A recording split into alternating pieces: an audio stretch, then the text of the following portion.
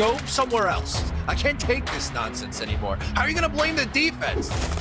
I got the power. Screw green bean. Damn it. But once you get to the sausage, I feel like we're doing something. Go Jets.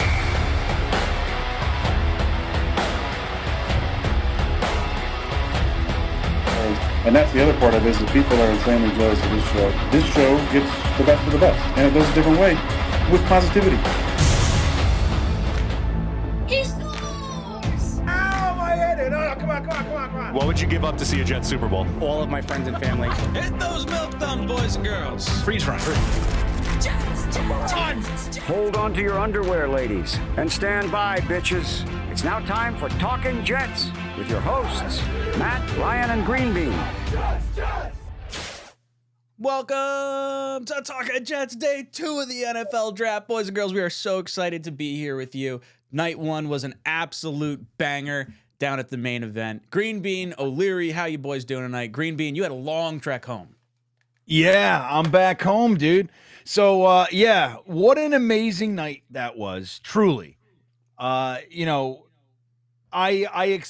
was going to hang up there all weekend, but when I realized the draft was late tonight, like, I don't know, for some reason I had it in my brain it was starting at noon today. So when I realized that, I'm like, oh, man, I'm out of here. I jumped in the car.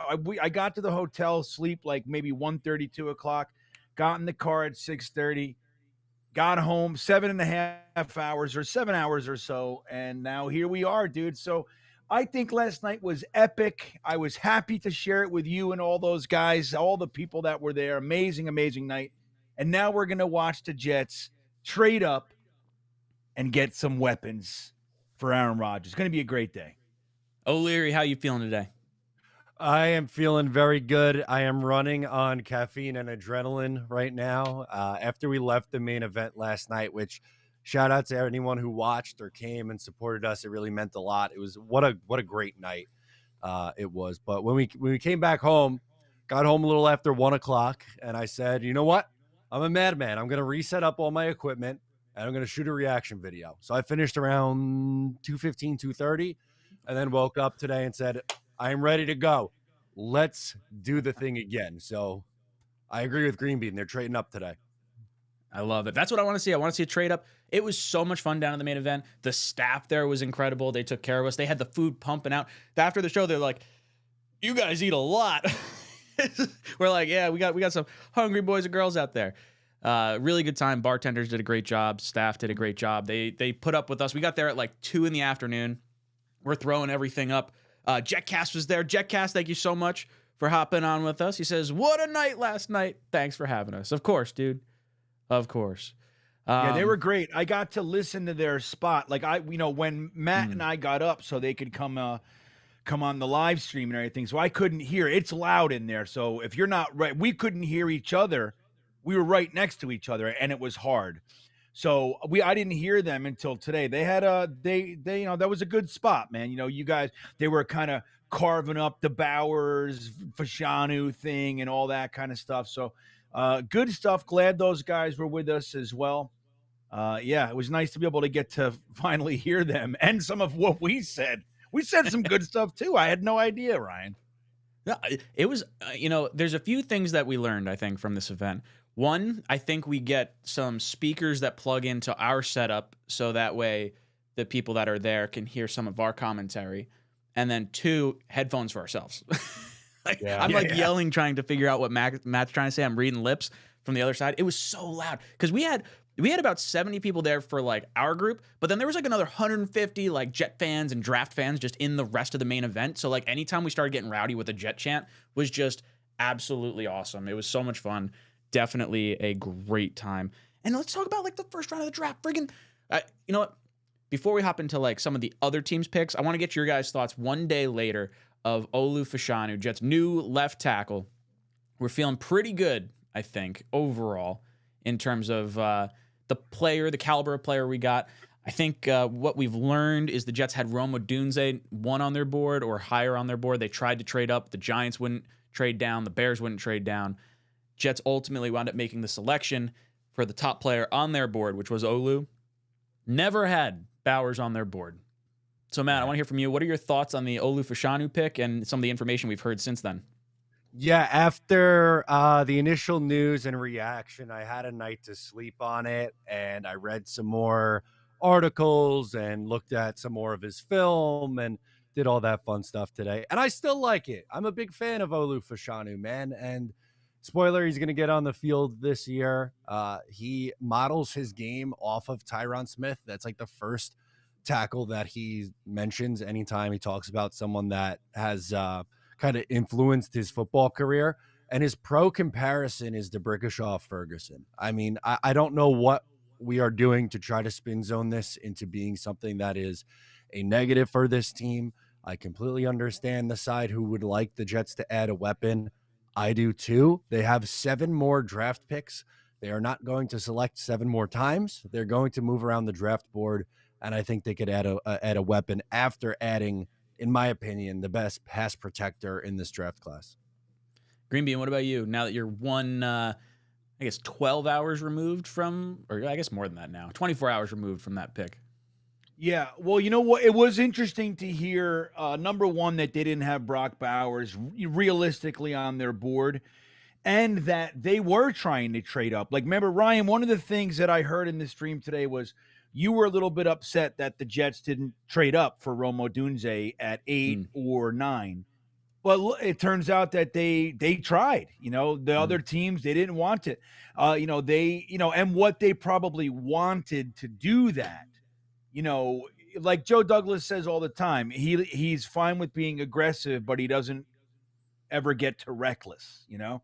So, giving up like next year's first or something to jump up 2 spots, he's just not going to do that. So I'm really happy with the pick. As you guys know, I thought it would be Rome. If he was on the board, I felt very confident that they were going to take Rome Odunze.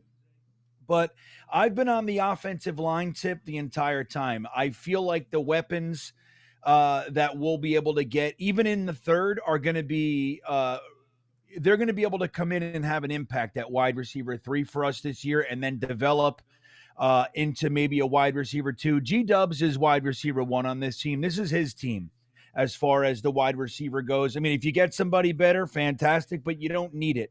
You need complementary pieces. You need other people when they decide to double team him that can legitimately impact the offense and make them pay.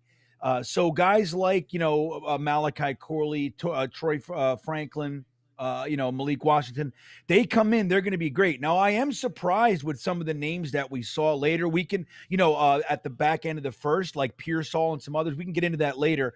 But yeah, man, I think the pick of Olu Fashanu is fantastic. I mean, the way that we were talking about it when we were before we did free agency and kind of bolstered the offensive line, we talked about the O-lineman opportunities ad nauseum, and Alt was considered kind of that sure thing, lowest floor is how we said it, right? But Fashanu, I think, was widely considered to have a potentially higher ceiling. His floor isn't low either. But I think that he has some real potential to develop into that, what we call a franchise left tackle for a long time. So I'm really excited about the pick. I think it was the smart move. And I can't wait to see what we do today. We have a lot of ammo, man.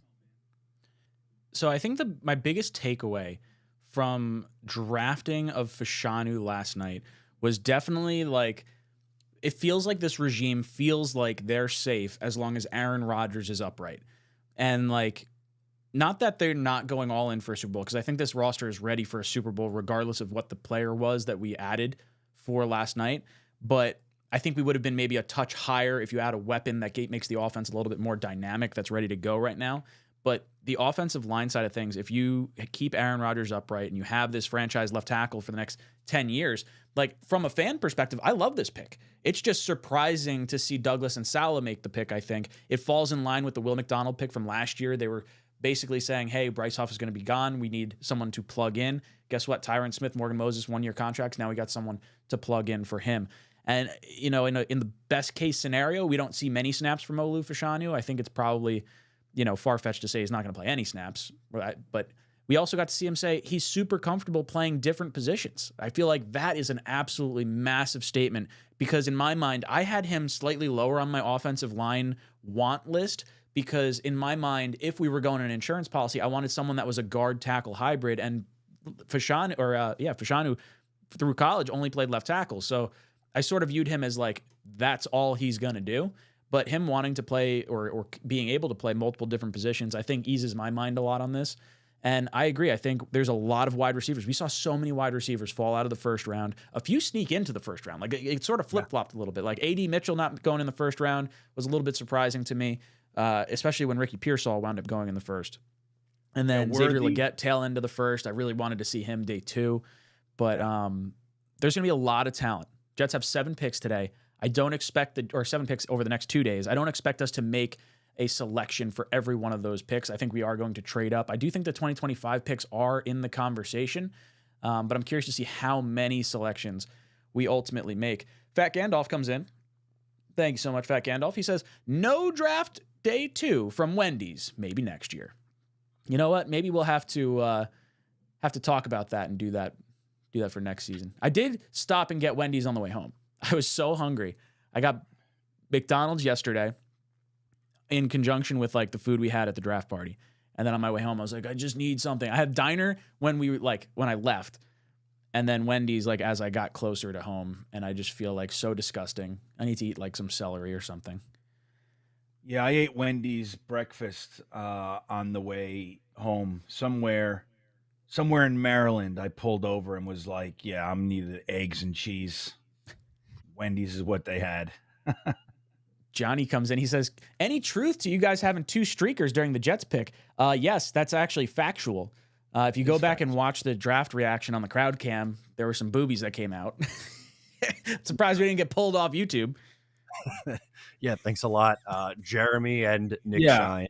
Not the kind of boobies everybody's hoping to see. Everybody's going back right now looking for them. It's Nick and Jeremy. You know, if you go back and you tag the live stream for us for day 1, just put like an owl emoji or like 2 big O's. Yeah, we know what that means. Oh, it'd be so funny to see. Jonathan comes in and says, sup guys? Hey, Green Bean, what is your ideal scenario for tonight?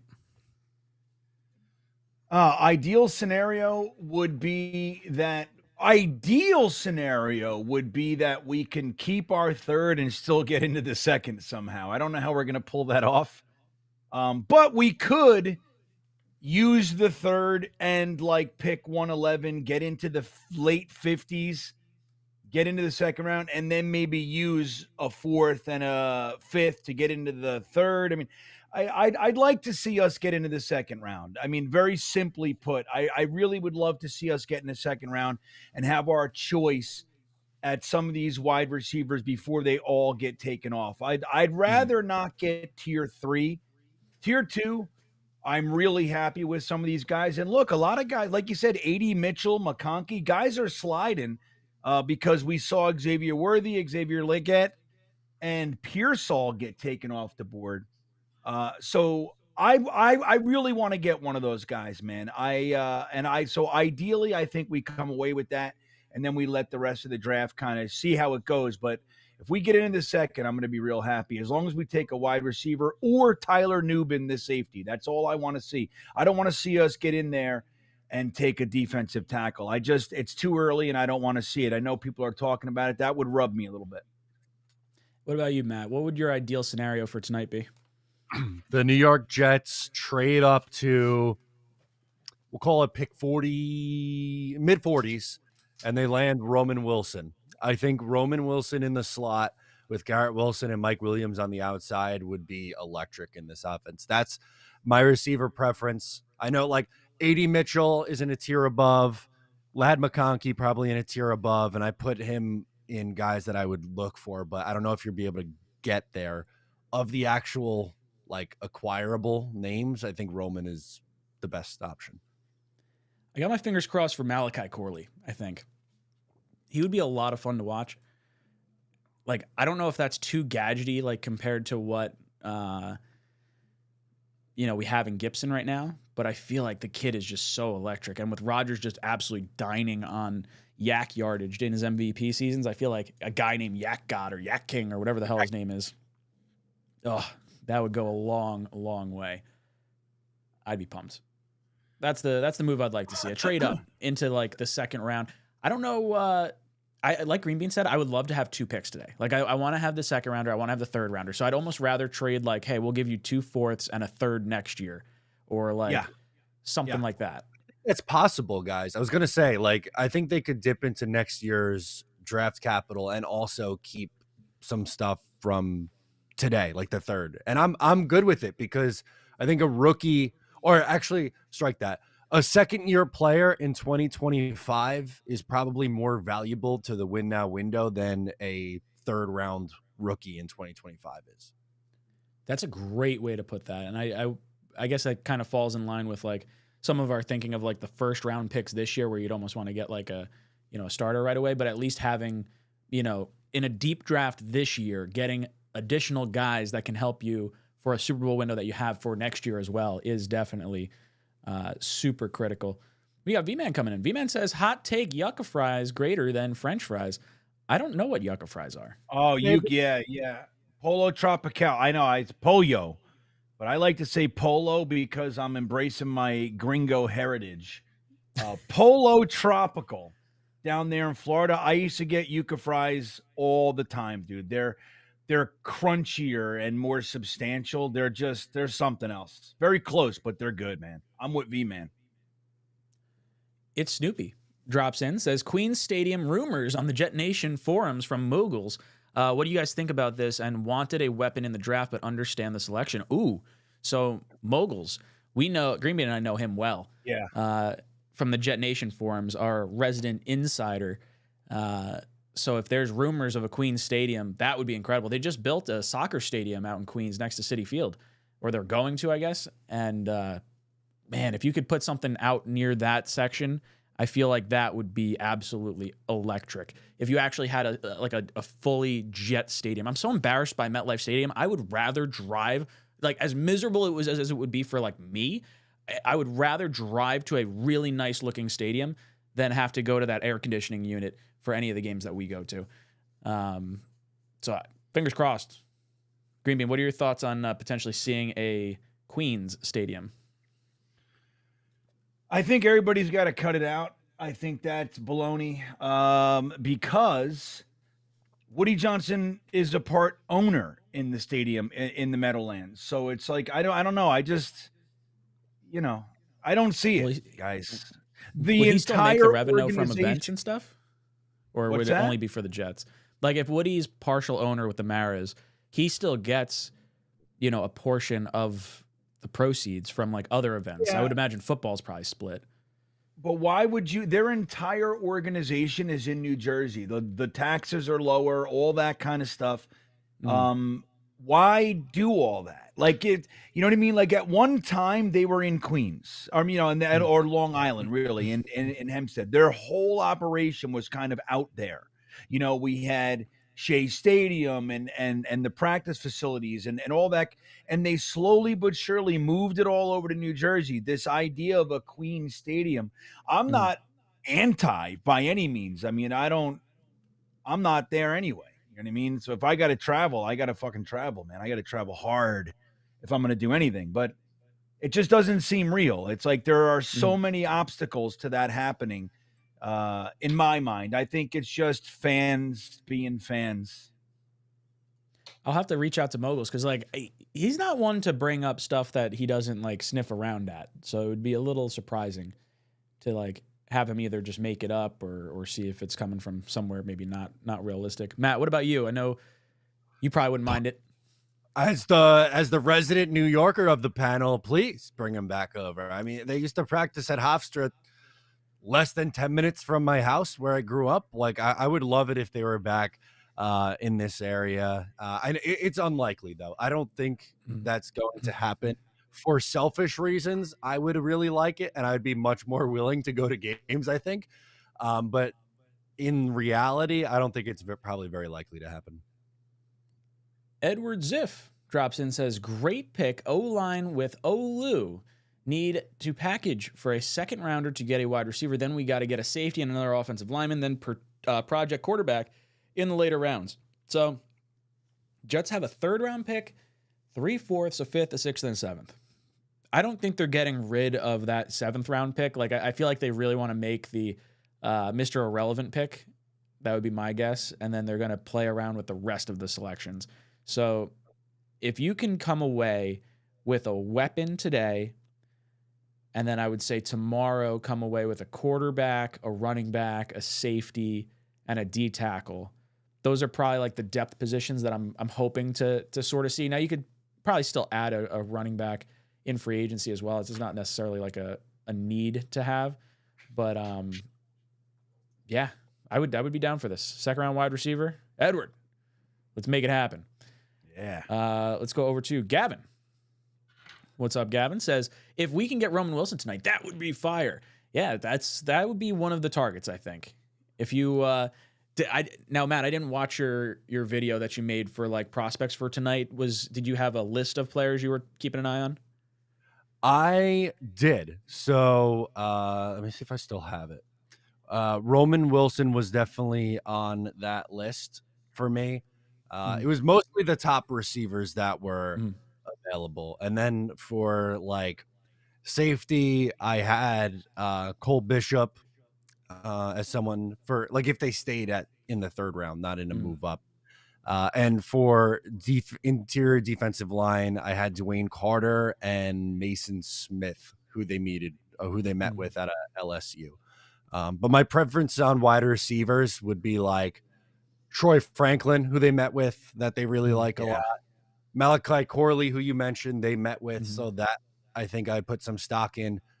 Malik Washington, I don't think they would have to trade up for Malik Washington.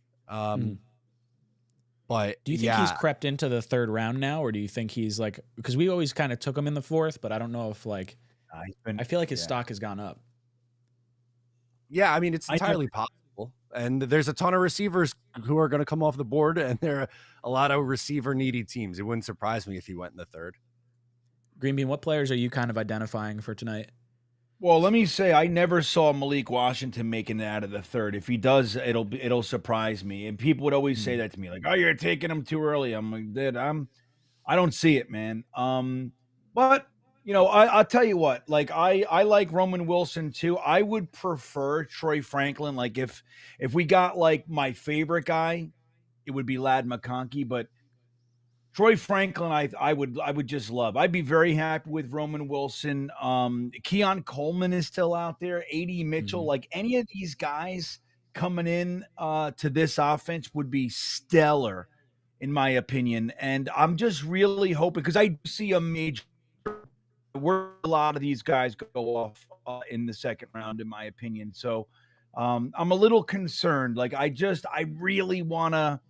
I'm feeling a little bit of stress. I really want one of these guys. I don't want to wait and see even the Corleys and Washingtons go off the board before we pick at 72 if we end up sitting there. Yeah, I feel like when you saw the Jets trying to trade up for Odunze yesterday and then seeing how many receivers fell down into day 2, it feels like there's some type of like urgency to maybe address that position as well. And I don't know if they're going to sit back and wait for one of those guys to come to them. I think they should go out and try to target someone that they really like and go up and get him. Get your guy. T. Rivera. Yeah.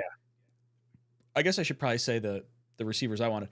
The guys that I had on my list, I didn't do any defensive players. I literally just did like the wide receivers, assuming we'd have like a pick tonight. But Malachi Corley, Roman Wilson, and who's my 3rd one?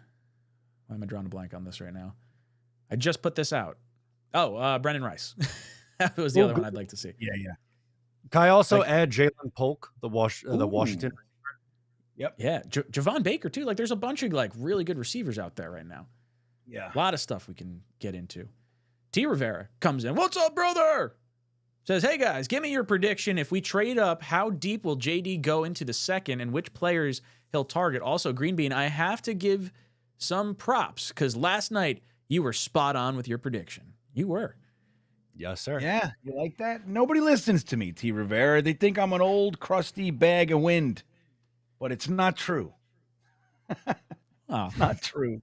It was cool hanging with T. Rivera, man, and Hennessy and all the guys. It was just so cool, man. Allen. I mean, it was what a great Snowball. night.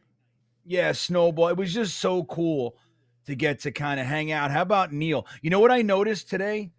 When the pick came in and we had the crowd cam, Neil lights the cigar and walks Oh, right yeah. up to the camera and blows it out. An all-timer. I was like, I'm shocked the main event didn't like. What the hell are you guys doing? Yeah, Oh. nobody cared.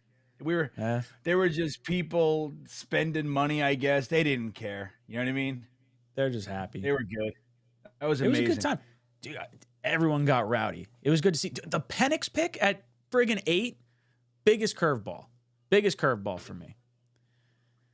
Yeah, we all lost it. We couldn't believe it. Because dude, the Falcons, they just brought in Kirk Cousins. Like it makes honestly, man, it makes very little sense. It really They does. didn't even meet Especially because he's a little bit older. Mhm. You know, it doesn't make sense, guys. Like whenever we talk about the dysfunction of the New York Jets, like we're not doing that. You know what I mean? Mhm. We're not doing that. And I just want to point that out. Like they'll talk about it for a few minutes, but if it was the Jets, we would hear about it all off season until game 1.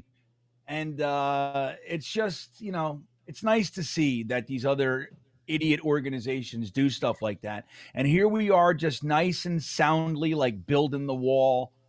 And I like it, man. It's nice to see that it's not us.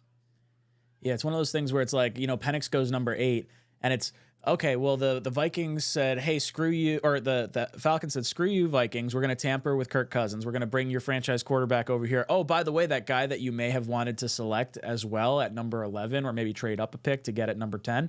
Yeah, we're also going to take Michael Penix. So you don't have an option for him either." So Atlanta just cock blocking the Minnesota Vikings as a whole was pretty funny. They only met with Penix once. I believe they had their GM, head coach, offensive coordinator, everyone there at the meeting, but it was only one time. So they didn't even have a top 30 visit with him, which is definitely like unheard of in terms of like franchise quarterback that you're bringing in. You think you'd do a lot more work on it. But to get back to T. Rivera's question here, Matt, I want to ask you, how far will JD go up into the second? I mean, would I love for him to get up to like 36 and get 𝐿𝐴𝐼? Of course. But realistically, maybe somewhere in the 50s. I think it's just going to be very, very pricey to get any higher than that. And also, like, there are a lot of good players, even outside of wide receiver, who are still on the board. Some of these teams are just going to stick and pick as much as we want to trade up. Yeah, you know, there's also like a lot of players I do like in the 4th. Like if you could tell me like, okay, well, I like Brendan Rice in the 3rd. I like some of these receivers you get in the 3rd. Then the 4th, it's like, all right, Jordan Travis, Braylon Allen.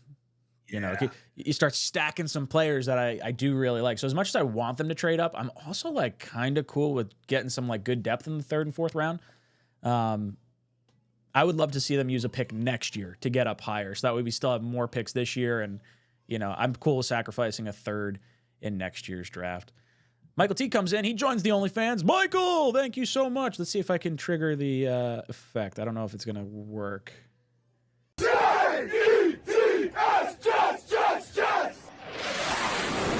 There we go. I was afraid to do that yesterday because of like all the technical stuff we had going on. I was like mild panic trying to set everything up at the bar last night. Boogie Down Bronx says, what would it take to get Brandon Aiyuk?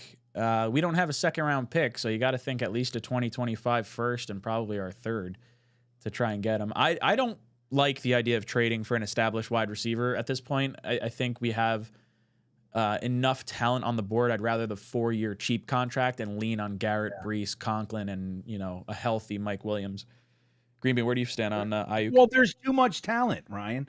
There's too much. It's, you know, there's no need to do that and get hamstrung with that contract. And then next year you're going to be looking at, you know, having to extend your stars. And it's just, it doesn't make sense.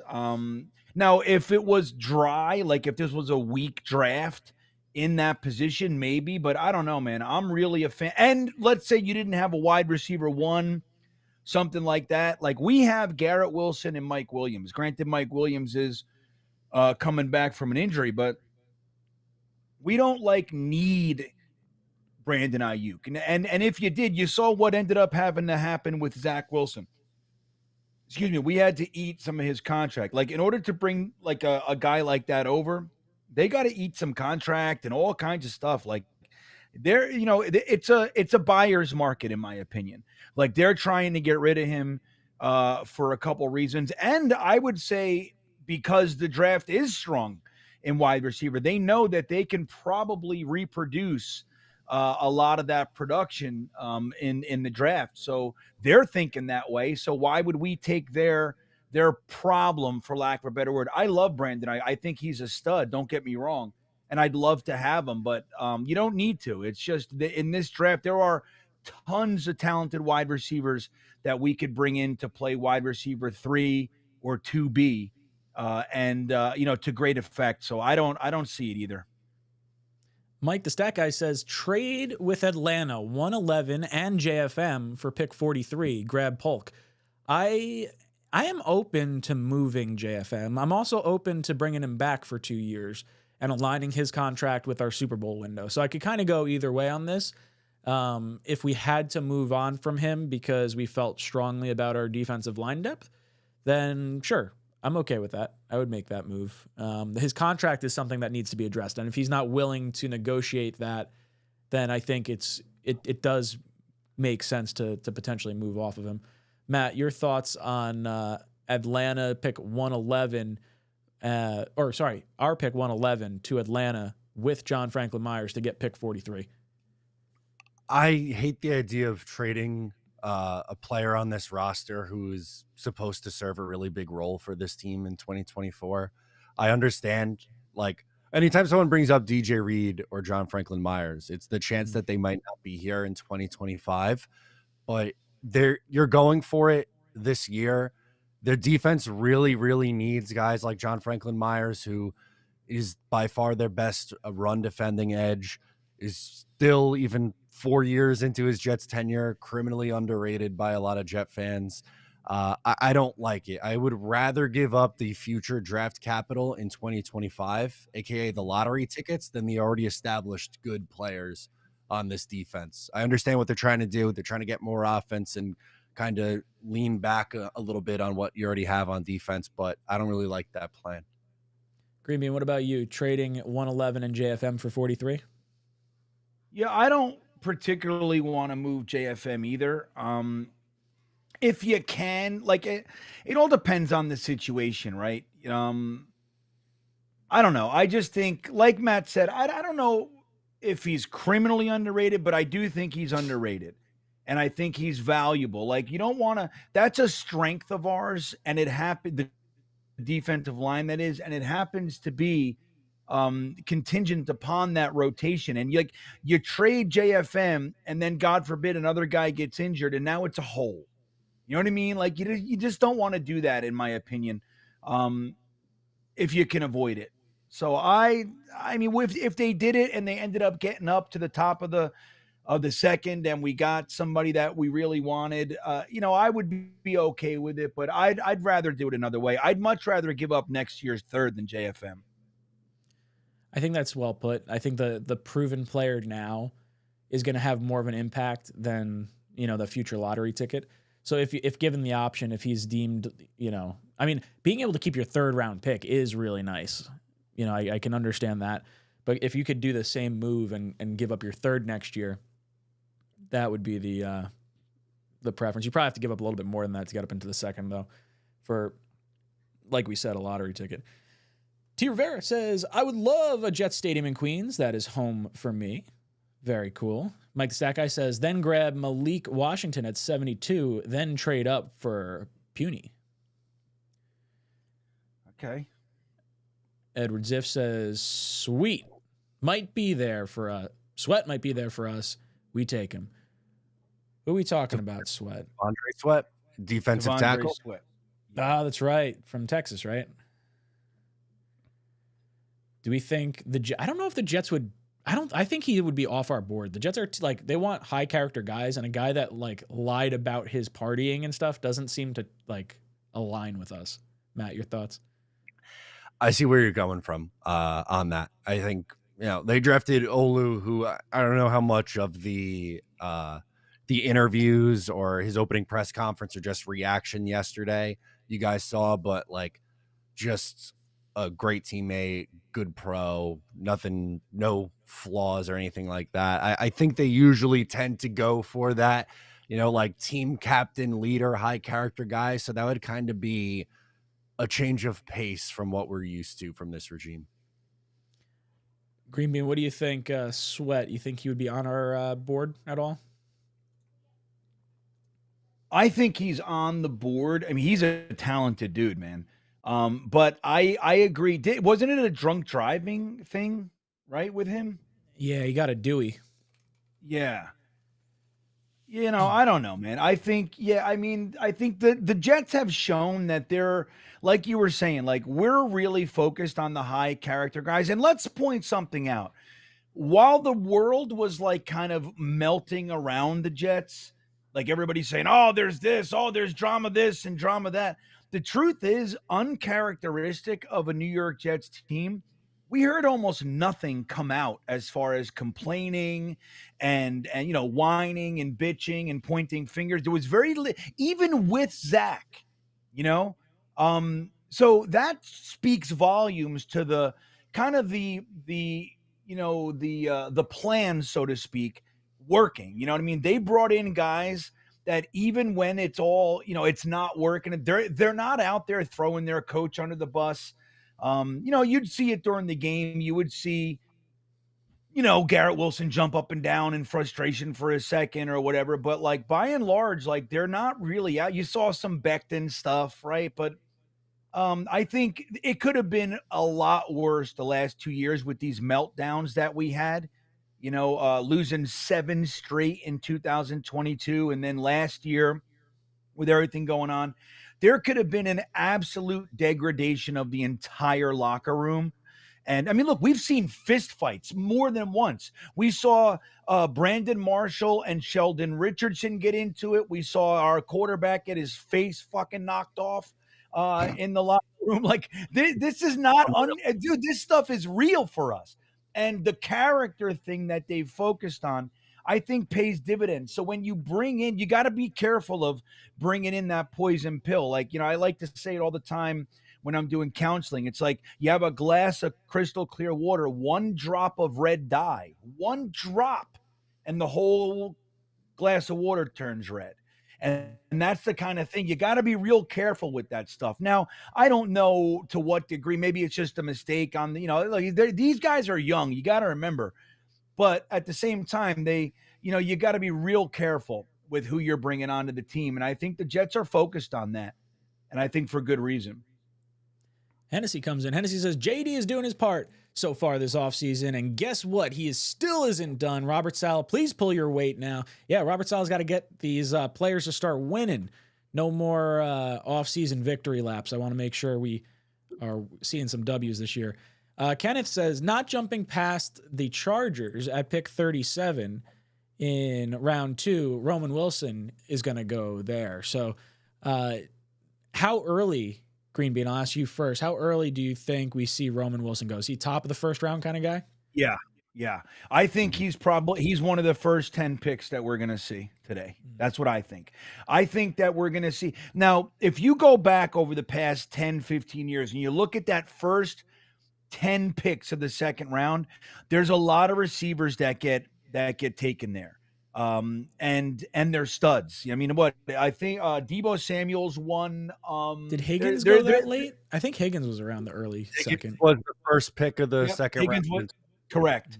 So I see like the Roman Wilsons, the Ladd McConkeys, the Troy Franklins of the world, A.D. Mitchell. I think they're all going to go in that first 10 to 15 picks of the first round. And rightfully so, man. The fact that some of them are still there is a little bit. It's because, look, we saw Xavier Worthy, who a lot of people had in the second. Ricky Pearsall, a lot of people had in the second. Xavier Legette, we had him in the second. in the early part of the second. So the fact that they went, it takes those other guys that we had at the back end of the first, it takes them and places them in that range.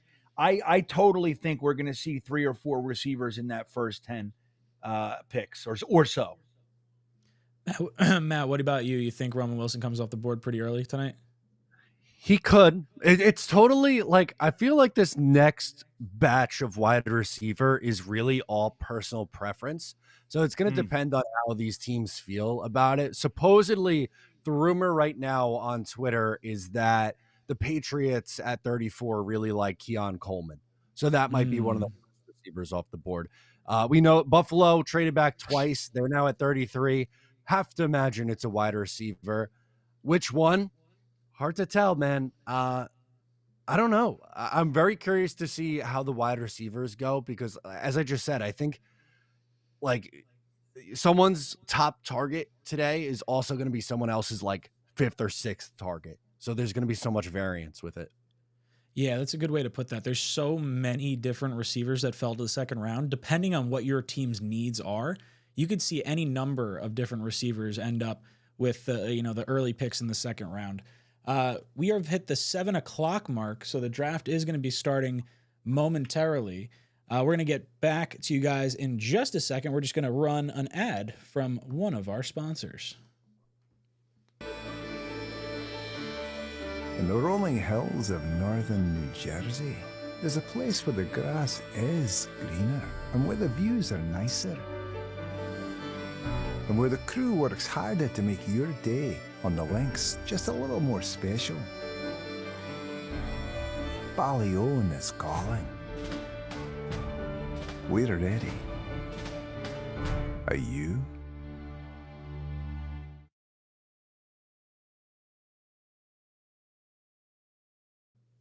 Some great footage. Scenic. Even more special. I'm sorry. Oh, man, I'm gonna have to talk in that. Gonna have to talk in that whole accent. I can't do a good Irish accent. Let me tell you, Ryan. It's one of the things for about, I don't know, let's say 5-10 years. I have been meaning to work on my Scottish accent.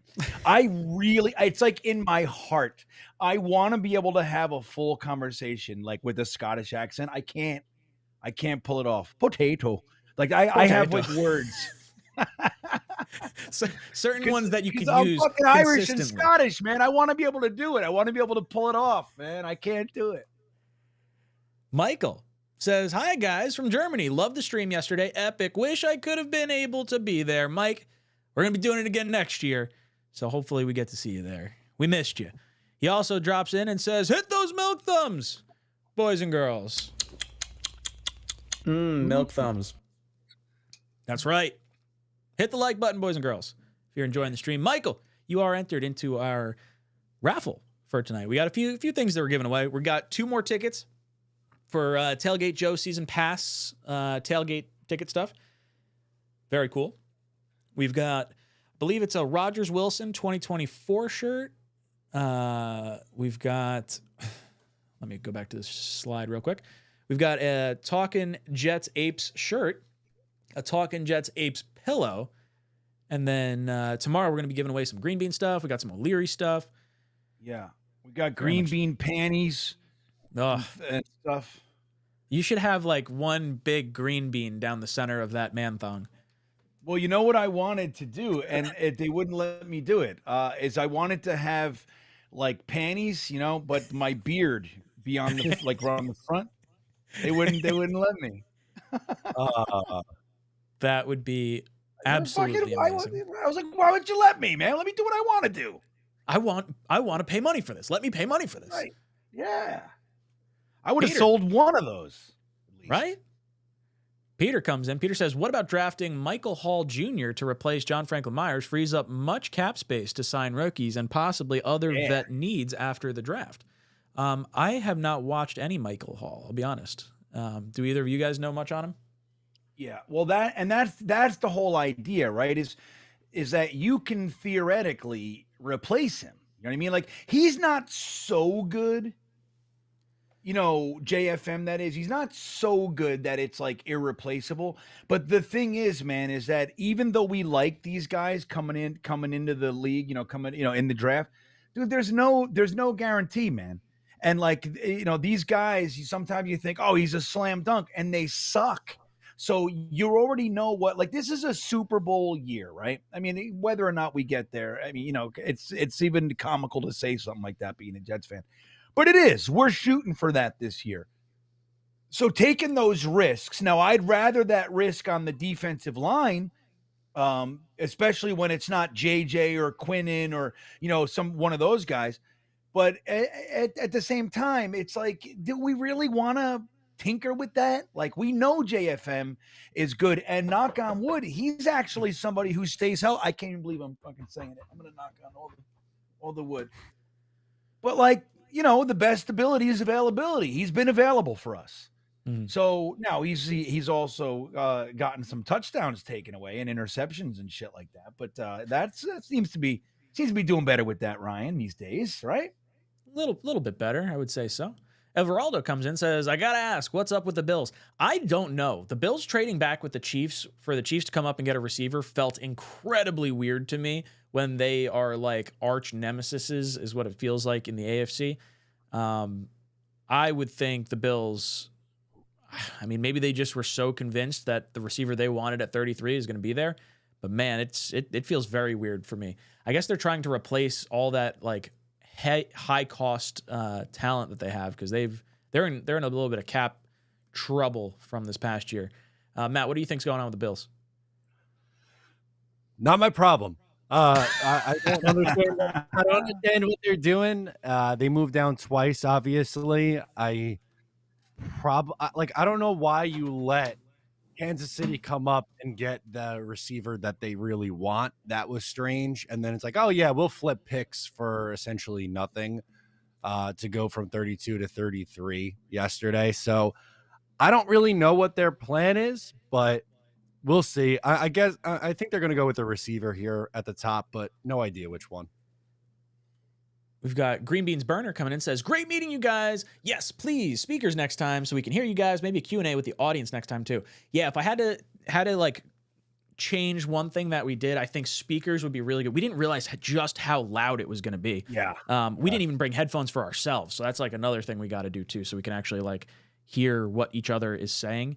And then maybe we do like Jeremy or someone with a microphone and we do a little Q&A with people and they pass a microphone. We planned on that. We planned. Yeah, that was the plan. It just, again, like it didn't work out. There was a lot of kind of bugs and kinks and stuff that took us a long time to work out. Like, dude, there was a point where Ryan and the general manager were on an 8-foot ladder. You know what I mean? Like tinkering with wires and shit. And that was only like a half hour before we started. Like there were people there. Mm-hmm. You know what I mean? So there was a lot.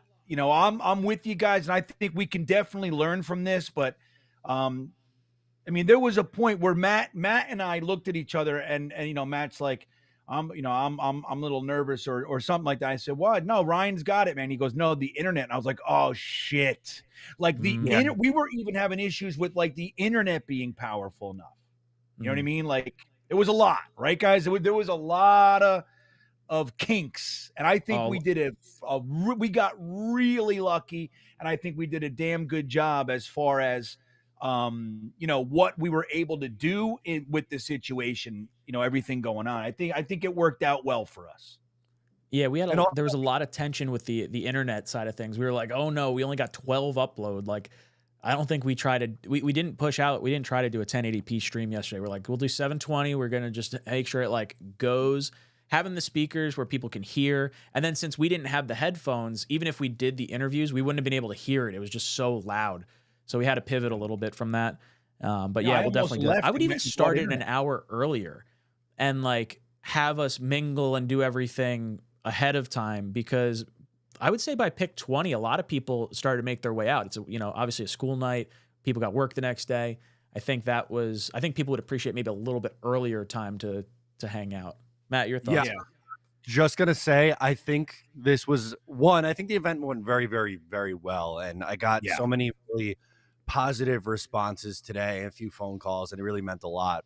But I think we also learned how we could even make it even better next year and beyond.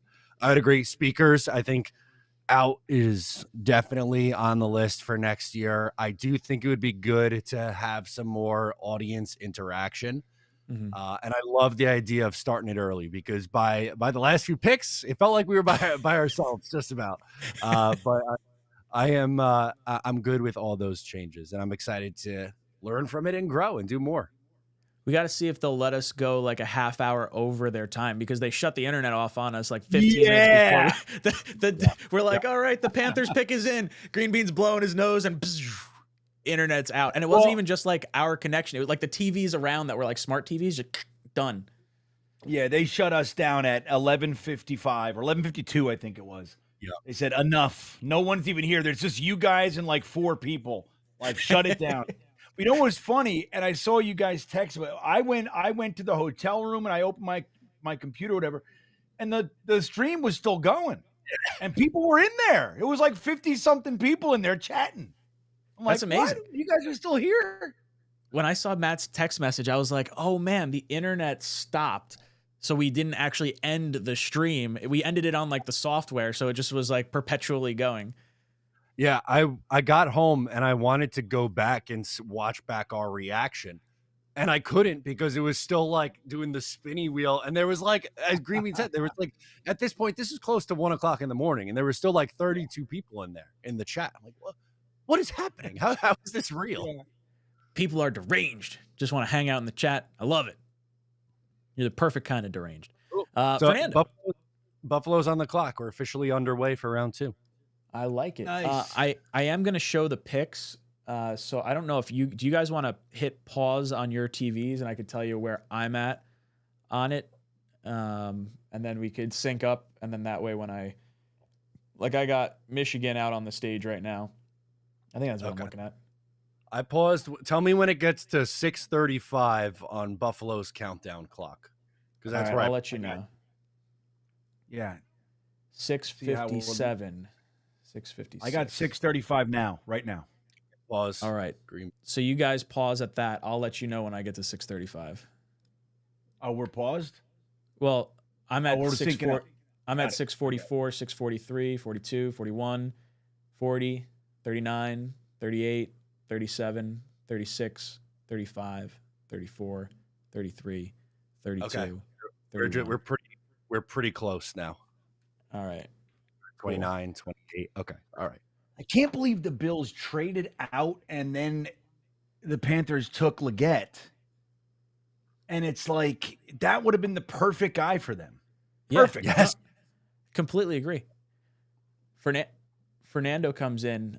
He says, just happy seeing us have developing Eagles-Ravens style pipeline. A ways to go, but it's encouraging. Keep going, JD. Get a wide receiver tonight. Yeah, look, they're building towards the future, and they're making smart selections. Like Will McDonald, probably a really good selection. It looks like he's going to be a good player. I think we're frustrated, and rightfully so, when we've had 50 years of no good quarterback play, and you finally get an MVP caliber quarterback, and they're like, no, yeah, we're going to plan for the future, not for the next 2 years.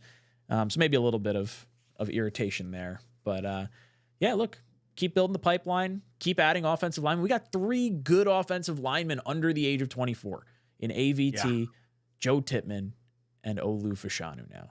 So very, very happy. And Carter Warren, Carter on Warren, the too. pipeline, That's one of those things, too, where, like, drafting Olu allows all the players that are younger, sitting behind veterans, the chance to continue to still develop and be starters. Like, Carter Warren can still be a right tackle for us in the future. Him and Max Mitchell are going to duke it out. Olu's obviously going to be the left tackle, but very, very smart way of adding players, I think.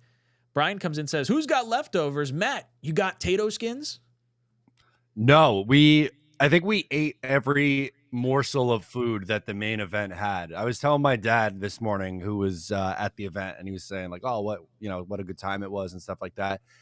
And with talking about the food, and I told him that at the end of the night, the manager came up to us and was like, we do a ton of events like that. We have never had it where our kitchen was like trying to keep up and struggling to keep up before. You guys eat a lot. And I was like, Yeah, we're that's not the stamp of approval because we had Jeremy and Nick Shine there. Basically, is the reason for that. But Nick just posted up at the bar. Yeah, I didn't get any potato skins, not one.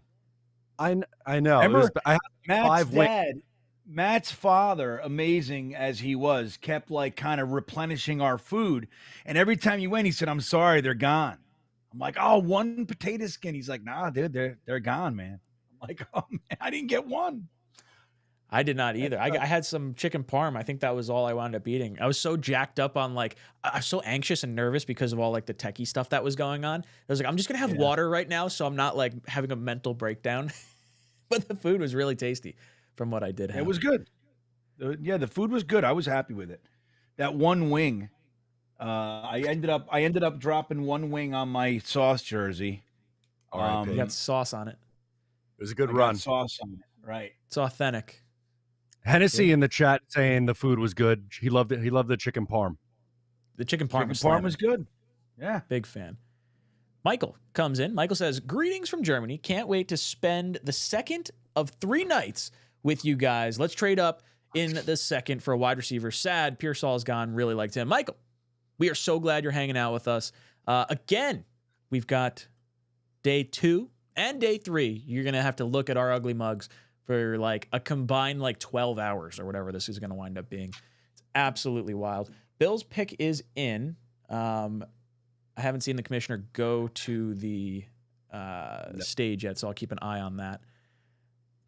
TJ Buttigieg says, I know everyone wants a weapon at this point, but if the goal of this draft is to shore up the line for insurance and the future, why not finish the job and go guard? There's some really talented interior offensive line guys.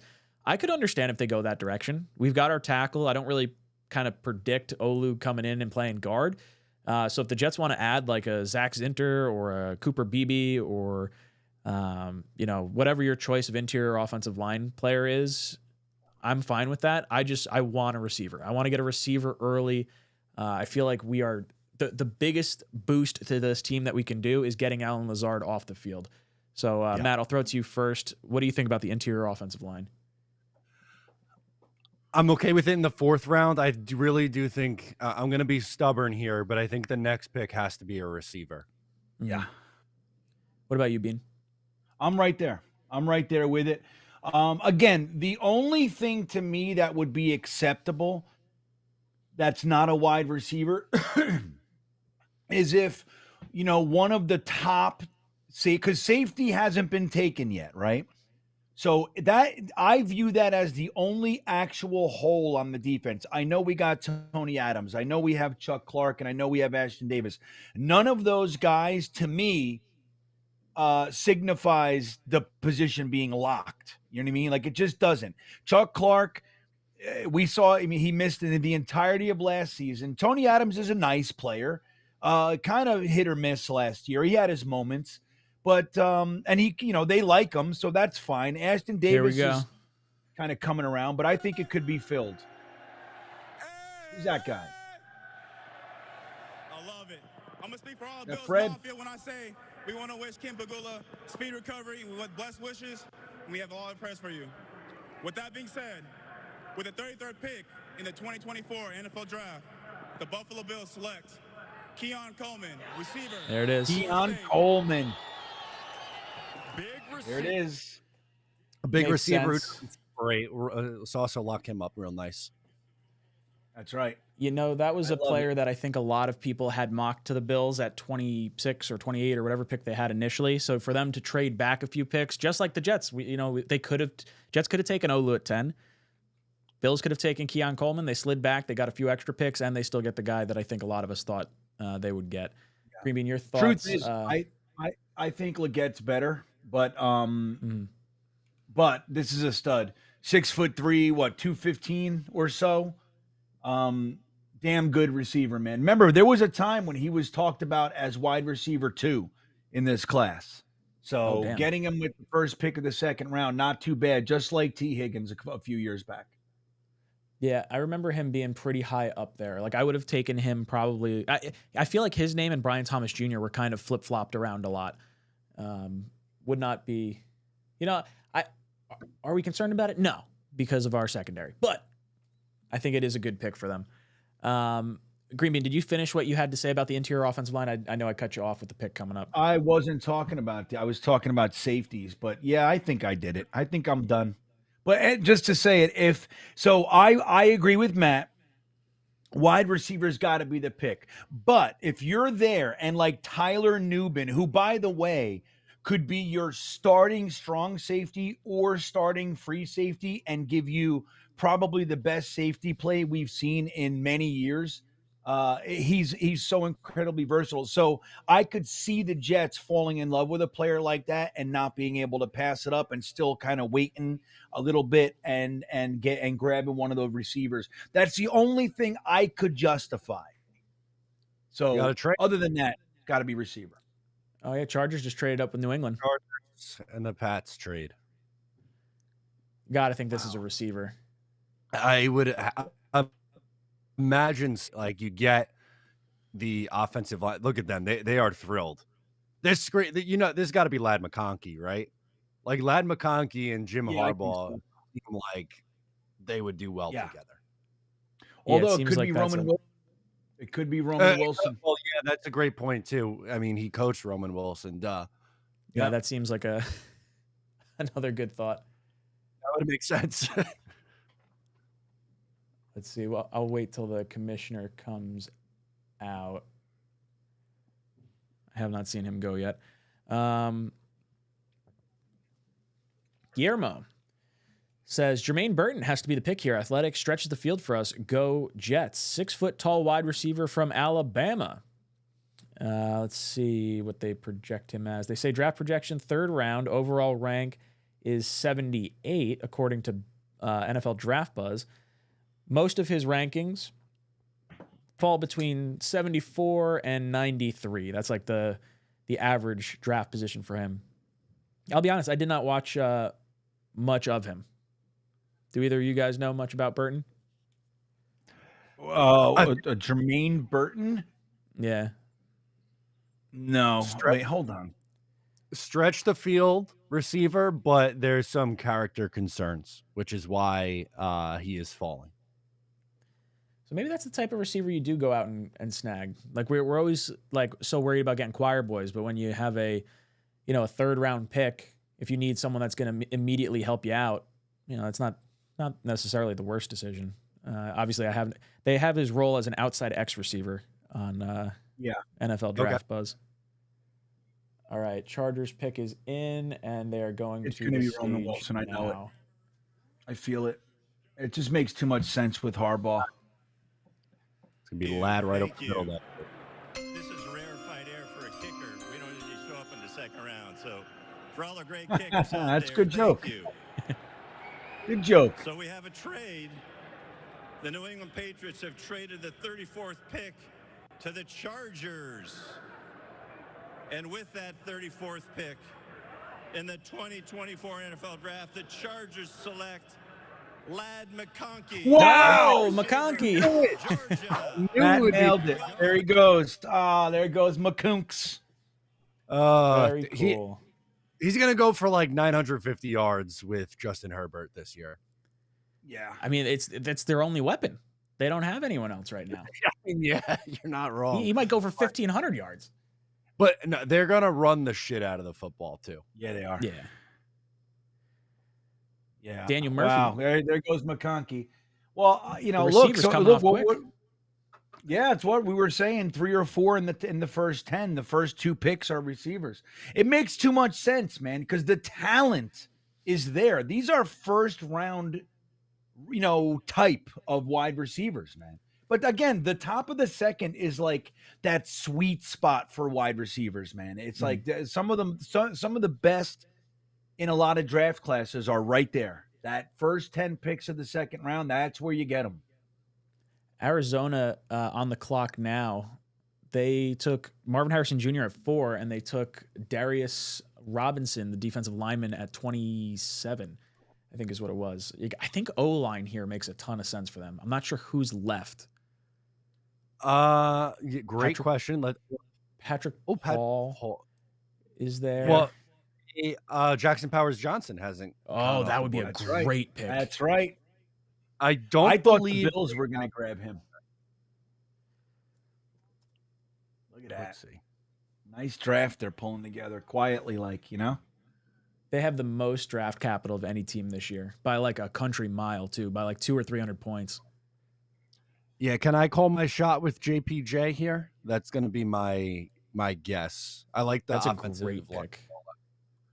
I was going to say, I was thinking tackle because of they lost what's his face for the season. DJ. Why am I forgetting the first name? It's not Humphreys. They just signed Jonah Williams, and they have Paris Johnson from last year. So, well, Okay, I'm not probably fine with that. Williams fan. I think they probably feel pretty comfortable. And Calvin Beachum's still there as a back. Arizona traded the pick. Oh, did they? Oh, they to Atlanta. Did, to Atlanta's coming up to 35. Atlanta's take coming another quarterback. They want a quarterback. They need one. Okay, strike that. No. So Arizona, or Atlanta. Defense, I guess? 2 trades in the first 3 picks. Crazy. I would think they do need receiver, too. Edge. So they added Darnell Mooney and Rondell Moore. Yeah, I feel like defense should be the pick for them because we penciled them in for defense like early on. What about 𝐒𝐮𝐫𝐚? Ooh, that's a nice pick. I wouldn't mind that. Cooper 𝐒𝐮𝐫𝐚 is a good one. Daniel Murphy comes in saying, I already have a green bean Speedo. Also, how we feel about Chris Jenkins Jr. at 72, then Luke McCaffrey or Jalen McMillan in the 4th round. You guys know I love me some family lineage. So Jenkins and McCaffrey right up my alley. And Jenkins, dude, Chris Jenkins is a stud too, man. He is. He can play. His dad was so good, man. It's a shame that he got hurt after 2008. Yeah, if he could have stayed healthy, for those playoff runs that we had, that would have been absolutely friggin' wild. He was a man amongst boys, dude. Truly. Just throwing dudes. Throwing dudes around. He was a man amongst boys. If he was able to stay like that 2009 year, man, like he would have helped so much against Peyton Manning in the AFC Championship game. Pressure what up the about middle. Jalen Polk here? Like the Falcons, another one. Pair him with Penix. I mean, yeah, you're getting that old connection back, right? I'm just throwing it out there. I don't know if that would be. Well, I don't disagree with the logic on that, Ryan. I would think that a defensive coach in Raheem Morris is eventually going to want to add someone to that defensive side of the ball, relatively early, you know. And there's some there's talented and they got guys. Pitts. They have Pitts in London. You know what I mean? Like their cupboards aren't bare. So they gave up. They need some defense.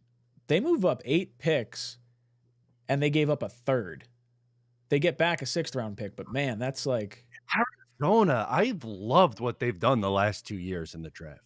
They've been raking everyone over the coals for draft picks. Yeah. Good for them. Impressive. Matt, any thoughts on Luke McCaffrey or Jalen McMillan or Chris Jenkins?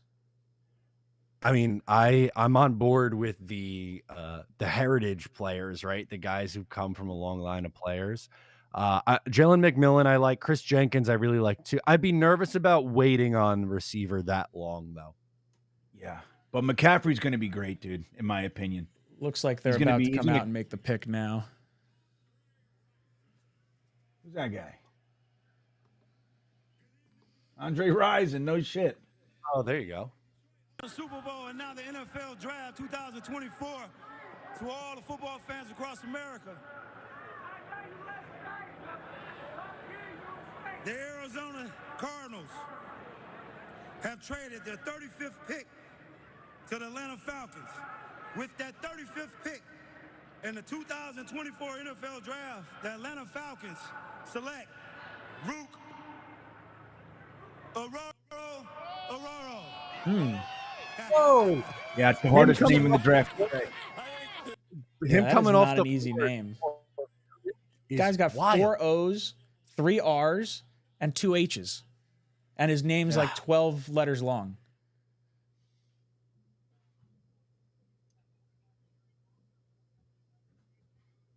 That's crazy. It's a hard name to say. Wild. Ruka Rojo. That's what I've been saying. Rojo. Ruka Oh. Hard. That is incredibly challenging to say. We've got Jake dropping in. Jake gifts 5 Talkin' Jets memberships. Thank you so much, Hell Jake. yeah. You are absolutely incredible. Boys and girls. If you want to support the channel, click in the description down below. You can join our OnlyFans. So when your wife yells at you for having OnlyFans subscriptions, you can say, hey, it's 3 guys on the internet that talk football. It's not, the actual OnlyFans. We're only fans of Talkin' Jets. Thank you so much, Jake. Hennessy comes in and says, how many picks are we away are we? Might need to take a nap. We could be as early as the next pick because we think the Jets could be trading up at some point. So be here, sit on the edge of your seats, Hennessy. It's 42, though. But technically speaking, if you could put all our draft picks together, we could get up soon. Not. At 36 picks. I lied. Not 42. Not a math guy. Ryan comes in. Ryan says, can't wait to see our wide receiver today, but do you think we see another pick, 2nd or 3rd round? And if so, where do they go? I can see running back, safety, or backup quarterback. Curious to see what JD does tonight.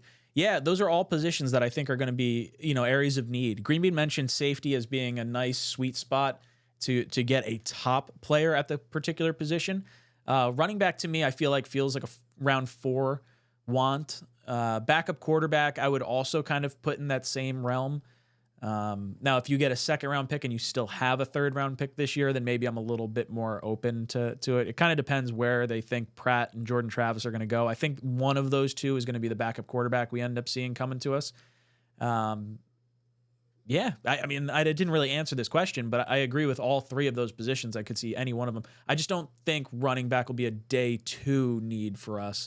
Greenbean, what do you think about, running back, safety, and backup quarterback? When do you see those positions going for the New York Jets, if at all? I see them in the 4th. And I think that's smart. I mean, I think, we're not looking for a starting or even quarterback 2, right? So I think it would be foolish to use one of, a more premium asset on a quarterback. Running backs, as you're seeing, they're all getting pushed. And what we're looking for, most teams, they're going to want to get that, that potential breakaway guy, potential bell cow. Hopefully what the Jets are looking for is not that. We have Breece Hall. We have the explosive speed and 𝐒𝐮𝐫𝐞𝐽. I hope what the Jets are looking for is a bruiser, somebody to punish the defense, get the 2 yards, so we don't have to sacrifice Breece's body in those situations. And like the Audric Estimes, Isaiah Davis, or Braylon Allen, those guys. Wait, Isaiah Davis? Wait, hold on. Is that his name? Either way, I'm hoping that those are the guys we're looking for. So there's no reason to draft them up top because the other running backs are likely to go first. And we're not going to see them till the middle of the 2nd at best, in my opinion. So this is a weird, one of those running back classes that we're just not going to see running backs taken. And you saw we're already into the 4th pick of the 2nd round. Not one back has been taken yet. So I think it would be silly to see that. So I want to see that, us wait till the 4th. Now, wide receiver, on the other hand, we need to get one. Yeah, and even if we don't move up into the 2nd, you need to use 72 on a wide receiver, in my opinion. I would really not want to wait because we need that wide receiver 3. We need it. So you do it. These guys, this is a premium position, and it always is. But in this particular draft, you can see it. Wide receivers are flying off the board. We need to get one of them. So that's the way I would see. I think running back and quarterback 4th round all day. Matt, what about you? Running back, safety, quarterback. When would you like to see those selected, if at all? Around the 4th round is for all 3 of those. Running back is TBD because I also think the Jets could get away with just signing a veteran. They don't necessarily have to draft the running back. They're coming out now. I'm going to wait till they start announcing and then I'll switch over. This guy taking selfies and stuff. Yeah. Act like you've been there before, guy. Right. Kyle Stickles would never. He was Never. electric. Kyle Stickles is a pro. Now, Green Bean, remember when you said, well, I'll say it after. Actually, no, I'll say it. Isn't there a receiver making our 72 pick, Green Bean? Yeah, who is it again, though? Remember when you said you were like, Oh, hey, yeah, I don't know if who that was it? tips I us forget who- off. It is a receiver. Yeah. It's Braylon Edwards. That's right, Is it? Bray Bray. Yeah. It's Bray. Yeah. If you look back over the last few years, when the player's making a pick, it's right like Lavernius aligns. Coles did Elijah Moore. Was it Mangold and Titman? Bilal Powell did Michael Carter. Mangold did Carter Warren, right? Or Joe Titman. Yeah, I couldn't remember who. I thought we saw them recently. But yeah, you're right. Wide receiver making our next pick, being a wide receiver, feels like that would align with the storylines. Still waiting on this. They're putting on a jersey right now. What's going on here? Can we cut it out? Here we go. All right, here we go. There they go over there. Thank y'all. Thank you so much. Let me first say this. Hold on. Oh, yeah, Let drag me it out say long. Thank you, Detroit. You guys have hosted us. All right. I'll go back to it. I just don't want to get hit. Hey, quick fact. You guys want to hear an interesting factoid? That a lot of people think that when the Jets took Kenny O'Brien, that it was a decision between Kenny O'Brien and Dan Marino. It wasn't. It was between Kenny O and this man right here. There you go. Did you know that? I did not. Every day you learn something new. We're still talking. What the hell are we doing? He's still going. I know. No. I'm gonna wait till he starts saying the pick.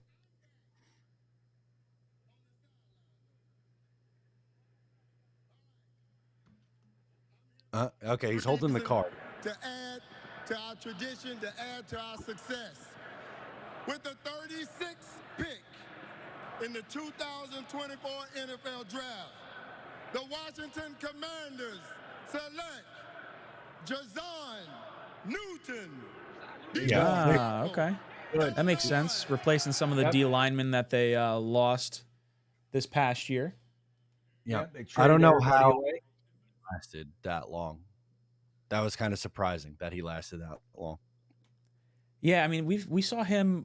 Did he go like top 20 or top 25 in our mock draft too? I feel like a lot of us expected him to go a lot earlier. Correct. His rank was around the middle of the first by most people. He was a top 20 player on a lot of big boards. Brian Sullivan comes in. Thanks so much, dude. Dropping a $2 super chat.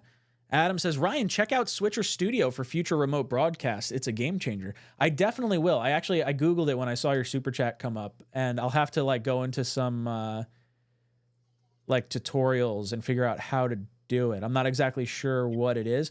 The setup we had, the reason I used it is because I know it works when I'm here. So it's just, let's copy and paste what we do here for over there. And I had so many fail safes, different chords and stuff that I bought leading up for the week of, and wound up not needing to use it, which was kind of nice. One thing that did throw us for a little bit of a loop, the TVs there don't broadcast the sound. They have a sound system where all their audio comes out over these massive speakers. So the crisp audio that we generally have for the selections wasn't there because of that. But overall, very, very happy with how it turned out. But Adam, I'll definitely take a look at that. Kenneth comes in and says, can JD squeeze round 2 pick out of Philadelphia this year? Any way we can move up, Green Bean, you think? You think we squeeze that lemon? I think we're gonna move up, man. I mean, this is a little rich. This is gonna be expensive to go from 72 to 38, in this range. So I'm looking at the late 40s, 50s. That's where I'm really gonna be hoping we can get up to. Pick is in. Here come the Pats.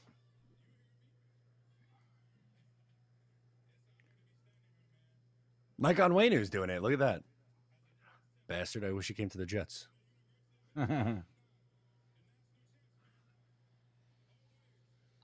That's interesting.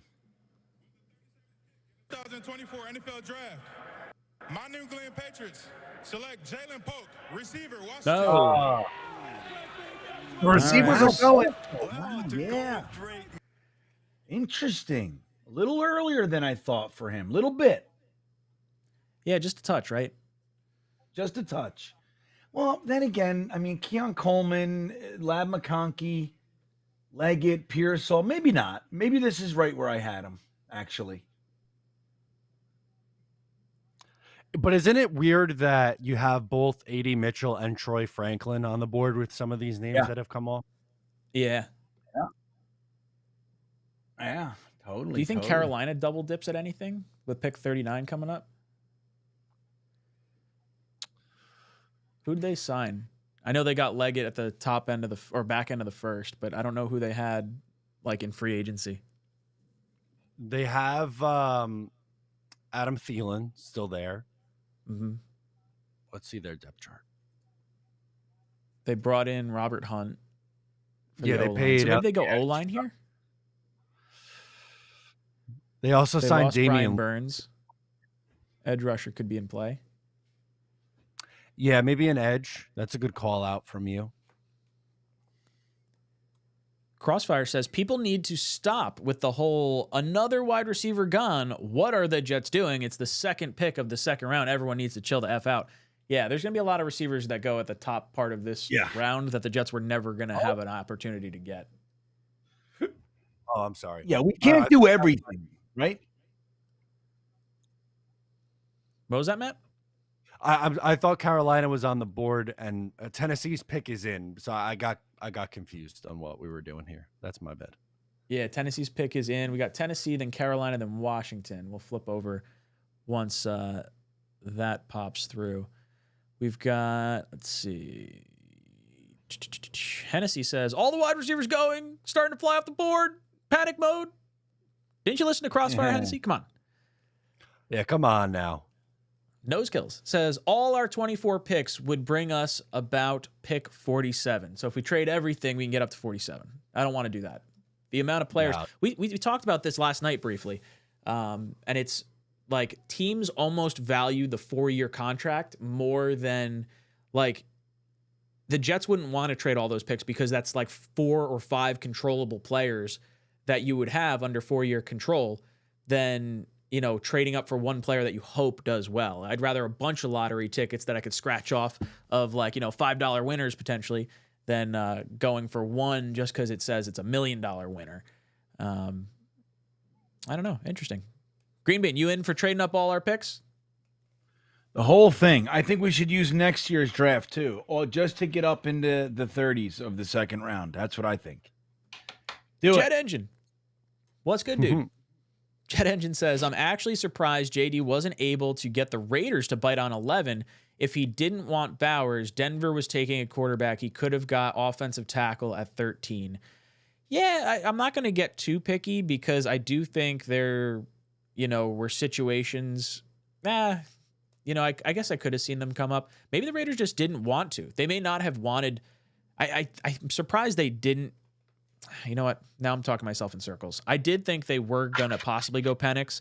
I know they wanted Jaden Daniels, but maybe this is like a good thing. Maybe there's like some situation where Devontae Adams shakes free at some point later on because they don't have a quarterback other than, Gardner Minshew and Aiden O'Connell. Not that we can get a receiver here. We don't have to be making trades for Devontae Adams necessarily. But the Raiders pick was interesting. Matt, your thoughts on why JD maybe didn't trade down with the Raiders? Yeah, maybe they didn't want to go back too far and risk anything, and then they just called Minnesota and was like, "Hey, we're getting calls. We'll go back further if you want, or if you want your guy, give us, X, Y, and Z." And they came to that conclusion. I don't know. It's a fair question. I was gonna say, how about this? If we traded down to 13 and let's say Penix goes at, well, I guess it wouldn't have been Penix. It would have been J.J. McCarthy goes at 10. And then you have Bo Nix go 11 maybe to the Vikings. And then what do the Broncos do at that point? Are they taking BPA? Now Garrett Bowles going into final year of his contract. They could have taken a left tackle potentially. So maybe we sort of cock-blocked the Broncos. I'd like to believe it. Makes me feel a little bit better. But here's the thing, though. So what we did was completely risk-free. Risk-free. Mm-hmm. So if he goes back to 13, technically speaking, somebody can jump up to 12 and take the guy that we want. So if we had Romo Dunze and Olu Fashanu as our 1 and 2, one's gone, you're sitting there, you have an opportunity to grab your number 2 overall player at 11 and squeeze a 4th and bump up to the 5th round from your 6th. Is it worth getting a 3rd and potentially risking? So I think it's smart, man. It's like playing the odds, and it happened last year. Again, we can say all we want about we didn't want Broderick Jones or whatever, but the Patriots traded out and we got jumped last year. So Joe Douglas just said, look, man, this is literally free picks. I'm going to take it. It's a safe bet. Blitzcrew, I did see your comment real quick. I just want to throw it up on screen. He says, who do you think is willing to trade back to 72? And with what's on the board, I think it will be hard to move up. Ryan, did you see my email? I just pulled it up. So I'll touch base with you, Blitzcrew, about the putter that you won yesterday. But Blitz does say he wants us to throw the tailgate season pass that he won from Tailgate Joe back into the raffle. So we could totally do that. Blitz has he only goes to like a game a year. So let's do this, Blitz. We'll throw that back into the raffle. And Devondre Sweat missed it. Sorry, guys. Yeah. we have a Connor Hughes tweet that needs to be said on the air. What's that? Connor Hughes is reporting the Jets are actively exploring trading into the 2nd round. Sources tell SNY the belief is for a receiver. Ooh, trading up in the 2nd. Come on, Jets. The belief is that the Talkin' Jets panel is right yet again. That's the belief out there, everybody. Nailed it. I love it. So yeah, Blitzcrew, we'll throw the Tailgate Joe tickets back into the raffle pool so we can give those away. We'll do one today, and we'll do we have one more today, Matt? So we'll do one today, we'll do one tomorrow. And Blitzcrew, if you come out to our tailgate when we do our group buy, you won't have to buy a ticket for the tailgate. We'll just do like only a ticket. So thanks, Blitzcrew. Greatly appreciate it. What an honor. Blitzcrew won the spider putter yesterday. So very, very cool to see. The Rams traded up. All these teams are moving around. I'm starting to get the uneasy feeling. I know. It feels like everyone's like going receivers right now. Ugh. What do we think the Rams are doing here? Good question. What they do yesterday? Why can't I remember what they did yesterday? They went D lineman. They went edge rusher. Yeah, that's right. Okay. Maybe offensive line? They say cornerback, D tackle. So maybe they go like a Cooper DeJean or something, like a Swiss Army knife for the defense. Where was I? Stifler's mom says, might seem like overkill, but I wouldn't mind Jackson Powers Johnson. I don't know how high you're going to have to get up to get him, though. I don't want to do that. Yeah, I'm with you. With what you're going to have to give up, I don't think that's the move. Wow, look at that. Surprising. See that from 52. They had to look at that, man. You want to talk about how much it's going to cost to move up? They gave a 52, a 5th, and a 2nd next year. Wow. Yeah, that's what it's going to be. Whose house? Right on, right on. That's a Bruce. The Carolina Panthers have traded the 39th pick to the Los Angeles Rams. Oh. With the 39th pick in the 2024 NFL Draft, the Los Angeles Rams select Brandon Fisk, Florida State D tackle. Wow. Okay. Good. Two Seminoles in the house. I like it. That's Fine. their Aaron Donald replacement. Sure. Why He's they not take gonna him be over? as good, everybody. I don't know, but Why they take him over who? Chris Jenkins, I'm not sure, but Because Fisk's had an incredible offseason. He's blown up like everything. I mean, not that Jenkins is any scrub by any stretch of the imagination, but like, I think I've seen people. You don't like him? Nope. I don't hate him, but he's not I wouldn't be fucking trading 2 seconds for him. Not right. the That's what kinda I mean. guy. Mm. Yeah. Just sit right there and take your guy. David Staples, thank you for the 2. Nose Kills says, I'm afraid drafting Gore Jr. might summon Adam Gase. Yeah, it's like saying Beetlejuice 3 times in the mirror. Yeah. Oh, man, I Daryl tell you, says- that would be one of the run. I just don't want Frank Gore, man. I just don't. He's really light. He's like 180 pounds, I think. It's like really light for a running back. We kind of need a little bit more of a bruiser. Braylon Allen is the running back I've fallen in love with. Right. That's Philly's my pick hope is as in. well. Cooper DeJean. Okay. Well, they went corner already. That's all right. Their Yeah, they safety did. suck too. Secondary That's blows. okay. And you know what? If people just end up falling to Philly. That's what happens, right? Or no, you know what it'd be? It'd be like No. E. Mitchell. What or Georgia something player? like- What Georgia player is there that they could just add to their Georgia defense? Good question. Darrell says draft 𝐒𝐮𝐫𝐚. No. I mean, he's not going to fall far enough. Jets are going to get a receiver, and it's a matter of how much they're looking to give up to get up there. Jet Engine says Crossfire. Jets have 3/4 and desperate for a rookie wide receiver. I think you're saying Crossfire, or saying if the Jets have 3/4 and desperate for a rookie wide receiver. Do you think you could move 3 4th-round picks to, like, is there any way where the Jets have 2 picks today, or do you think it's only going to be 1 selection tonight?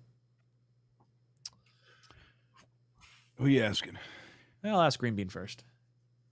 Yes, there is definitely a way, but I think it would be more likely that we use the 3rd to get into the 2nd, and then we package something else to get into the back end of the 3rd. That's how we're going to have to do it. I don't see us jumping over the 3rd and keeping 72, unless we're talking about players that we're throwing in there. That's a good. I'm going to tell you good right now, thought. too, Ryan. The Eagles are going to grab JPJ right now. That would be a good pick for them. They just lost friggin' Kelsey. That makes a ton of sense Yep. for them on the interior of that line. But don't They they have? might be the best center in this class. Go on, Matt. I said, don't they have? What's his name? 𝐀𝐮𝐫𝐚 or whatever that they drafted last year or 2 years ago. I mean, you could play him at guard. JPJ. Yeah, I get. Could do either one. He's Okay. only played 1 year at center. Wild. Brian Muller, thank you so much, dude. Where's my little... Trying to hit my button here. Bam! Joining the OnlyFans. You are a gentleman and a scholar, my friend. Thank you, as always. We've got Scott coming in. Scott says, how do y'all feel about Johnny Wilson, 6'7" from Florida? Well, I guess I don't know how much stock I can put into the quote-unquote guy that talked to Nathaniel Hackett in the card shop. But according to that source, said Hackett does not like Johnny Wilson, gives him Kelvin Benjamin vibes. So, I don't know. I mean, we clearly liked the wide receivers enough to attempt to trade up to at least 6 to get one. So maybe there's some truth to what Card Cave was saying. Matt, what do you think about Johnny Wilson? Don't like him. I don't know many 6'7" receivers that translate very well to the next level. It's hard to be fast at that speed. Green Bean, any thoughts on Johnny Wilson? Yeah, I mean, yeah, I'm right there. He's not a guy that I love either, but he's 6'6", if I remember correctly, right? Yeah, I know he's close understand to it. why I don't know people what his like- actual measurables were. Yeah, hold on, I can look. I think Johnny boy. Yeah, I mean, there's just so many other guys that I would prefer. He's probably, I see him in like 4th, 5th range. Mm. Let me see. Maybe not though. Yeah, 6'6", 231. So a little bit bigger. He carries the frame. So I mean, I don't know. I know people like him. I didn't when I was watching him a month, maybe a month ago, whatever it was. I wasn't like in love with him. Let me see something here. Yeah. Jacob's coming in with a 10 spot, says, I don't know if it's just me that caught this, but it feels like we make a lot of trades with the Vikings during the draft. I feel like each year we have a trade with them. LOL, go Jets. We need a wide receiver next. Yeah, we traded Herndon. We traded down with the AVT trade a few years ago. We did that with them. We did the trade yesterday with them. We did the trade for Denzel Mims too. Is that right?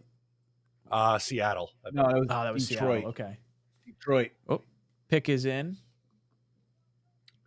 They're taking JPJ. I know it. First off, I want to say, go blue all day, baby. A-E-A-G-L-E-S, Eagles. Go blue. Y'all already know. What are you talking about? All day. Dallas sucks. All day. Hey, but it's an honor to be here in the hometown of my city of Detroit, and Sorry, I'm going to go back to it in a second. Dallas sucks. That's great. Good for him. We should have more of that. That's football fandom to me. You know what I mean? Let's chops. Everybody. Oh, the Commanders traded with the Eagles. Oh, no, that was before. The Philadelphia Eagles select Cooper DeJean. Ooh. Wow. There you go. Getting that defensive backfield all shored up, Ryan. They got it. That friggin' secondary was dog shit. 32nd ranked secondary, right? Weren't they? Yeah, that makes a ton of sense. Blitzcrew. Oh, no, I brought up Blitzcrew before. Scott comes in. Thank you, Scott. Says, how are we feeling about Johnny Wilson from Florida? No. Yeah, I want to be clear. I don't hate. I don't like. It's not like I dislike him. I definitely don't. clicked the wrong one. There are other guys that I just prefer. You know what I mean? Kenneth says JD will need to get second, third rounder tonight from Arizona. They own 66, 71, 79, 90, all in the third round. Yeah, I mean, if you can come back up into the third and get another one, I'm down for that. But Arizona's been raking teams over the coals. I don't know how much I want to trade with them. Packers are trading now. Look at this. Oh, Packers are trading out? Yeah, to the Saints, it looks like. Yeah. I think I'm definitely behind you guys again. What really? Well, are you on ESPN, ABC, or are you on NFL Network? I'm on ABC. Me too. I'm watching. Yes, I'm on ESPN too. Interesting. When we get to the clock, okay, so Saints are on the clock right now. I'll read off what number they're on. 35, 34, 33, 32. Me and Ryan are then. Other pick it. Yeah. Wait. What are you guys Pick is doing? in for them now. Pick is in. You're at pick 41, right? I'm on pick 41. Yeah, they're showing now they're showing DeJean. He's attached to a building. 37% completion allowed. 3.7 yards per attempt allowed. Both Big Ten.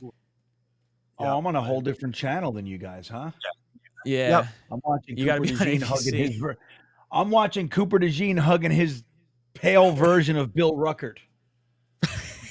Oh no, he's no Bill Ruckert. Is this Taysom Hill? Yes, it is. The Bay Packers have traded the 41st pick to the New Orleans Saints, and with the 41st pick in the 2024 NFL Draft, the New Orleans Saints select Kool-Aid McKinstry. Kool-Aid. Okay. Don't care. Yeah. Yeah, it's good. I love all of it. This is good for me. Perfect. I think every cornerback and D tackle and quarterback, kicker and punter all should go before us. Just keep taking them all. So yeah, Arizona's got a bunch of draft picks, 4 picks in the 3rd round. Green Bean, you think we'd trade with Arizona, or you think they're raking too many teams over the coals? Joe Douglas doesn't get raked over the coals in trades. I don't know. That's why it's not going to happen. Arizona's been doing some good stuff though. They won't. I feel like they should take all 4 of those picks. Look at that. Oh, what a tackle. Nice. All right, so you want me to get to, what are you guys fucking watching? ABC? Who watches ABC? Well, when I asked what channel the draft is on, we said ABC before the draft, like before we started. Oh, I just turned on ESPN. I just turned on YouTube TV. It was the first channel. I just said, okay.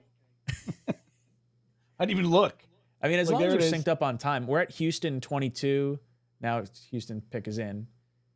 Yeah. Houston's on the, it says on the clock for me. So you're probably a little behind us then, because their pick's in.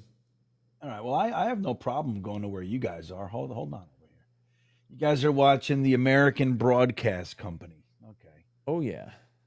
Like every grandfather in the world. All right. Let me see. You know, it's funny. I didn't realize that's what ABC. Oh no, I'm stood for. watching ABC 16. What the hell's going on here? What is guys? What is ABC 16? That's what it says. Oh, yeah, that's what it says on YouTube TV. ABC 16. I don't know. This is boring. I hate this channel. I like the other one. All right, I'll go to ESPN too. We're supposed to be talking. If we want to go to ESPN, we go to ESPN. I don't know where it is now. Well, it's now I only see ESPN NFL Network. ESPN2 is what we're going for. Okay, so let's try to sync up with ESPN2 then. All right. Okay. Oh, I just saw the Texans pick. Yeah, me too. Dude, Amari DB's going Laster. off. Yeah, I switched over to it and saw the pick. All right. Okay, Yeah, all so- of us, I think, did the same thing there. When All right. Ryan will be, when the next one starts counting, give us a number and we'll try to all see ourselves. I kind of like this ESPN2 broadcast. Yeah, I feel like ESPN would be better than ABC. The All right, pick is in. Cardinals on the clock. 6, 15, 14, 13, 12, 11. And then it went pick pick. is in. Yeah, I'm maybe like 10 seconds ahead, I think. Okay. But it was hard to gauge on that 4-second countdown that we had. Yeah, it's so tough because they show pick is in for so long, and they Yeah. don't show like the other team. There should be like an on the clock like counter. Okay, I'm gonna just guesstimate 10 seconds. 9. Yeah, and I'll pull it up. I mean, they're showing. I could do it based on like the little ticker at the bottom. Round 2, Chargers, 𝐿'𝐴DMcConkey, 35, Falcons, Rook, Oren, Clemson. Okay, tell me when it goes to 36. I might have got Commanders, it. 36, Oh, Drazon we Newton. locked it. Look at that. The old college just counted Wow. down. Wow. Now we got to see if we can get Green Bean at the same time. We're lucky we got him on a channel. Yeah. It says ABC 16. He's watching Sesame Street right now. ABC 16 is the way to go, everybody. Kenzie all says those draft Blake people. Corum as a backup for Brees the Beast. I mean, I don't want to draft a running back as high as Blake Corum I think is going to go. I feel like he's going to go 3rd round. He's probably the top back, I would think, right? Let's Blake see. Corum? According to Yeah. or Jonathan Brooks, Right. Right. Trey Benson. Yeah. Lots of fun running backs. Scott Rundell We really haven't seen laying it one home with yet. the Johnny Wilson. Blitz says Johnny Wilson, too many drops, anxious about Devontae Walker as well. He gives me Stephen Hill, Denzel Mims vibes. Yeah, Tez Walker's is an interesting one because he did not perform well at the Senior Bowl, if I'm not mistaken. So definitely something to talk about.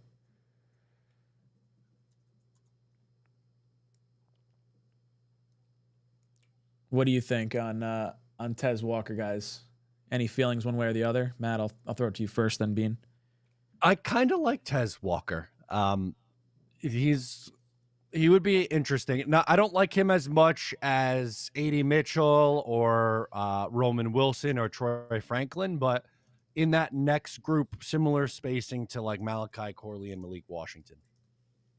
Yeah, I feel like Corley's the one I'd like to see. Although big red zone target is like interesting. Like I wanted that A.J. Brown kind of Xavier Legette style, and I feel like Tez Walker could be like discount version of that almost.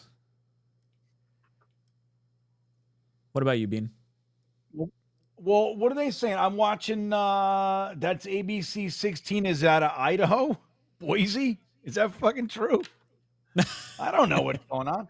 I like Tez Walker. I don't love Tez Walker. I mean, like again, like I'm with you, Ryan. I think Malachi Corley, Malik Washington, Troy Franklin is still out there. I mean, so there are guys that I like more. But I wouldn't want to see Tez. Like number one, I wouldn't trade up for him. Number two, like in the third, I believe that there's going to be a few of those guys that I really like there. Mm-hmm. So I wouldn't. He's just kind of a little lower on my board. He's got some developing to do. The exciting thing about the Jets, everybody, is that again, we're not looking for wide receiver one. Now, there's nothing wrong with getting, like if we were able to get Romo Dunze, that's great. But I believe that that's somewhat of a luxury, if you will. Like if we have, Garrett Wilson out there, Mike Williams out there, and you get a Malik Washington and throw him in the slot, like, dude, his impact is going to be substantial. And, so I'm not really freaking out like about the type of guy that we get. Like a Tez Walker to me needs a little while to develop. And if that's the case, as long as we can get 40 catches out of him, like that kind of a thing, it would be fine. But I see Malachi Corley, Troy Franklin, Malik Washington. Those guys are going to give you wide receiver 2 potential this year. So I would prefer to go that route. But I don't fear him like what Blitzcrew's talking about. But I get it. So he would, if those guys are on the board, I would be disappointed if we took Tez Walker. Matt, what's your thoughts on it? Oh, pick is in. We got the pick coming in. Cardinals, here we go.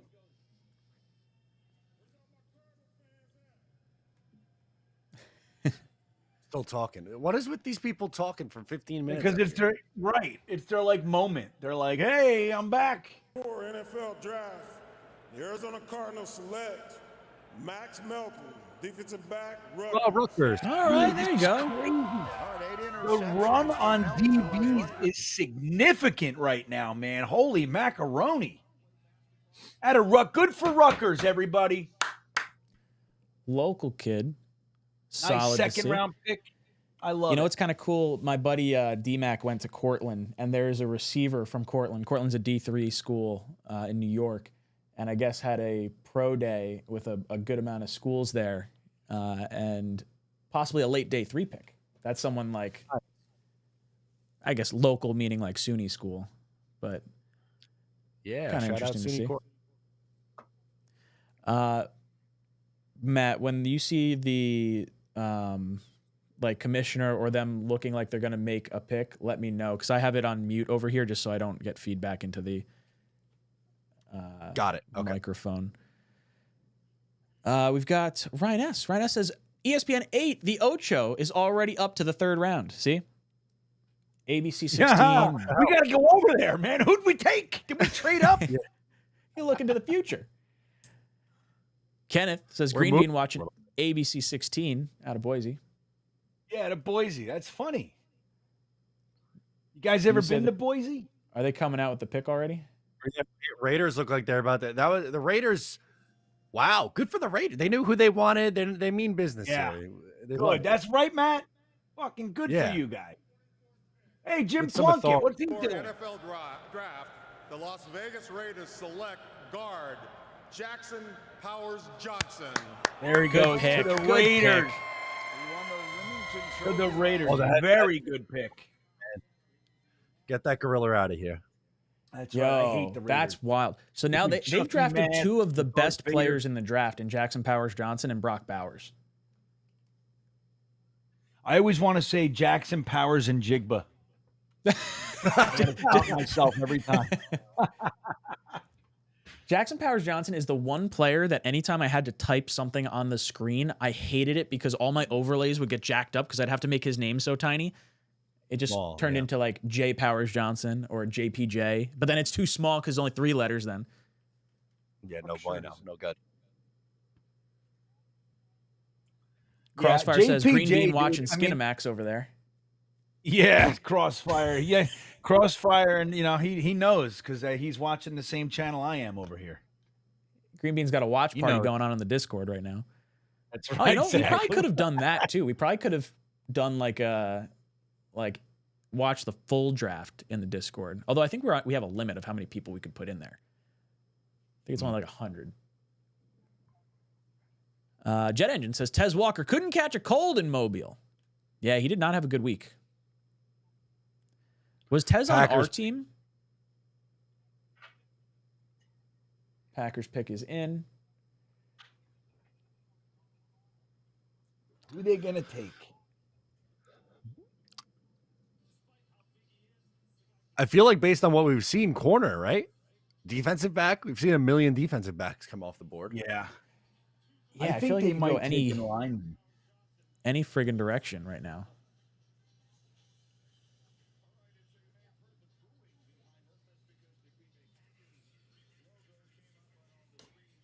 Oh yeah, it's Detroit, so everyone's booing the Packers. Yeah.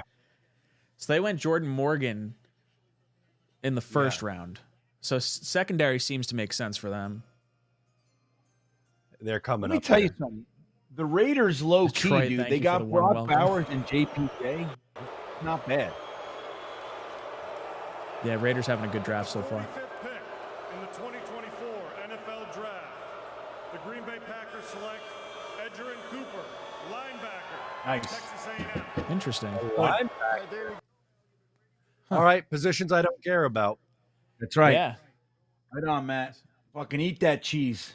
this is a Yeah. good thing. Dude, Love we're seeing getting that. close to the 50s. This is where the Jets, if we're going to trade, this is where it's going to begin. I would say back end of the 40s, top end. So 50s, that's where, if we're going to do it.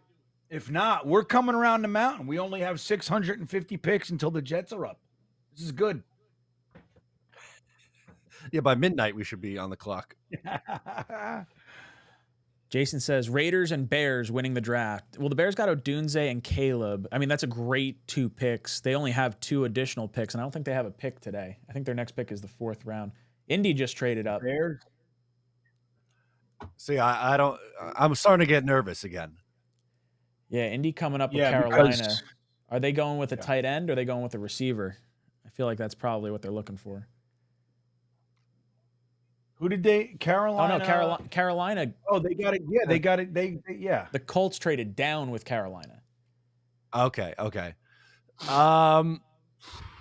Could they go Yeah, the tight end Bears- here? Carolina. The Bears' next pick is after us in the 3rd. Yeah. Jatavian Sanders, Kate.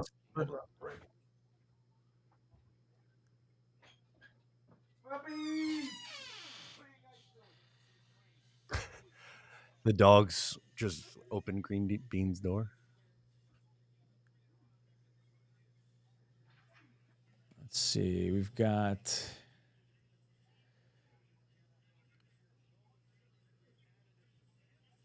Todd says Raiders got the center I wanted for the Jets. Oh, here we go. Pick is in. Mushin Hunt.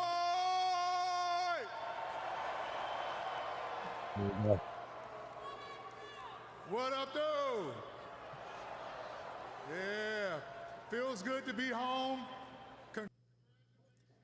Jeez. Yeah. How hard is it to come on and say the Carolina Panthers have traded up with the Indianapolis Colts for the 46th pick? With the 46th pick in the NFL draft, the Carolina Panthers select. We got to do monologues all the time. He's still going.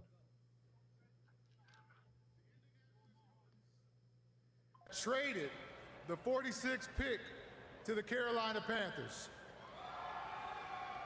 Okay. Go Cardiac Cats.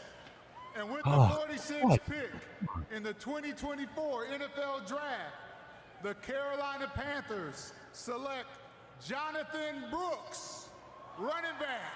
Oh, Jonathan Brooks. There he goes. Good. First running back off the board. Okay.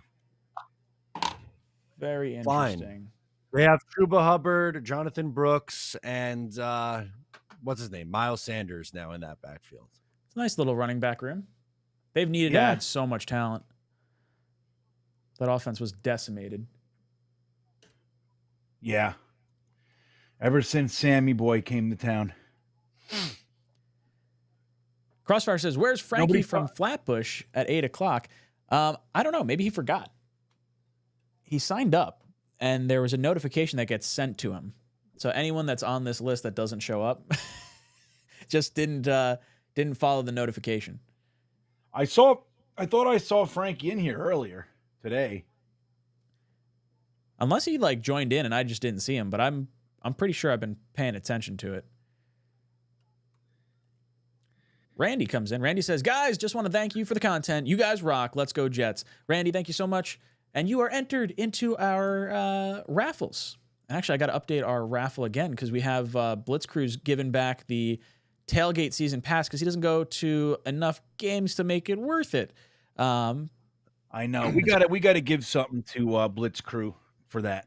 Yeah, that was kind. You know what, Blitz Crew? So I don't know if you guys heard me before, but I said we wanted to take care of his tailgate for our group buy.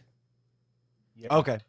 Plus, I'm going to give him a pair of green bean thongs for him. Oh, a pair of green bean thongs.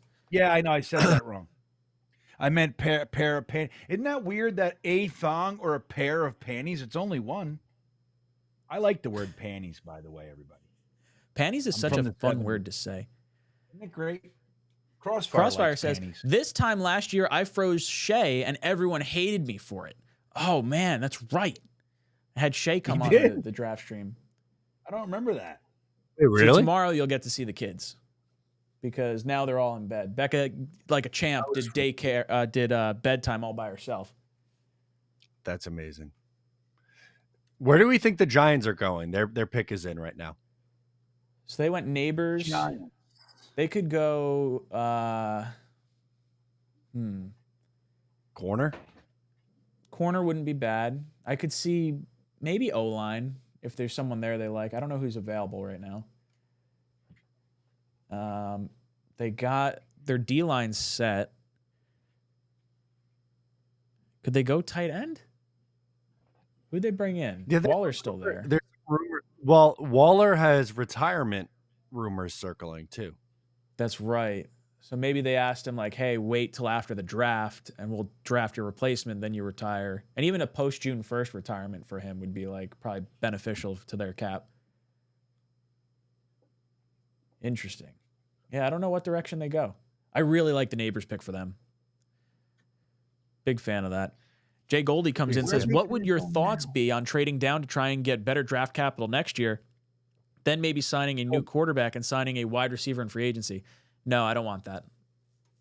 I want picks this year. Yeah. Go all in. I'm already kind of irritated the last 2 years of going with picks that are not helping us in the year we take them. I don't want to go back an additional year and do the same thing. So give me someone that can help us this year. You were saying it before, though, too. I don't equate Fashanu with McDonald like you do. I think from what you said earlier. I think it's significantly different. Like last year, we took a guy to address a need that we didn't have.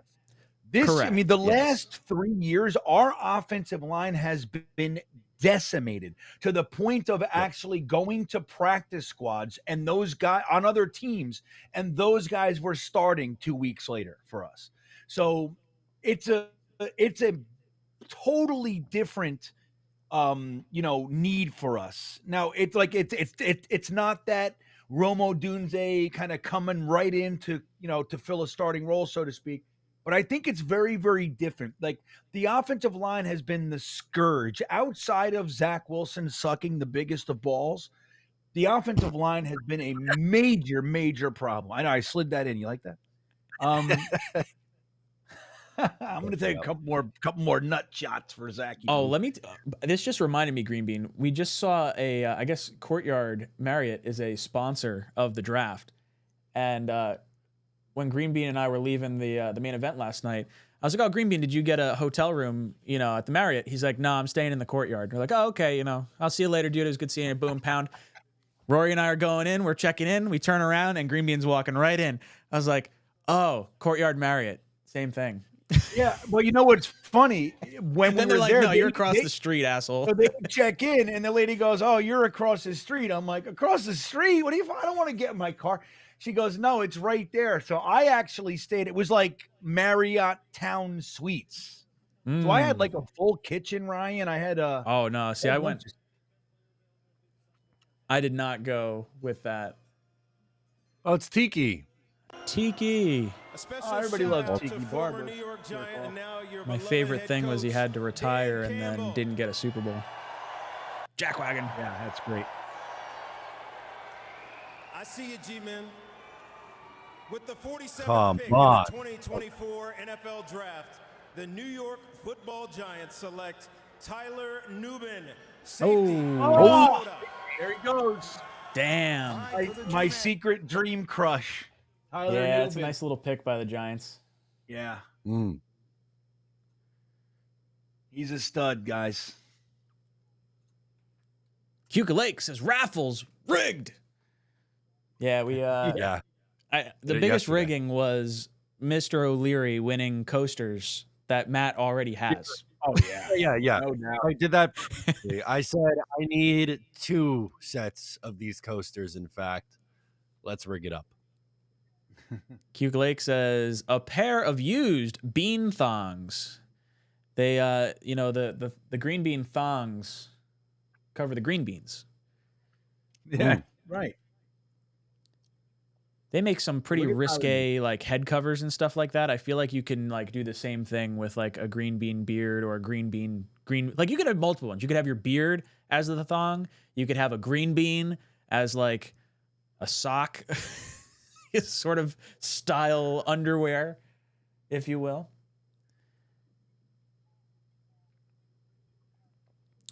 Gavin, am I in the ruffle? Gavin, I don't know if you're in the ruffle, but I can tell you. Let me see. I'm just scrolling up on my list here. Yes, you are in the raffle. Not so much the ruffle. Jacksonville's coming out to make their pick. Jackson, they're nice and good. Moving I like fast. Last night, so I want to send prayers out to all my family. I also want to thank the Detroit faithful for when I played here. They supported me, so I really appreciate that. Come on, guy. I know. Get out of here. You got to hear everyone's story. For NFL Draft, the Jacksonville Jaguars select Mason Smith, defensive Ooh. tackle, LSU. Nice. Wow, that's early for Good. Yeah, that's way early. I mean, maybe that means we identified guys we like, but that's definitely earlier than we thought for him. Yeah, I thought that was in play at like 72. Yeah. Ali comes in with a super chat. What's up, dude? He says, Ali! love you boys. See you in a few hours. Ali's joining us tonight. Very excited. Nice. He'll be with us at 10:45. Little late night delight. I got to stop going on Twitter. I keep spoiling picks for myself. I'm sorry. Oh yeah. I'm Let me excited. do I want to something. see what everyone's saying, and then I see something I'm not supposed to see. Ugh. Bengals season.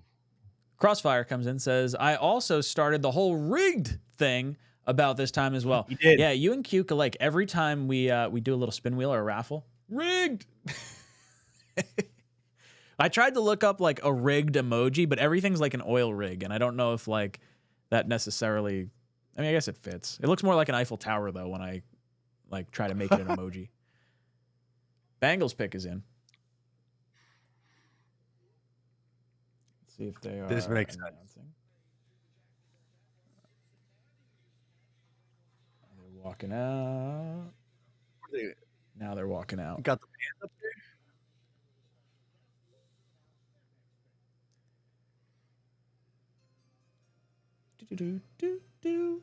God, I love the sound of the draft tone.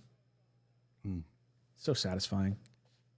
Yeah, Roger Goodell's going to introduce this lady, so we got some time here.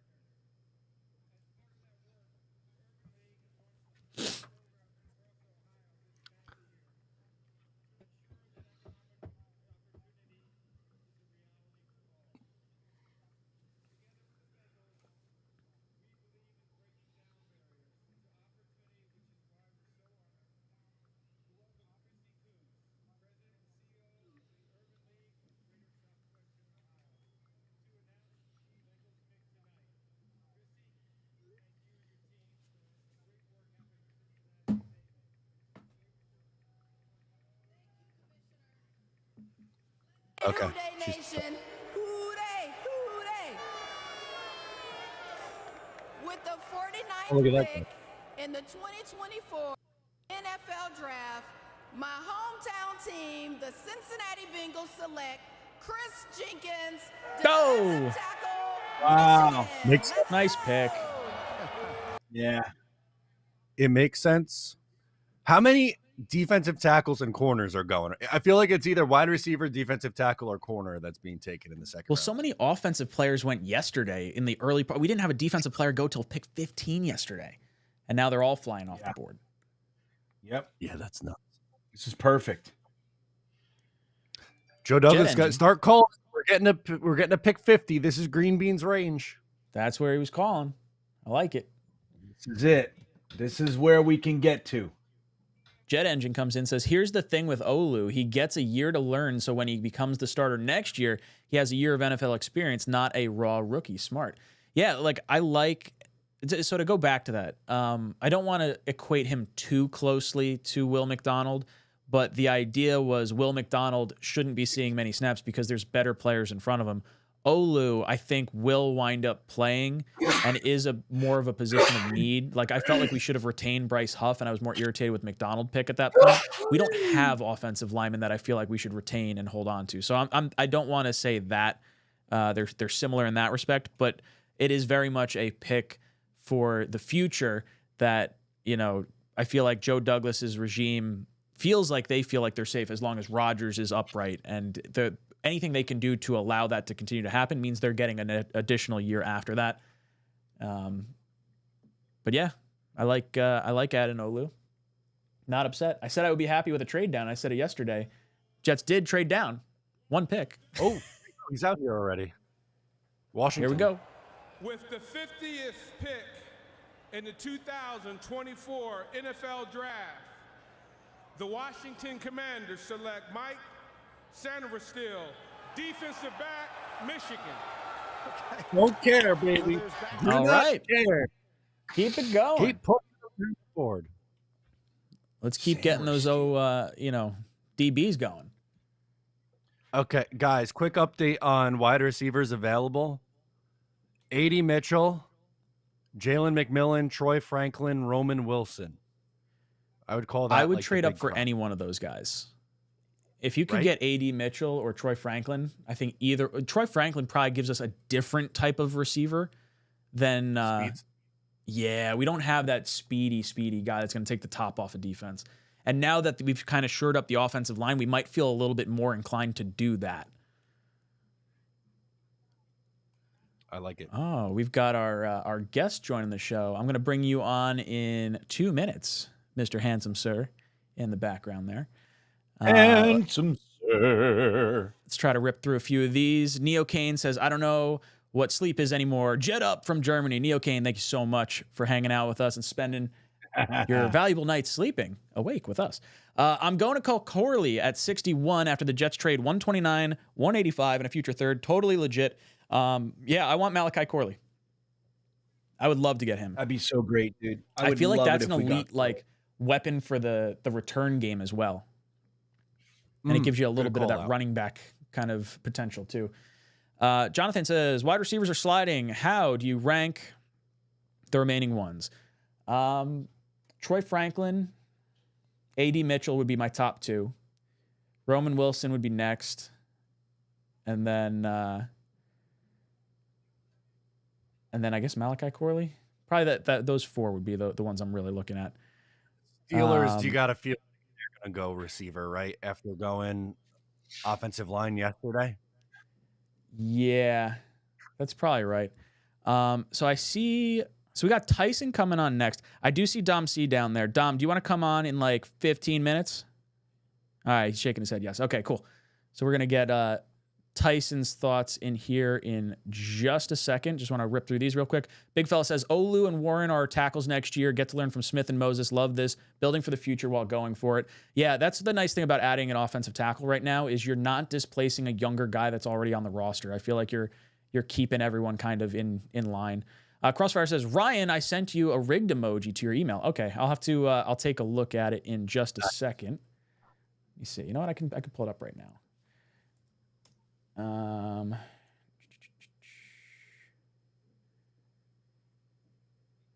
It's in the Talkin Jets one.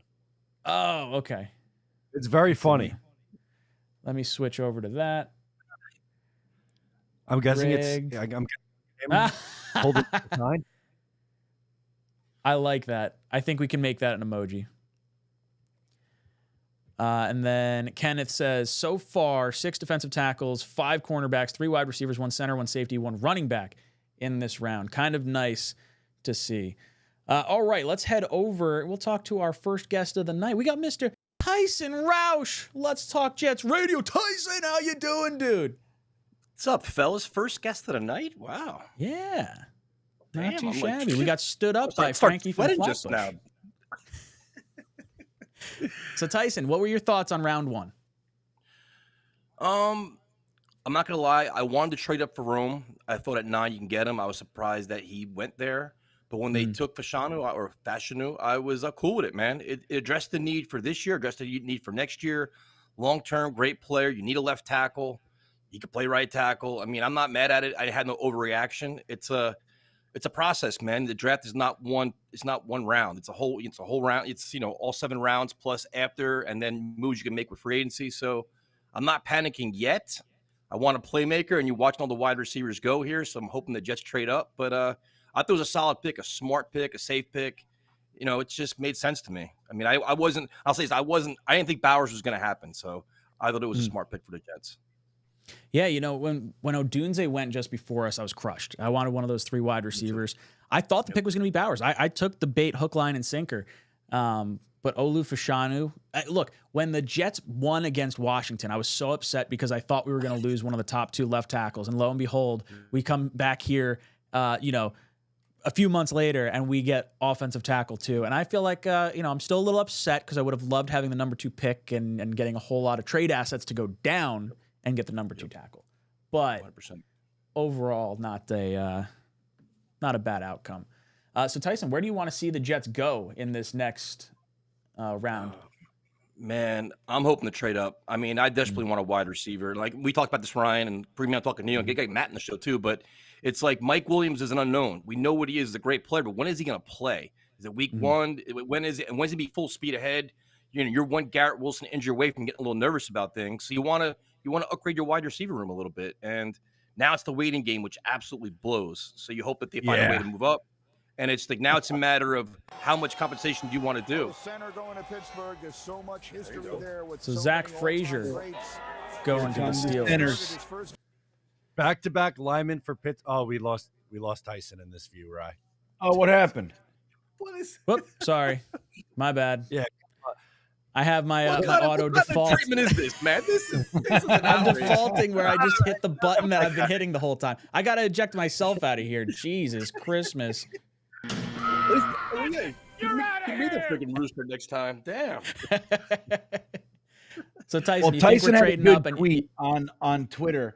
It said like the Jets had a need at tackle and a need at wide receiver. We took care of one. Can we calm down? Like, I mean, it's similar to free agency, though. The day one of free agency, everybody's freaking out. Oh, Joe Douglas is terrible. 3 days later, Joe Douglas is a genius. You got to let it all play out. But I mean, but I'll be honest, though. Right now, you're a little bit nervous because you saw the big run on wide receivers. It's a couple that are still there, but you're like, you want to get a legitimate playmaker. You don't want that raw prospect. You want a guy that's a little more established, good pass catcher, good route runner.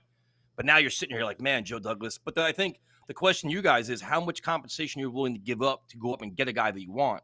That's where we're at right now. Yeah, I feel like for me, I'd like to give up, 2025 picks as well. Like I could give up a 2025 third and maybe it's another third, to get up into the second or something like that. Keep your fourths, and then Greenbean said it before. Use some of your fourths to come back up and get, a third back or something like that.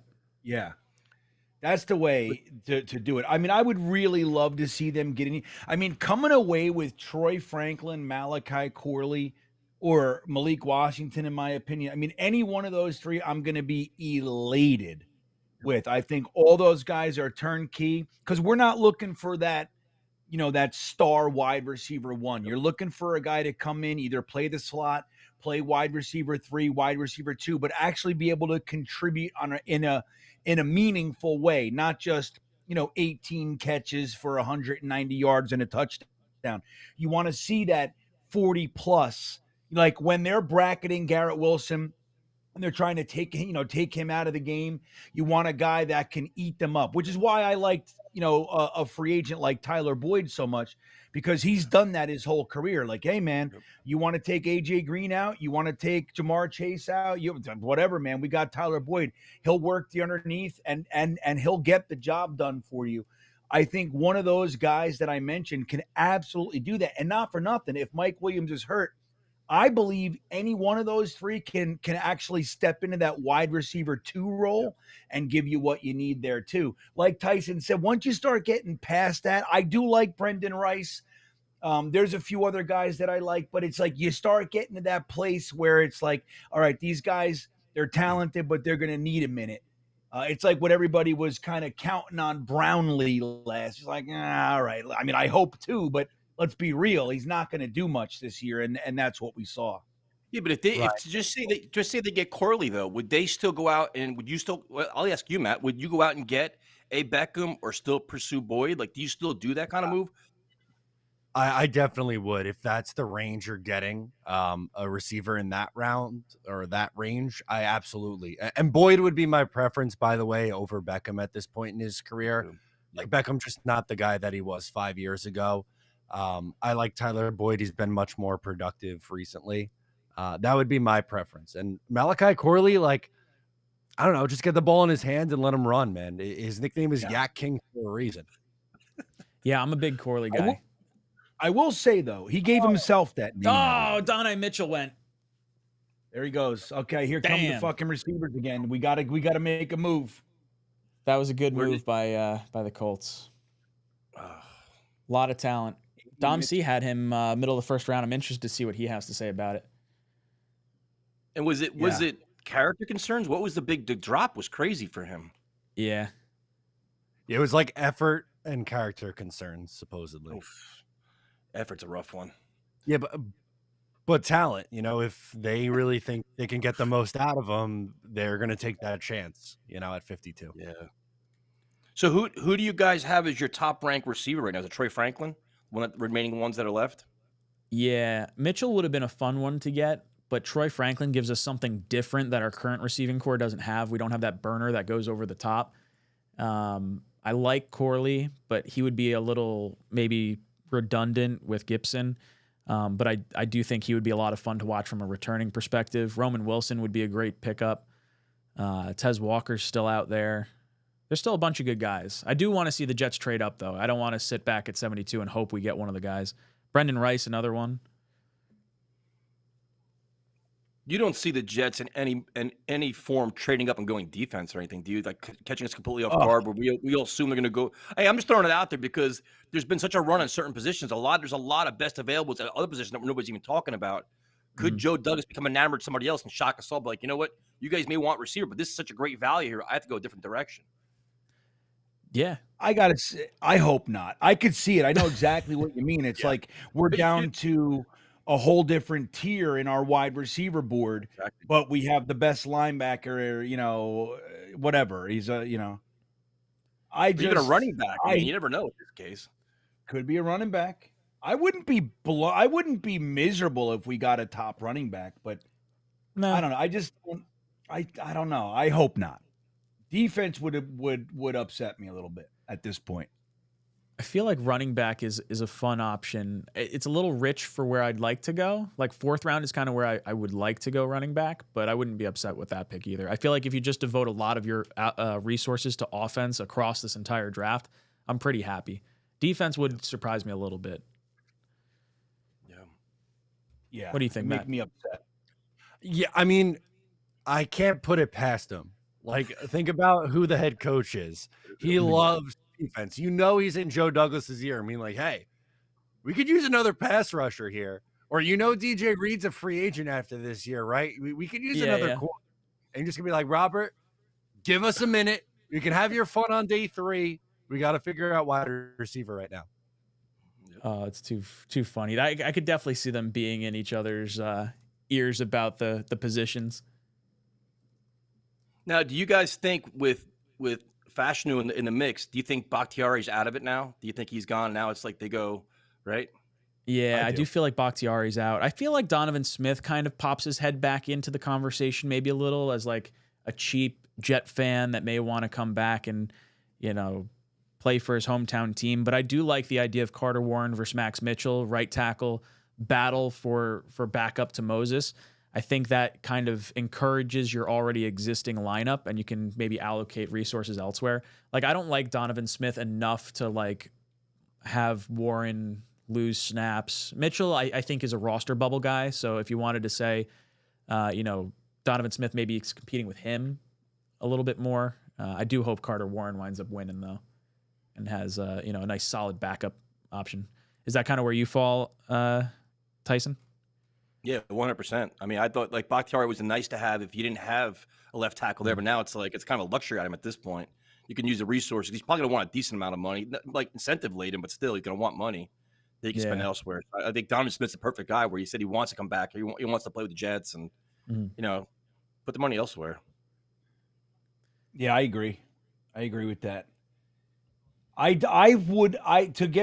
asked a question before. I would love to see the Jets draft. Like, my favorite is Malik Washington, but I would be happy with Malachi Corley or Troy Vincent or whatever, but then still go get a Tyler Boyd. Because, look, Gibson, hey, nice story, and he's got some talent and everything, but he should be, like, way down on the depth chart, like, developing. He shouldn't be out there with as many meaningful snaps as he gets. And the same thing goes for Brownlee. Like, let those guys look. If you're going to play, you got to earn it. The fact that we had 3 undrafted free agents on our 53 last year is just it's a terrible situation that I just want to avoid. Upgrade. Give Aaron Rodgers as many weapons as you can. Tight ends, running backs, wide receivers. If Gibson wants to make the team, you got to make the team, kid. That's the way that it goes. You fumble too much and everything. Again, talented, fast, all those things. Keep him on the back end. But if you can bring on some other, why not go 5 deep and have talent all the way through? So no matter who's on the field, that they can do something for us. I would love to see that happen. For wide receivers. I think, man, just keep doing it. Stack that shit. Nope. Well said. You're hired, Green Bean. You're hired. Take the job. That's what I've been saying. I like it. I want to see a trade though right now. I'm ready. I'm ready for the trade. Me too. So let's see. I saw Commander's pick is in. Let's see if I can switch to it and get some sound here. with the 53rd pick in the 2024 NFL Draft, the Washington Commanders select Ben Simmons. Ooh. Give it up. Early. Is that Early that's for- the second tight end? Yep. Yeah. Wow. I think it's early for him. Okay. All right. So Well, that it's was good what to was that? know. 53. What was that? Yeah, Yeah, that- 53. 3. Still, it's 19 picks. it's torture, man. 'Cause you're just sitting here waiting, like you want to see like the trade. Just want to see the trade come up and just the Jets move up, man. That's You know, the more we like wait, the better I like kind of feel almost, because it means we're trading up less. Like less picks are coming up. Totally. It makes me nervous though. It is. I think that's understandable. But, Fans you know, J and also comes in, says, look for Ravens Jets trade at 62 for Roman Wilson. Little Ravens connection with Joe Douglas. That'd be interesting. Roman I'm Wilson. sorry, Tyson. I think I cut you off. You're good.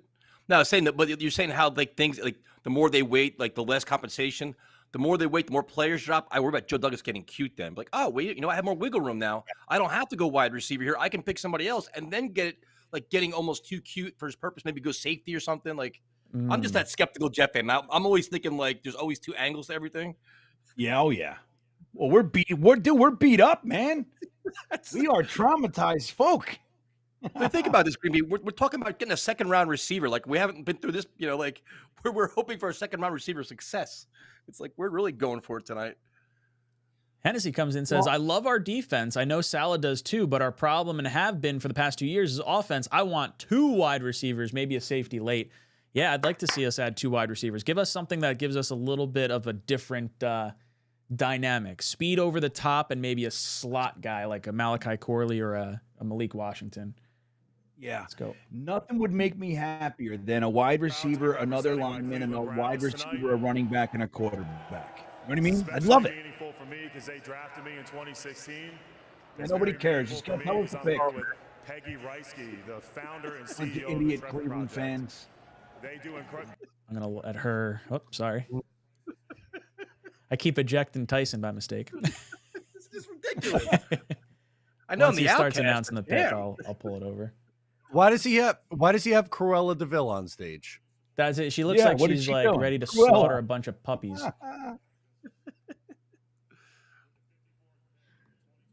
Let's get down to business. The Browns suck. Cleveland Browns select Michael Hall, Ohio State defensive tackle. There he goes. D tackle. That's all right. I don't mind seeing them go off the board. Nope.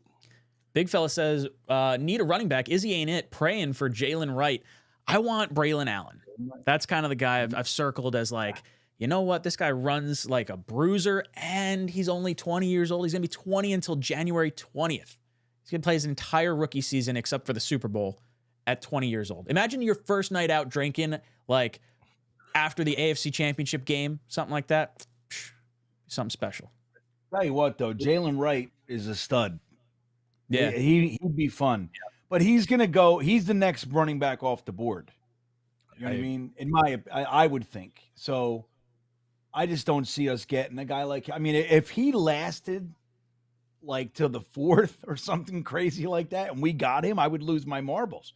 Jalen Wright's another one. I'm a big Braylon Allen guy too, but Jalen Wright would be something else. Tyson, who's your running back? Well, Ryan convinced me. He told me the last 2 times I talked to him. He completely won me over with that. But the question I have for you guys is, even if you go there, you'd have him and Izzy, 2 very inexperienced backs behind Breece Hall. I'd still want a veteran, man. I like Ezekiel, guys like that, a guy that can pick up the blitz, consistent, short yardage. Like, would you have concerns having a real inexperienced running back room? I think if you could tell me we could get Zeke for like $2 million, I'd probably be all right with that. I do like Allen a lot. And I wouldn't be too concerned with the running back youth in the room. But if you could pencil me in for Zeke for cheap, I like the pass blocking side of him. Matt, what do you think? I've been on the Ezekiel Elliott train for a little while here, and usually I'm not the get the former like big name running back at the end of their career, but I actually think he fits what the Jets need, which is a short yardage back who can pass protect, which is like pretty much the polar opposite of Dalvin Cook, who couldn't pass protect and was not good in short yardage. He was like, he needed a bunch of carries to really get going, and unfortunately never really did for the Jets. But Zeke in a limited role, I think, still serves a purpose in this league. So that would be my preference for the vets. I'm not too Dolphins pick is in right now. Matt, or sorry, Green Bean, what would your thought be? Well, I mean, just on that, I'm not too worried about running backs. One of those positions, especially with Brees being the bell cow. I don't know. I think we need guys that are going to like spell them in certain situations and stuff. It's one of those positions, like just give them the ball and run through the hole. They've been doing it their whole life. You know what I mean? It seems like it's the position I'm least concerned about, I would say. In terms of like blitz pickup and pass protection with Rodgers in the backfield, I'd be nervous with young guys back there, especially with Hackett's offense. I'm sure they'll be confused. Yeah. Here's my That's a good point. The Miami Dolphins, with the 55th pick, select Patrick Paul, tackle from the University of Houston. It's a good pick for them. Patrick Paul.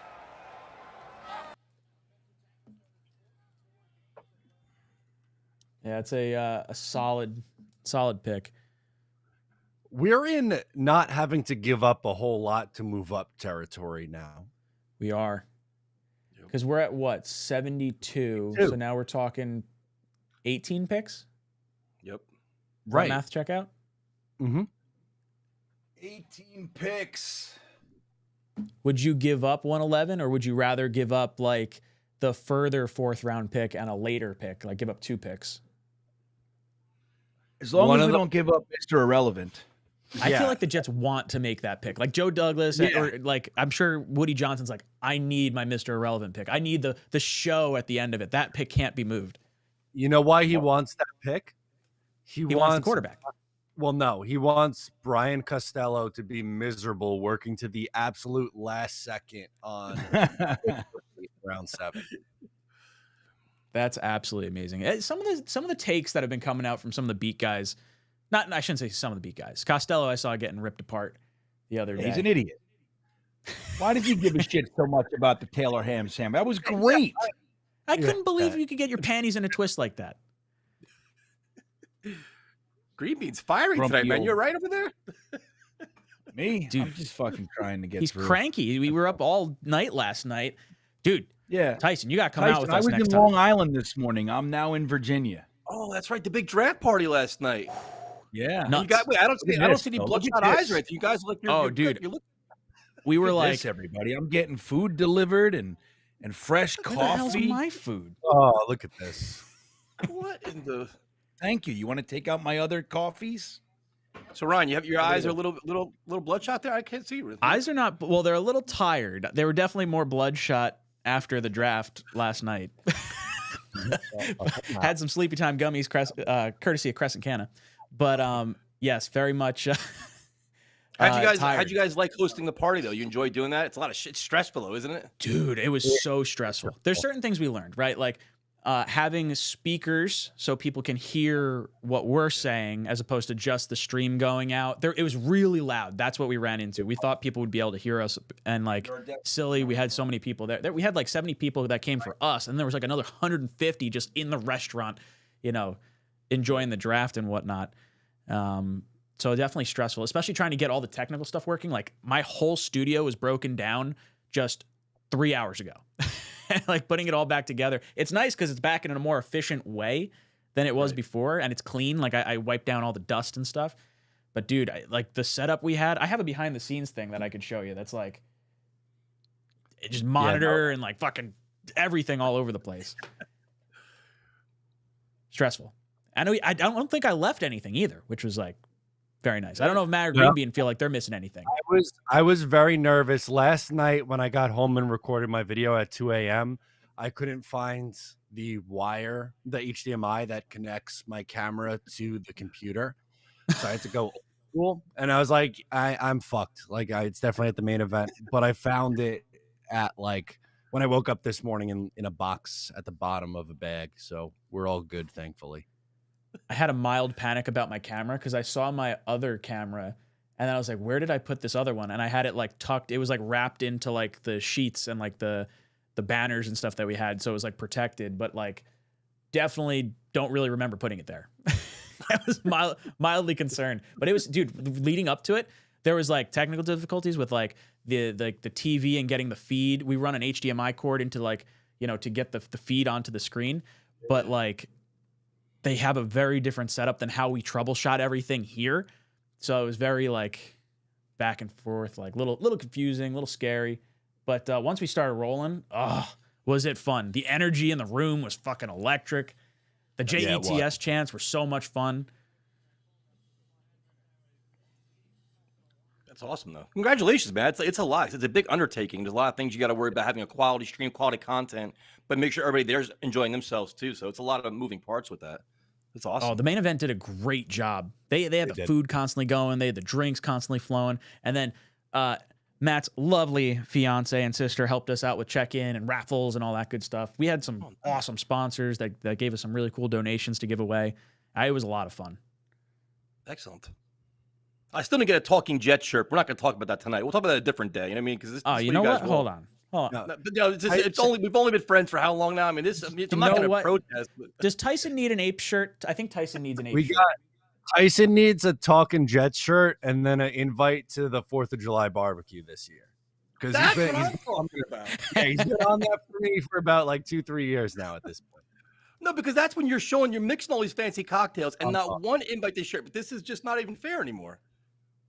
I love it. We gotta hook him up with a shirt and a trip to Long Island for a Matt O'Leary barbecue. How about that?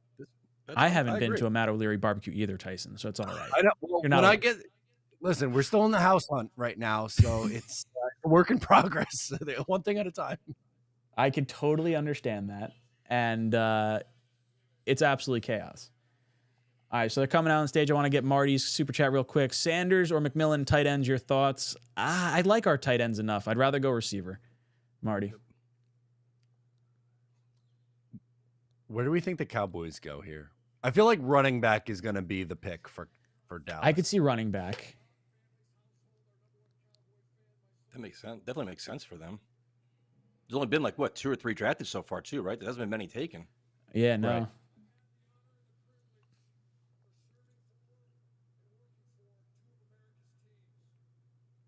Blake Corum or Trey Benson, one of those guys. Mm.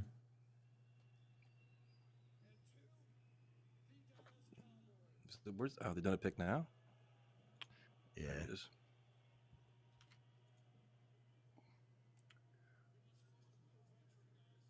is. Not supposed to boo a veteran.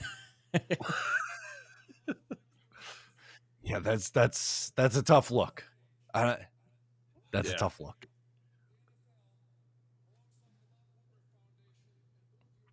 Jake says green beans eating wings right now. Probably. Or they're coming out the other end. He's full left. He's come out.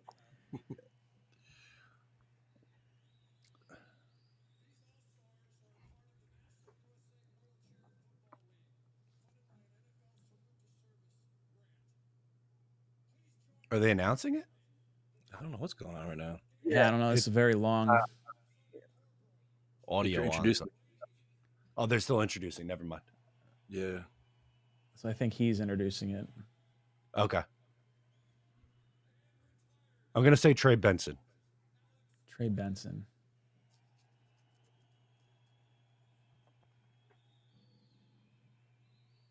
Is he gonna?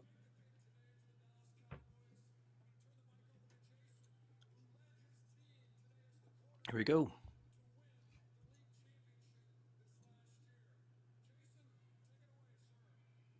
Okay, he's reading it, right? I think. Next pick in the 2024 NFL Draft, the Dallas Cowboys select Marshawn Kneeland, defensive end from Western Michigan. Oh, okay. Dallas just picked? Yeah. Dallas just picked. Oh, I thought we were going to be on pick 65. 20-minute long monologue. Jesus. Yeah, Green Bean went to take a shit and came back, and they were still on the That's clock. not what I did, but then, yes. And now Jet he's cleaning Engine his comes hands. in, says, "Meh, he was Air Force. I'll allow it." I had Meaning to that it took change. so long, I I guess. had a, I gained some weight, right? So I had this shirt on that was like tight. It was like pulling up all night. I kept so I had to get a better shirt on. That's what it was. Let's look at the behind the scenes Tyson. information. This is perfect. Yeah, but I can't believe I said when I left, I said, "Oh, the Cowboys are," and I come back and they're just picking. That's ridiculousness. Yep. Tyson, anything else you want to discuss, talk about, anything you got going on? I really appreciate you making some time to come on with us today. Yeah. Well, first of all, thank you for having me. You guys are like, this is like a celebrity panel here. I'm just trying to get along with you guys and just trying to get an You're one invite of the to a barbecue. OGs. Just trying to get an invite to a barbecue and a free T-shirt. So I'm trying to get around here, but nah, man. We all do the same thing. The only question I have for you guys is they have like 230,000 people there right now. Does anybody have a desire to actually do that? Because it looks like you're literally standing there for hours. Just you probably can't see the players or anything. You can't really like. Is that really an enjoyable time? Like being actually at the draft, like a moment like tonight. Would you guys enjoy that or no? I like doing the draft streams so much. I would have a very hard time. I do wish I could have gone to an in-person draft at Radio City Music Hall, like while it was in New York. Like the next one they do in New York, I will go to. But like, I do like being here. It's like New Year's Eve, Tyson. You know those people that stand out in Times Square? That has never, not one time, looked attractive to me. Never. New Year's Eve looks miserable. It Like, does. just going into the city Miserable. sucks. And let And alone all when everyone's for what? cramming in those like cattle stalls. Yeah. So I mean, even years ago when it was just a big mess and I was drinking, I was still like, nah, not going there. Tyson, Looks miserable. any last words for our panel? I've got our next guest queued up behind the scenes here. If you guys have not subscribed to Let's Talk Jets Radio, make sure you head up, hit Tyson up. Tyson, thank you so much. I got something for Tyson. Real quick. I'll be hanging out with Tyson on Monday night. What time is that, Tyson? 7:00 Eastern time. There you go. So I'll be visiting the Tyson show. Let's Talk Jets on Monday at 7 p.m. So come hang with us over there. It's going to be great. I got to lure Matt out one of these days too. Matt's a busy man over there. Please, Busy getting married, busy finding a house. We got a house search and wedding planning, and Tyson's like, "Oh, when can I come to your barbecue?" Tyson, we'll get you a shirt. I'll shoot you a text. I want to get your mailing address. We'll send you out one. Thank Talk to you guys later. Tyson. Let's Talk Jets Radio. You've been ejected from Talking Jets. Very, very cool. Fernando comes in. Fernando says, I was in Nashville, or was at the Nashville draft. He'd never do it again. Never do it again. That's Nashville, where you're like, at least you're in that street with all the bars and everything, all the honky tonks. You guys ever been to Nashville? No, I'm talking about going there for the away game this year. Oh, it's fun. And the stadium. I'm either right going to do there. that or So London.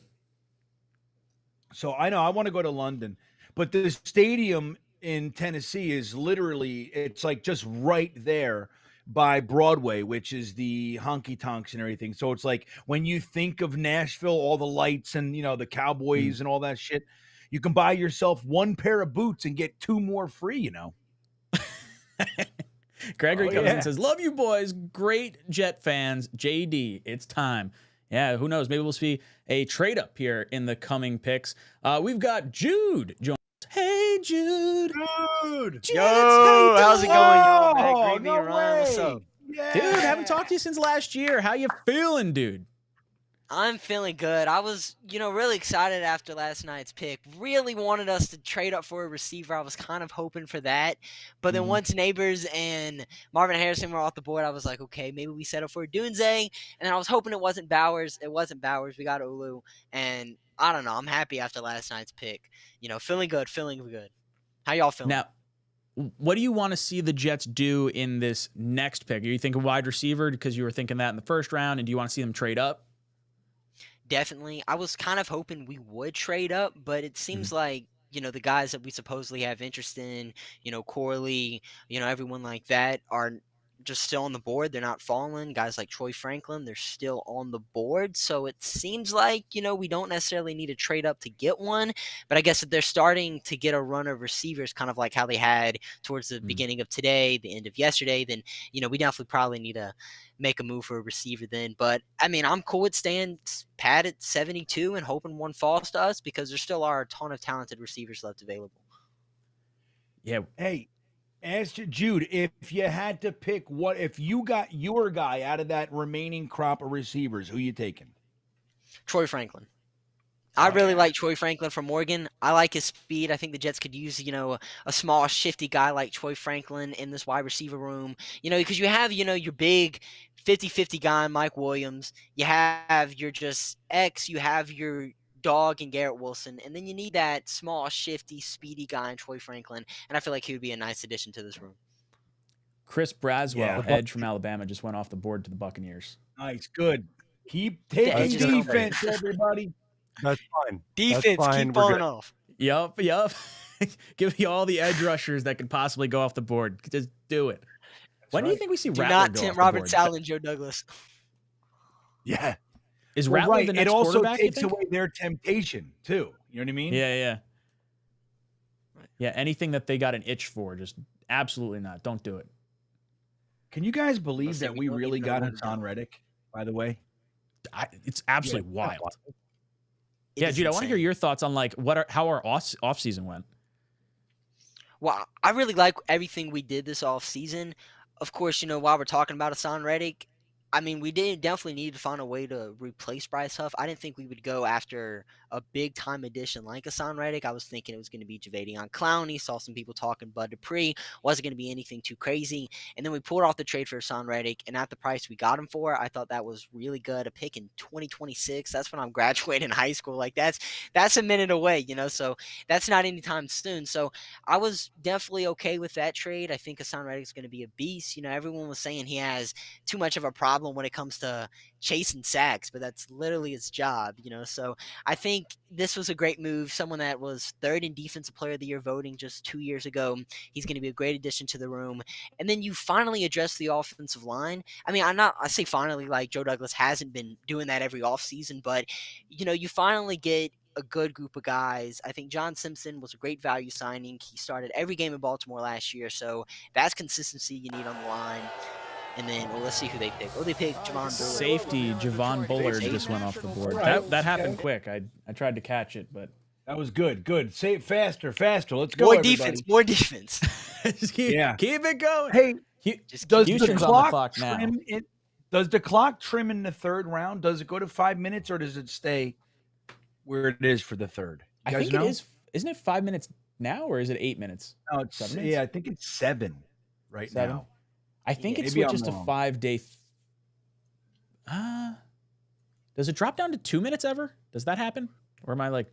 I feel like day 3 goes much quicker. I don't remember what the actual timing of it is. Let me look it up. But it definitely goes down, I know. Absolutely wild. Well, I'm going to find out right now because Hennessy doesn't care. He's not helping us. Hennessy and Phil, those guys. So some guy says 7 minutes now, 5 in the next round. Okay. In the third? In the third, yeah. 10-7-5-3 E-Rock Polk. E-Boogie says day 2, 7 minutes. Let me see. Jude, how many years have you been coming on with us for the draft? Let's see. So I came on last year, and then I came on 20. So I guess the past 2 years, maybe 3. Okay. I feel like we've watched you growing up, Jude. You're like a 2026. That's crazy, dude. Right, yeah, 2026. I mean, Because we've I been know I watching remember you the since at least our like 4th draft. I feel like 4 years ago we've been like, because I think that's when we had you on a while back. Well, because I remember I went on a stream for, it was like the week 17 game. It was like the last game of the season, the 2020 year. And I remember it was us four. It was Green Bean stream on halftime, I remember. And then I remember I've come on like every single draft too. It's just been the yearly thing. Come on the draft. I remember. I think maybe the first year you did it, I was on, and I've just come on every year. Dude, you were how on old are Trey you now? Hendrickson for the Jets for a while, and then he winds up going to Cincinnati and just balls out. So I remember you saying that to us. Yeah. I Dude, he remember was. Go on. And then now he's apparently requesting a trade. So hopefully he doesn't. I mean, if he ends up, that would be insane. But, we don't need to give up any more assets for an edge. No, definitely not. Blake And they Fisher pay him, goes too. off the board to the Texans. Yep. The Bills are on the clock right now. I'm going to try and throw these up, but I also don't want to like interrupt our guests every time it pops up. So if it's something of like note, like a division rival like this one, I'll throw it up. Dude, you're no longer a young kid on the block. We got Connor. Have you turned into Connor's videos? I have. I was supposed to do a stream with him a few weeks back, but I play tennis, and I had too much like scheduling issues with everything, so we couldn't find a right date. But I saw he was getting guests like Adam Schefter and like Connor Hughes and all these big time people. So good for him. He's killing it. Yeah, you two are the next generation of Jets content guys. I hope so. That would that'd be awesome. How old are you now, Jude? I'm Well, 16. he graduates in 26. Oh my 16. Are you driving and shit? What state are you in? No, if he's Jersey, 17, No, right? Louisiana? Well, I'm Louisiana. So Oh, yeah, damn. You guys probably start driving at what, 12? No Jersey, dude. Not 12, but it is 16. It is pretty young. It used to be 15, but now it's 16.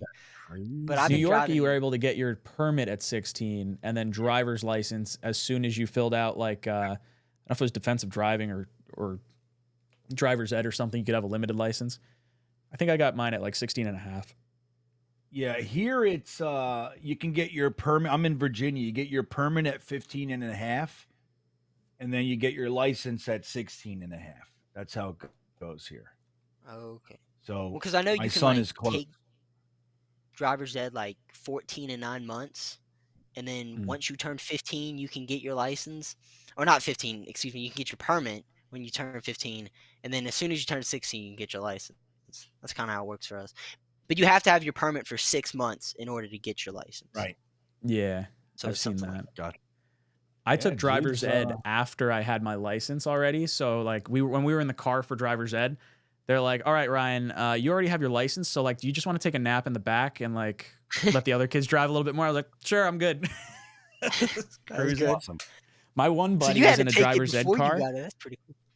Check this out. My buddy was in a driver's ed car, and they had like the radio on like low, and he had one of those FM like tuners that you could switch to the whatever radio station's on, and he's basically like playing all these different porn sounds and everything over the course of the car, and the driver has no idea what the hell's going on. Too creative.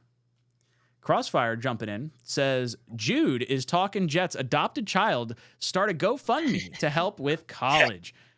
Jude, �'𝐿𝐴's chat before said is like I think it was O'Leary's younger brother or O'Leary and Green Bean together.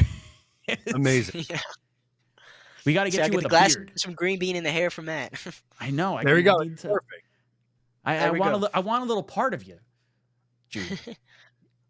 And I clearly I'm not allowed. It could be my glasses. If you grow a beard, can you grow any facial hair? Like, is there like I can. Well, it's kind of just peach fuzz, but because you can't really see. But like that's when all right. it gets really, because I shaved like a week ago, so like, but whenever you can kind of see it like in the light more so. But eventually I'll be able to grow a beard. It took a while for me. I couldn't grow like the middle part of my mustache for a long time. And like, I was like, I'm just not going to grow anything. Cause if I have like this without like the middle part connecting, I just can't do it. That looks really, actually, I didn't really start having like consistent facial hair until I had Shay just before. And I was like, I got to look like a dad now. Who are the Bills taking, Jude?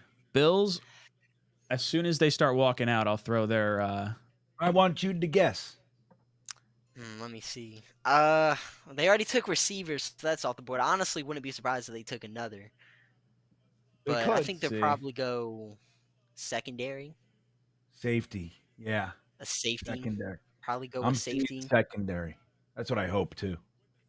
I would definitely say corner. 2024 just NFL or Draft. something like that. The Buffalo Safety. Bills select Cole Bishop, Oh, damn. And we All right. liked him.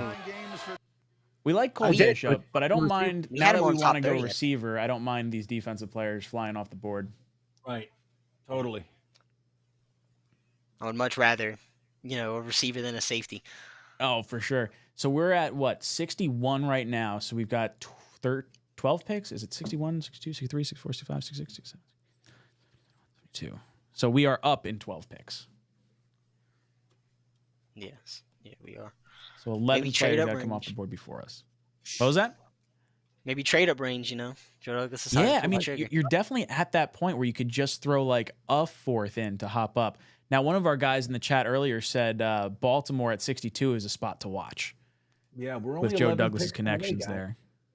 That would make sense. Marty says Jalen McMillan or Troy Franklin, wide receiver. Thoughts? Wide receiver, yes. Troy Franklin, I like. We've been saying it, he provides something different from what our receiving core is right now. That burner over the top. And now that the offensive line is a little bit more taken care of, I think that I feel a little bit better going with a deep threat that might need to have our blocks sustained a little bit longer. Jude, your thoughts on Troy Franklin? I know you're saying you do like him. Yeah, I think Troy Franklin, he would just be a great addition to this team. As you're saying, he adds that extra element. He has that amazing speed that, we don't necessarily have in the receiver room outside of, like Xavier Gibson, but he's more of a return guy. But Troy Franklin would definitely add a lot. Malachi Corey, pick is too. in. Western Kentucky. They got Barry on the stage. They got Barry Sanders.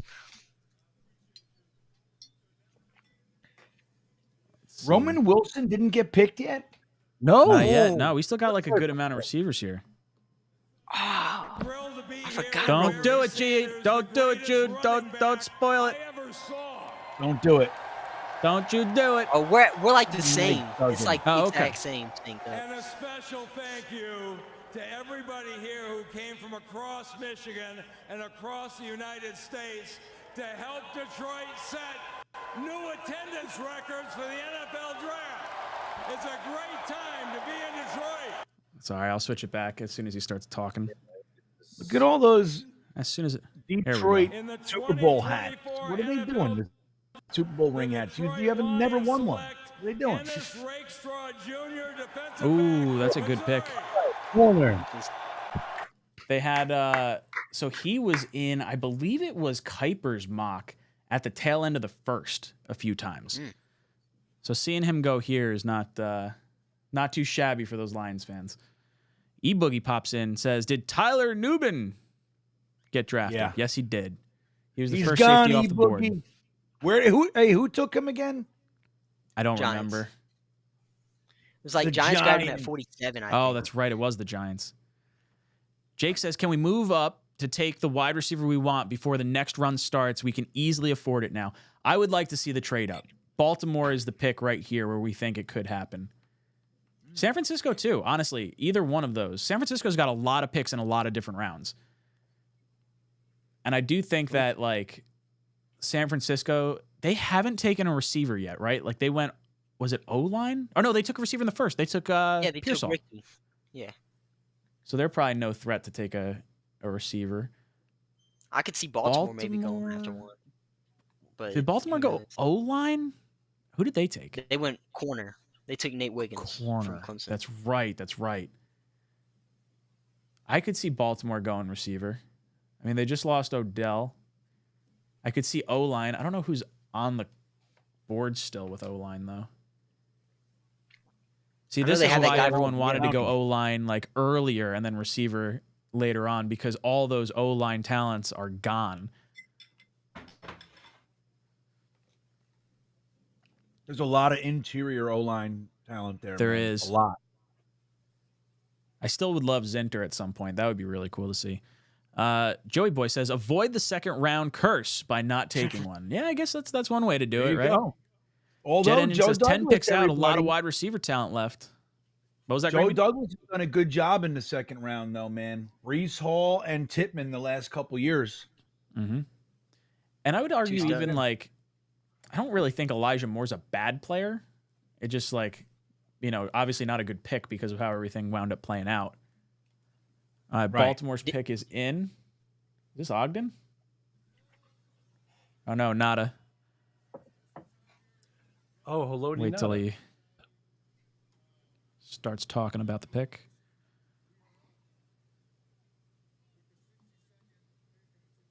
For NFL Draft, the Baltimore Ravens select Roger Rosengarten. Oh, good pick. Oh, another tackle. Yeah, nice. That's a really good pick there. Yep. Truth is, I'm surprised that Blake Fisher, not blown away, but I'm a little surprised that Blake Fisher went before him. Yeah, they're both players that I kind of put together because of Same like category. Yeah, Fautanu and Alt were obviously there, and these guys both got overlooked. I think the other edge rusher from UCLA is still out there too. He's another one that's like kind of been overshadowed by Latu. Like another player they got on their Gabriel team. Murphy. There it is, Gabriel Murphy. Trade alert! Trade alert! Ooh, San Francisco. To who? Who is it? Kansas City. Kansas City. So they flip picks. Come on. What it's like, hey, I know we just beat you in the Super Bowl, but like, can we have your pick? But give us your other pick and we'll do it. Who do you think Kansas City's trading up for here? Oh. Maybe a tackle.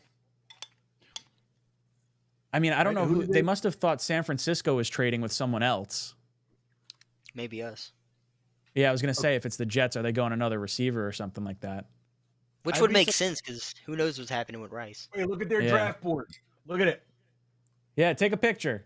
Yeah, what are they doing? Look at all the rounds.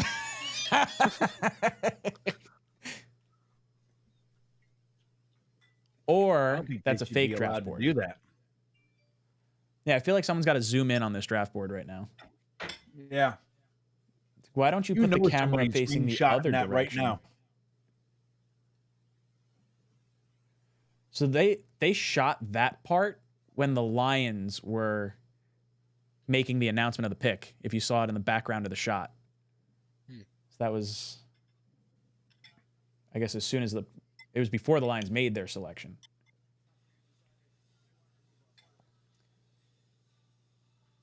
Dude, there's so many good players. The pick left. is in. They're great. Let's see. Wait, we have not seen one of the best players in this draft come off the board yet? Who's still sitting here? Who are you talking about? Knoebel out of college. Oh, Knoebel out of college, right? This is where he goes.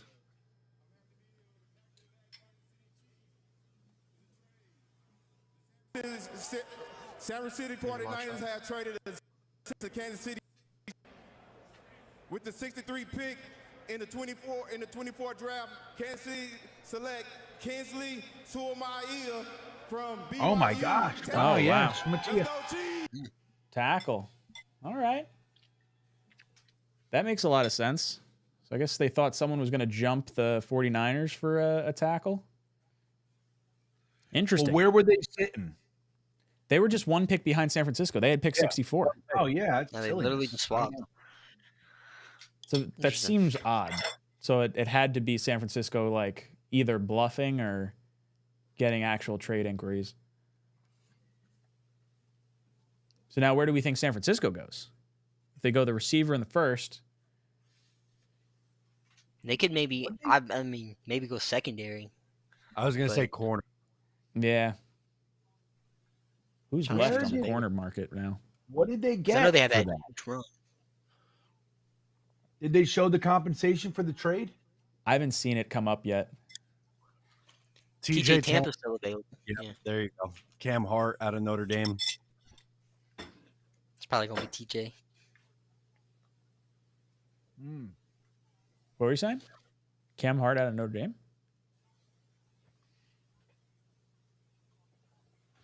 I thought someone said Cam Hart. He did. I don't know if he said that they did it or that's what he's thinking. That's what I was thinking. I got you. The pick is in. Man, we might not have to trade up at all. Arizona's got too many picks, so they're going to make their selection. Carolina, I would think, is going to make theirs. Because Carolina's been wheeling and dealing a little bit. I think every pick they've had, they've traded. Yeah. Including one overall. Ah. Yeah. Yeah. Oh my God. That's They're such a kick in the hating that pants. Like, shit. imagine trading away Rodgers or like getting Rodgers or something, but then he gets hurt and you get the number 1 overall pick, but you accidentally traded it in like a trade. Like, if it was us, we would have raked over the coals if that was the Jets. The Panthers, That would have you never don't gone hear away. anything. I see nobody cares about Carolina. No. they didn't do anything. Crazy.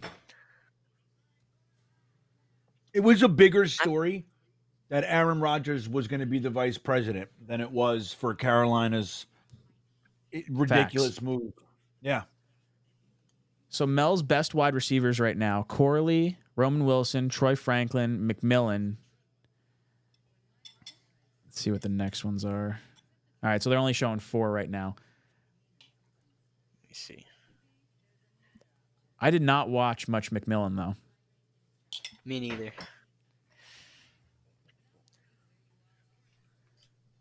For the people saying that Troy Franklin is slight, I want to bring your attention to somebody called Devontae Smith.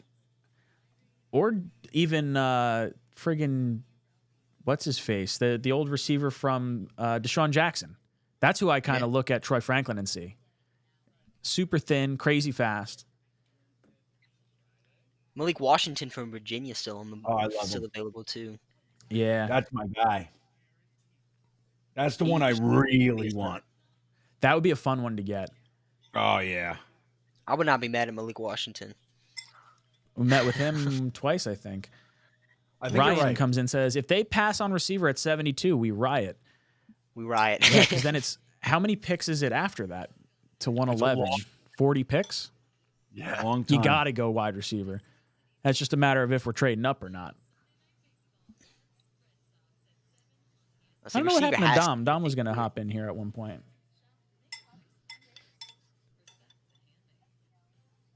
We'll get Dom in a little bit. We've got a run on guests. I know if we don't go receiver here, which would be terrible, but like if we don't, someone I like in the 4th is Aniyah Smith from A&M. I Who is wouldn't that? be mad if Aniyah Smith from A&M. I think we might have met with him or saw something that we met with him. I don't know if it was top 30, but had like a meeting at one of these Shrine Bowls or something like that. But he's another speedy receiver that I think could help out this team. He's like 22, something like that. But What do you think of quarterback? Like, when do you think we go quarterback, and who do you like? I want Michael Pratt so bad. I think he would just be a great quarterback to sit behind Rodgers. I think that would be an amazing pick. You know, him or Rattler, I'm okay with, but I definitely think 4th round would be the time we pick a quarterback. Because, you know, you had 3 4th-round picks. One of those picks, at least grab a quarterback. Do what you did with James Morgan back in 2020. I mean, we know how bad James Morgan turned out, but, you know, at least just go out and do it. You know, and especially with Rappaport saying we had, you know, done our insane research on the quarterback class. I feel like you got to take one. If you do it with one of your 3 4th-round picks. And Michael Pratt. I like Jordan Travis as well. And I think Joe Milton could be really good too, especially with him learning behind Rodgers, because Milton has that crazy arm. Yeah. He has like all the intangibles you want. It's just he doesn't exactly have it put together. So, you know, if he could sit behind Rodgers for like, you know, 2-3 years, I think he could end up turning into a solid quarterback. San Francisco's coming up making their pick. All right, so the Jets don't trade into the 2nd round. Might be staying pat. See what we Spice got. Adams is announcing the pick. Trading up for 2 3rd-round picks instead. Yeah, I mean, I wouldn't Yeah. hate that. 22 and whatever else. Be fun if we traded back. The NFC champion, San Francisco 49ers select Renardo Green, DB, Florida State. Another corner. Detroit, I love it. DB, you had the right position, Matt. There we go. Cornerback, Renardo Green. There was a trade. There was a Yeah, trade. look at that. Here we go. That's us. Is it That's us? us. Jets on the clock. Are we actually? We are. Yeah. It hasn't clicked through on my screen yet. Doesn't say it on our screen, but I see it all over the place. I see it on the bottom. Stop looking at. No one look at the chat. No one look at the chat. They're a bunch. No one look at the chat. Jude, only looking at us. Only looking at the screen. Whatever you're watching, we're gonna do the reaction at the same time. I turned it off. Well, I'll pull it up. Let's go get our receiver. So who do we think it is? Which receiver? I think it's going to be Troy Franklin or Malachi Corley. I think, but I want Malik Washington. That's what I want. Yeah, I feel like the top 30 visits with Corley and Troy Franklin, that would seem to imply one of those two. Yeah, I'm going to say Troy. Man, it looks so nice with the new logo. It looks so good. I love this. I love that logo, man. Oh. All right, everybody. It just got real in this piece. Ooh, I'm excited. I'm all juiced. We only slid up. We only slid up 7 spots. Not bad. What do we got to give for 7 spots? Probably maybe. I don't think it's 111. I think it's going to be one of the other fourths. Yeah, I'm afraid to open Twitter. I don't want the pick. Our spoiled. pick is in. No. Yeah, don't open Twitter. Yeah. Jets pick is in. How about this? We got 2 Jets on for the live reaction for the round 3 pick. Let's go. Oh, excited. Come on. I want Troy Franklin or Roman Wilson. I'll take either one of those two. I'll throw in Corley too. Any one of those 3, I'd be tickled pink with. Yeah. I think Corley, Washington, Franklin. I like Washington Wilson. too. I'm cool with any of those. Nice bunch of receivers. If we go anything but receiver, I'm going to be a little bit bent out of shape. Yeah. We're flipping the table. Cut the stream. Yeah. What the hell? Gonna cut the internet like the main event did to us. Yeah. I guess they're doing a tribute for the end of the second round or something. Must be. Braylon Edwards was supposed to do our pick. Is he coming out? I turned the TV off. I am. Yeah, no, I know. I don't know. They're showing. Is this the commissioner walking out now? Oh, this is Gangrene Nation. Yeah, he's shaking hands now. All right. Something. Come on, folks. Bean, you're gonna watch the stream draft, right? Not the one you're looking at up there. Why? We're not on the same page? I don't know. I just when the pick goes, I just don't want us to be off. Aren't we locked? I thought we were locked in. What do you want me to do? Watch the screen when it. Just pay attention to the draft right here. I swear, if we go to commercial break before this pick, we probably are. Yeah, they probably will. They'll go to a commercial break and then we'll. They go we'll to see so what many they do. commercial breaks too during this draft. It's like every 2 picks, there's been a commercial. It's crazy. Yeah. All right, come on. They're like teasing us with this. Jets pick is in. The selection is. Come on. Are they showing the room or anything? What are we seeing? No, they're doing an overhead shot with like a drone right now. Someone give me a play-by-play. They have like all the military branches on stage, but the pick is in so this screen is where zone. I'm at right now. Okay. All right, and so a lovely Showing the city. So I'll show it. Not helpful. Yeah, no, it's not really. I'm not blaming you. Don't I'm just look. saying, like, I would like to see the Jets green room right now, or whatever you call it. The war room. Oh no. I'm watching be NFL nice Network to and see- they just cut to like Rich Eisen and Daniel Jeremiah and them. Oh no. I kind of wonder what we gave up, but I'm afraid to check Twitter because the pick is going to be spoiled. Don't check Twitter. I'm not opening up anything. It seems like we're all synced up on the draft. So right as we see the commissioner start to come out, then look towards the computer screen. Right. They're starting to show the stage. They're coming out now. All right. Okay. Draft time, Green Bean. Come on. Green Bean. I'm watching. I'm with you guys. In Detroit, so it's glad to see my city doing so good. Also, shout out to University of Michigan. Go Blue. Now it's time to get on the board. Go Blue. You know what time it is. You know what time it is. Do we take the Michigan receiver with the Michigan guy claiming it? Come on. That'd be interesting. The 65th pick to the New York Jets. With the 65th pick in the 2024 draft, the New York Jets select Malachi Corley. Yeah. Wow! Let's go. Yeah! Let's go. I love it. Okay. Loving the Malachi Corley pick. Great pick. Oh, man. What a selection. This guy is electric. This dude's Talk about an upgrade to wide receiver 3. I love it. He's a tough son of a bitch, too. Oh, I love this pick. He used to play like running back in college, I think, and then he transfers over to receiver. This dude is. He's basically like a upgrade to Gibson. Oh, hell yeah. And he's just going to lower his shoulder. I can't wait to see what the trade compensation was. I don't think we've seen it yet. Let me see if I can. Yeah, see if you can do some Twittering. Let me see. Man, he is just so quick. Dude, that's a great pick, guys. That was a good pick. Good pick. Be a lot of fun.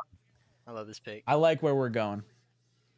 There were also people saying that he's kind of Brock Bowers light as far as what he can give you with the yards after catch, breaking tackles. There's our war room. Look at everybody high-fiving. Yeah, you know that. Yeah, look at that. They're happy. Get the ball in his hands and let good things happen. So according to Rick you can get him the ball in so many different ways. You got it, Jude? So we gave up 72 and 157. All right. For 65. That's fine. That's So, a fifth. Not bad. Yeah, fine. Yeah, so we still have all our fourths. Hell yeah. We got 3/4, everybody. And I'm wondering, and I'm waiting to see if the press conference starts. Like, I'm waiting on that YouTube notification that the Jets press conference starts. Because if it starts, then we're done tonight. But if not, we might be trading back in. So yeah, that's just it. You could see him hop back up. Woo-hoo! I love it. That is a great pick, everybody. We should be happy about that one. Cardinals pick is in right now. Leonard Davis making the pick. And then we'll go over to some super chats. It ain't Malachi Corley. Trade back up and get Roman Wilson, too. Do it. Dude, yeah. Could you imagine a wombo combo? Trey Benson. There he goes. Those two receivers. Oh, there's Benson. He's out the board. Dude, the Jets traded up for Malachi Corley. They loved him.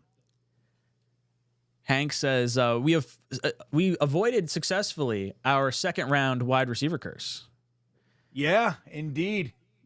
Jet Engine says that soldier is pudgy and he looks like he slept in that uniform. No blue cord. I saw someone was calling him Deebo Samuel 2.0.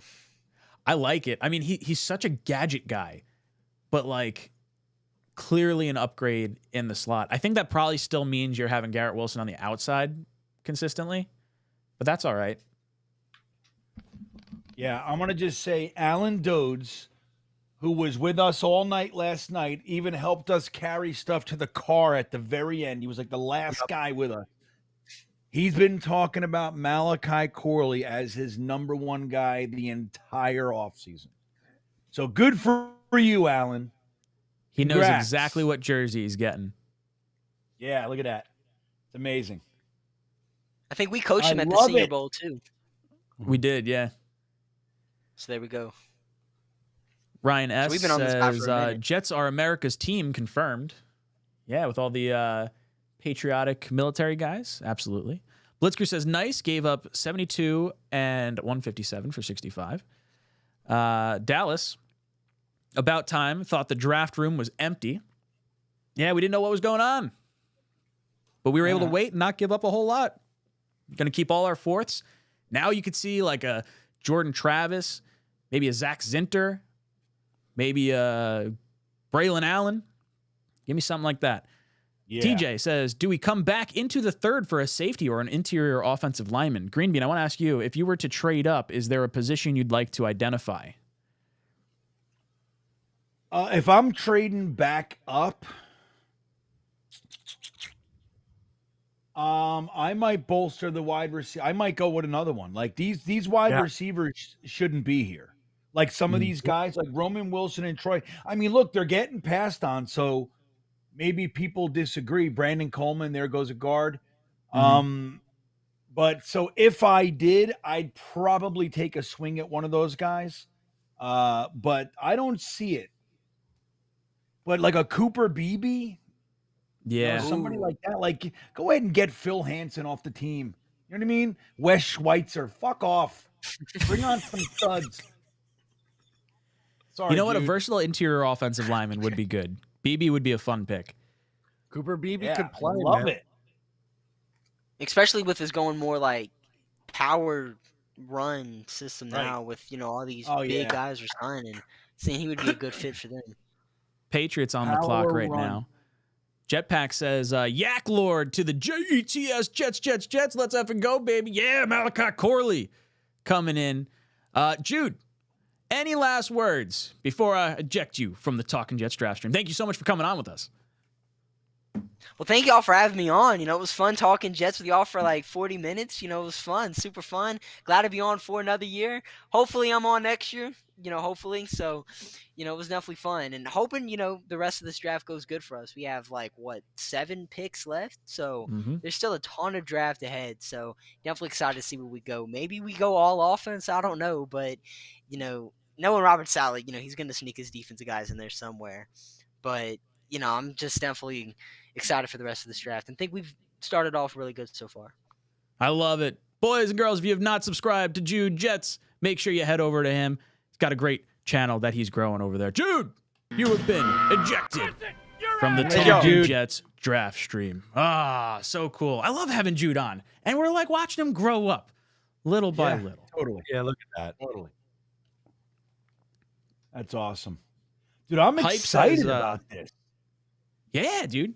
Hype says, great pick. I love it. Hate that we didn't get Bishop, but I still have Braylon Allen as a draft crush. Does that mean we don't get Washington? I think it probably means we don't get Washington. I think that's realistic at this point.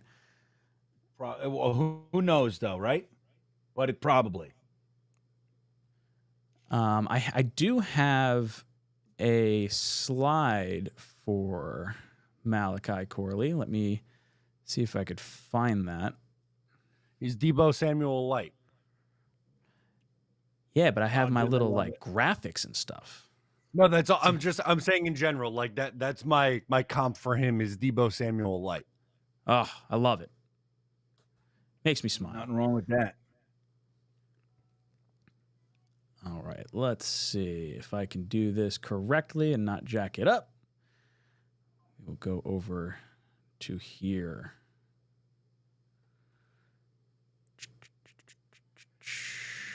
And I jacked it up a little bit, but that's all right. All right. Bam. Malachi Corley. 5'11", 210, 86% of the time in the slot, 14% out wide, had nearly 1,000 yards, 11 touchdowns, had 11 touchdowns in each of the last 2 seasons, led the nation in yak yards in 2022. They say he needs a little bit of development in his route running. I'm excited to get Dom C in here at some point. I want to hear his breakdown on what he thinks about the first 2 picks in general, too. Very, very excited. Yeah, he's going to work on his route tree. It's no problem. He's a converted running back into receiver. That's part of what you're getting.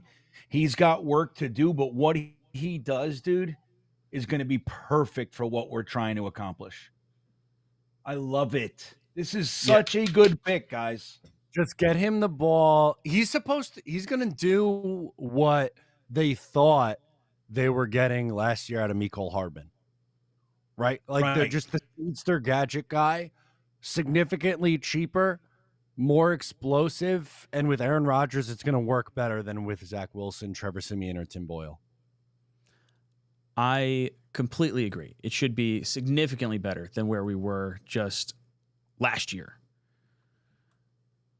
Yeah. Sorry, I'm switching some stuff around so that way we can go in the rotation of posting the clip. Fashanu. And let's see, I got to figure out how to get comments on the screen because I definitely didn't set this up correctly. That's all right. Did I see that Aaron Rodgers tweeted something? Is that true? Did he? Anybody know? I would think so. I mean, I would think he had some comments on Fashanu yesterday, so I guess it would make sense. Let's see. He did. He tweeted the eyeball emoji. Ooh. Dude, look at Corley running dudes over. This is friggin' awesome. Oh, Ali sent this to me. I'm going to pass this along in the private chat. Malachi Corley was live when he was drafted by the Jets. No way. Yeah, I'm going to send you the link to the Twitter in the private chat. All right, cool. That looks awesome. Let me see if I can figure out how to do this without screwing it up. So I'm going to keep this on the screen for just a little bit. Shout out Ali. I know he's watching with us. Ali's a good dude. Helping us out here. Let's see if I can figure this out.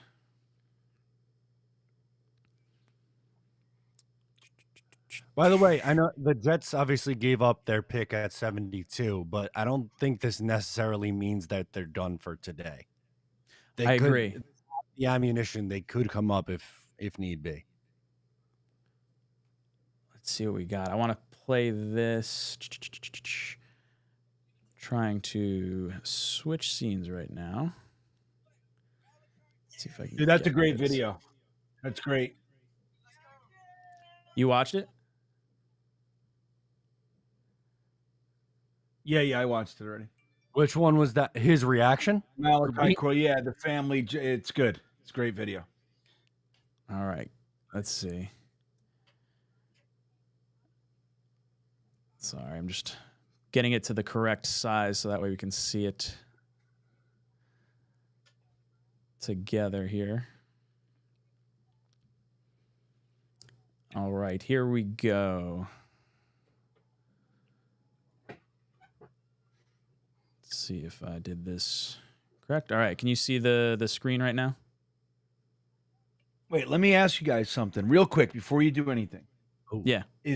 Was that the pick? So we had pick 256. We traded Zach Wilson, got 203, traded 203 to And get got up to 156. And now we used it on Malachi Corley. So that we traded Zach Wilson for Malachi Corley, everybody.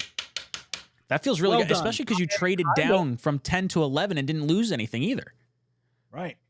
We just got a free Malachi Corley. I love it. For a guy we would have cut anyway. All right, here, let's listen to this 42-second clip.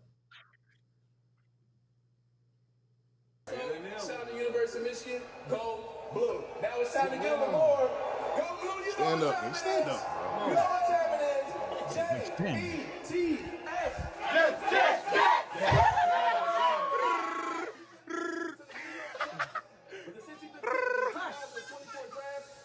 Oh, you know what? Select Malachi. I don't know if the chat can see this. I have to hit publish, I think. Well, I'm seeing it. I'm seeing it go through. I'm seeing it on YouTube. Yeah, all right. it's happening. All right. I shouldn't have stopped it. Look at that. Oh, that's awesome, man.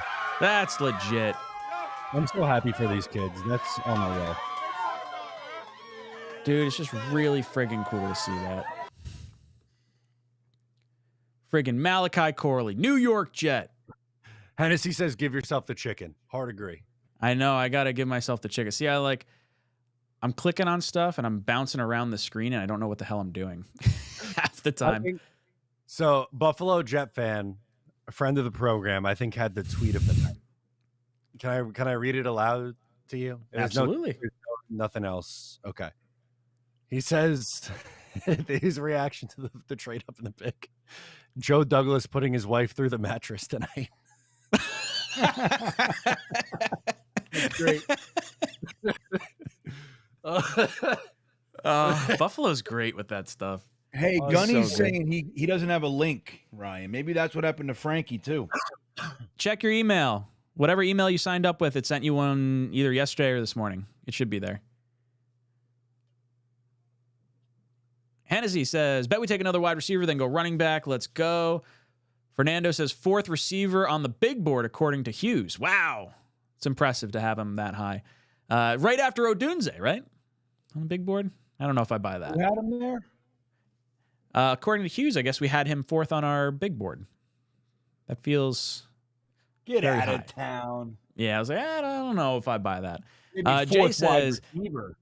is this most anticipated Jets season ever? Last year was. And then it went sideways.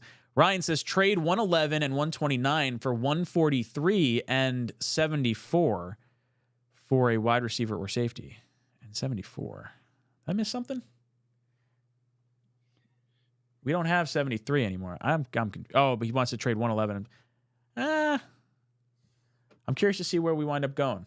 Do we move up? Do you think we see another Jet pick tonight? Or you think we're sticking with the 3-4s next? Like, what? I don't see the point in taking 3 swings in the 4th round. If there's still good receivers here, I'm trying to move up. it would be cool to add a Troy Franklin in addition to like Malachi Corley. Just fucking reload the whole room. Jay says, you think Rodgers plays preseason, bubble wrap him. Nah, he's not going to play. He might do the like one drive, the final preseason game against the Giants or something like that to get chippy, but that's about it. Joe says, wow, great pick for the 3rd round. Rodgers will love this guy. He has strength and balls and very good hands. JD knocking it out of the park again. Love it. Green Bean, can you send Gunny the link by chance? Yeah. If he can't get in. Jason Edwards comes in with a super chat. Thank you so much. Says, JD has done a great job so far regarding our draft. We addressed offensive line and wide receiver without losing significant capital. Corley will cook in this offense. Olu will keep Aaron off his you-know-what. Jason, we're doing everything the right way. I love it.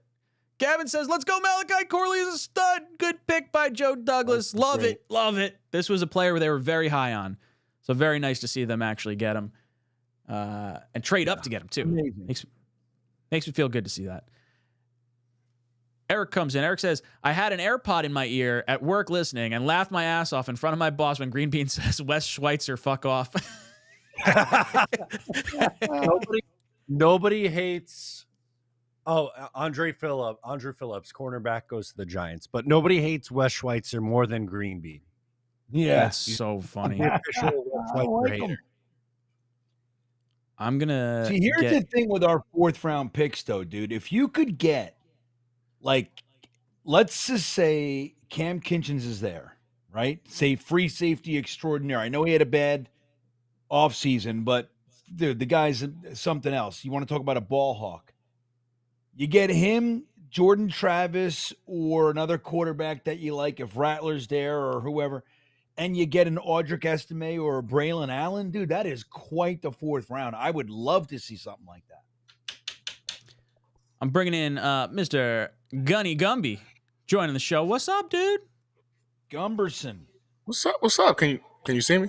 Oh, we got you. Am I on? I there tucked I am. him away up in the top of the screen here. So I'm trying to like. I know you guys are excited about freaking Malachi Corley. Oh, dude, y'all got to be excited about it. It feels so good. This guy is a yak freaking monster.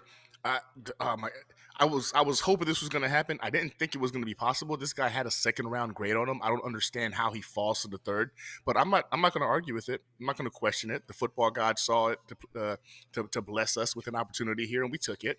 If you wanted a weapon in the 1st round and we didn't get one of those top 3, I really have a hard time trying to tell you could have done any better than potentially getting this guy, especially since he's going to be able to come in day one and be a compliment to Mike Williams and to freaking Garrett Wilson.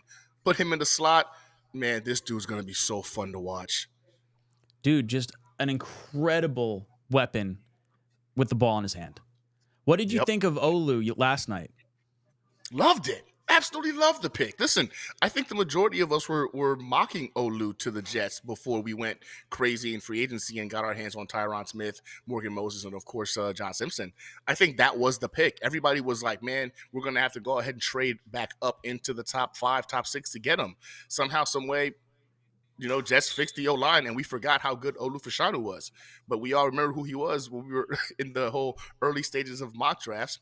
I loved Olu Fashanu, and the moment we lost out on Odunze, I figured it had to be him, although I won't lie, I had a moment of fear that I thought the Bowers boys were going to get what they wanted, and we were going to go Brock Bowers. I panicked. I did panic, I won't lie. But hey, listen, Joe D made the right choice. Again, I kept telling people it wasn't the sexiest choice, but it was the smartest choice. Olu Fashanu is an asset. And what makes this even better, he gets to sit behind Tyron Smith and learn how to play this game at an elite level.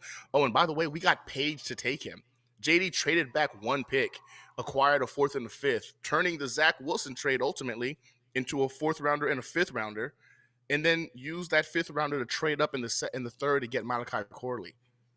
Think about that. Think about that. Zach Wilson got us Malachi Corley and Olu Fashanu. Feel pretty good about that, I would say. Right? I am not upset with how this has gone. So it's being said in the chat that the Jets just had a presser, Saleh and Douglas. Really? So that means their day's over. That would mean their day's done, yeah. That's all right. Or they're pulling a fast one.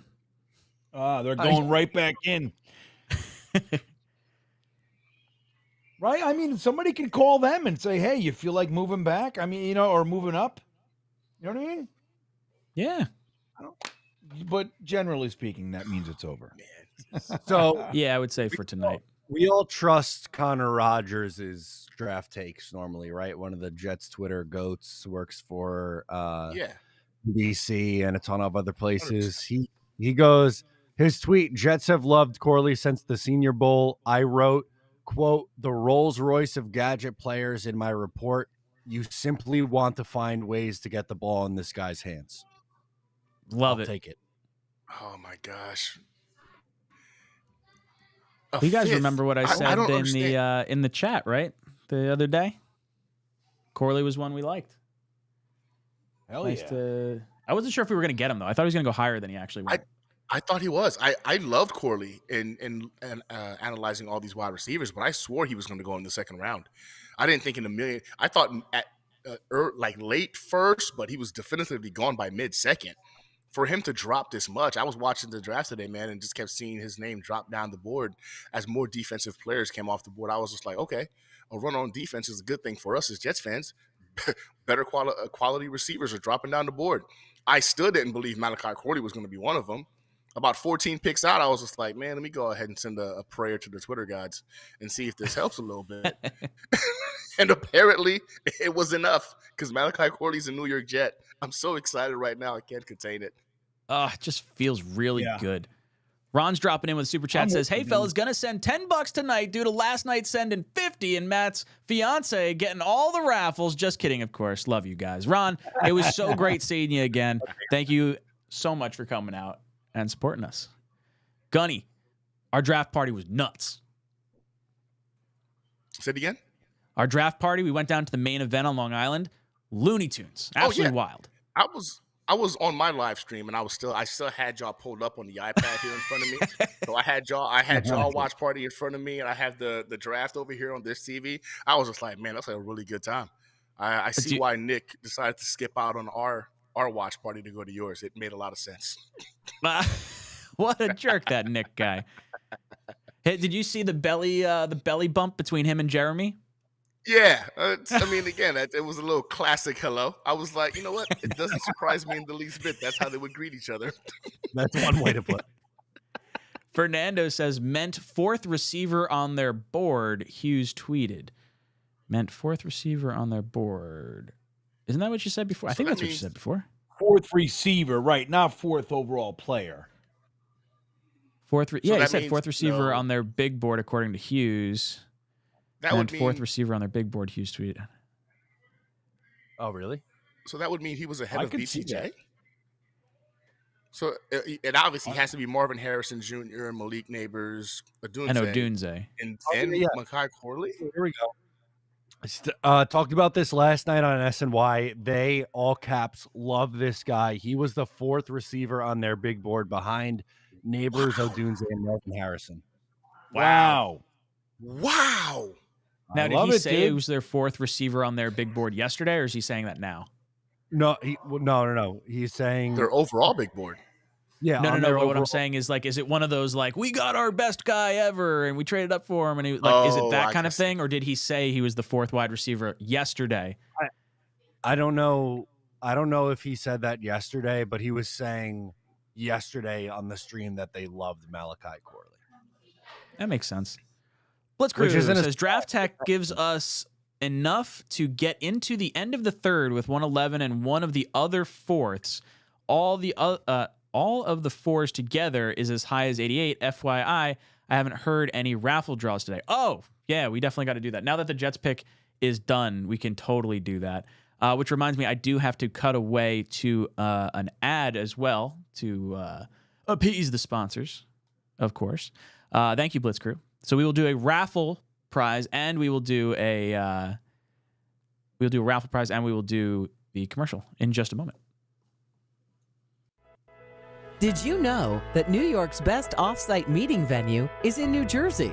Welcome to Crystal Springs Resort, the Northeast's largest golf spa and culinary resort, set amongst the picturesque 𝐀𝐮𝐬𝐫𝐚 Mountains in Hamburg, New Jersey. Located just 1 hour from New York City, with over 100,000 square feet of unique and flexible indoor and outdoor meeting and banquet space, Crystal Springs is ideal for hosting off-site meetings, conferences, team building functions, and executive retreats, all with a picture-perfect backdrop.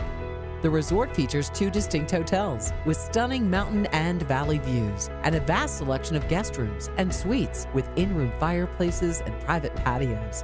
Guests have access to a wide array of amenities, including 2 day spas, 3 clubhouses, 3 pool complexes, 10 restaurants, and North America's most spectacular wine cellar.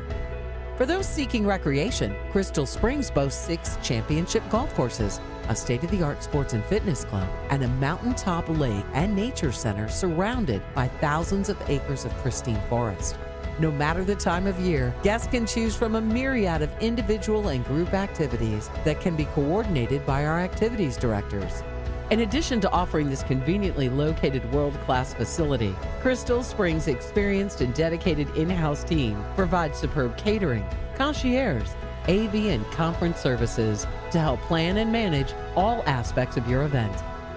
Whether you're planning an annual meeting or just looking for a quick retreat to recharge your team, Crystal Springs Resort will make your next event a success. Call today to schedule a tour or to find out more about New York City's closest 4-season resort.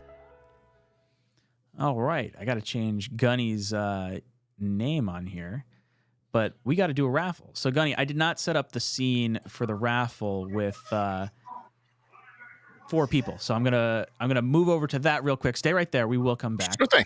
Yeah. Let me see. I want to update your thing before I come back to it.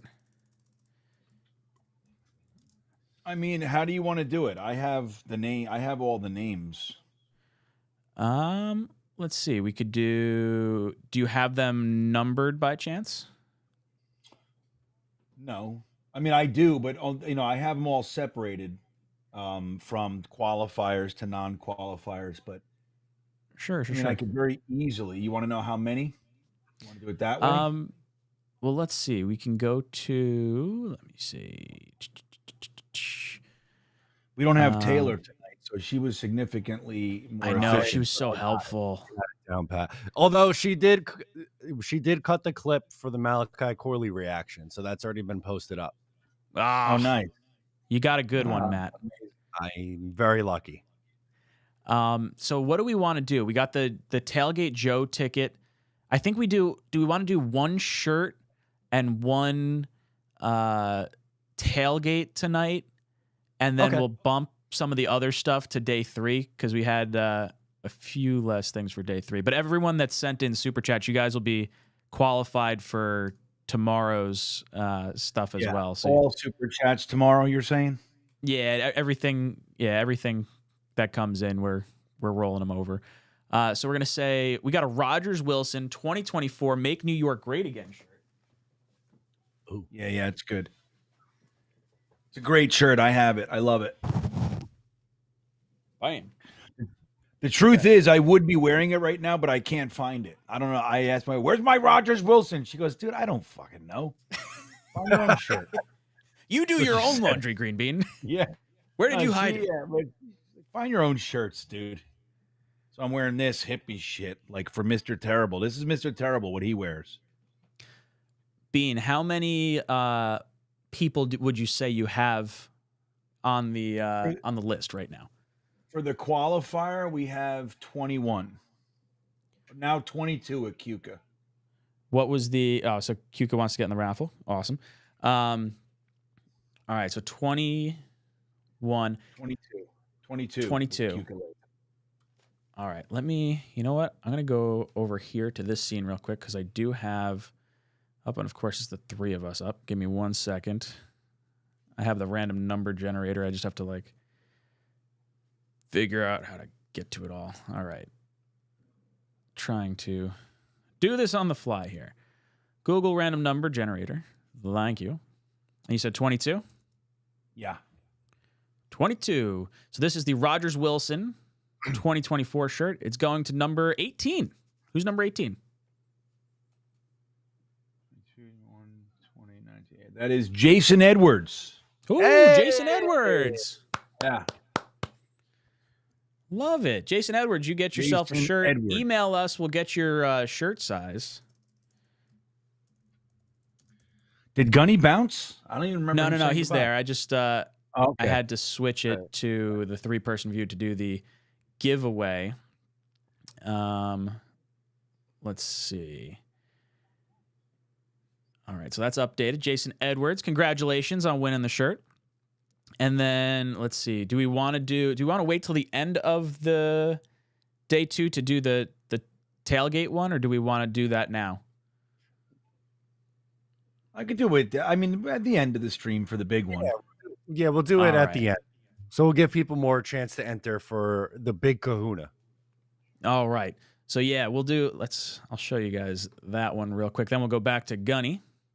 So we've got it's a pair of tickets to Tailgate Joe's tailgate for the season. So if you're a season ticket holder and you want to get one of these, this is like legit. You don't even have to go to other tailgates. You would just have your tailgate taken care of, you and someone else, courtesy of Tailgate Joe.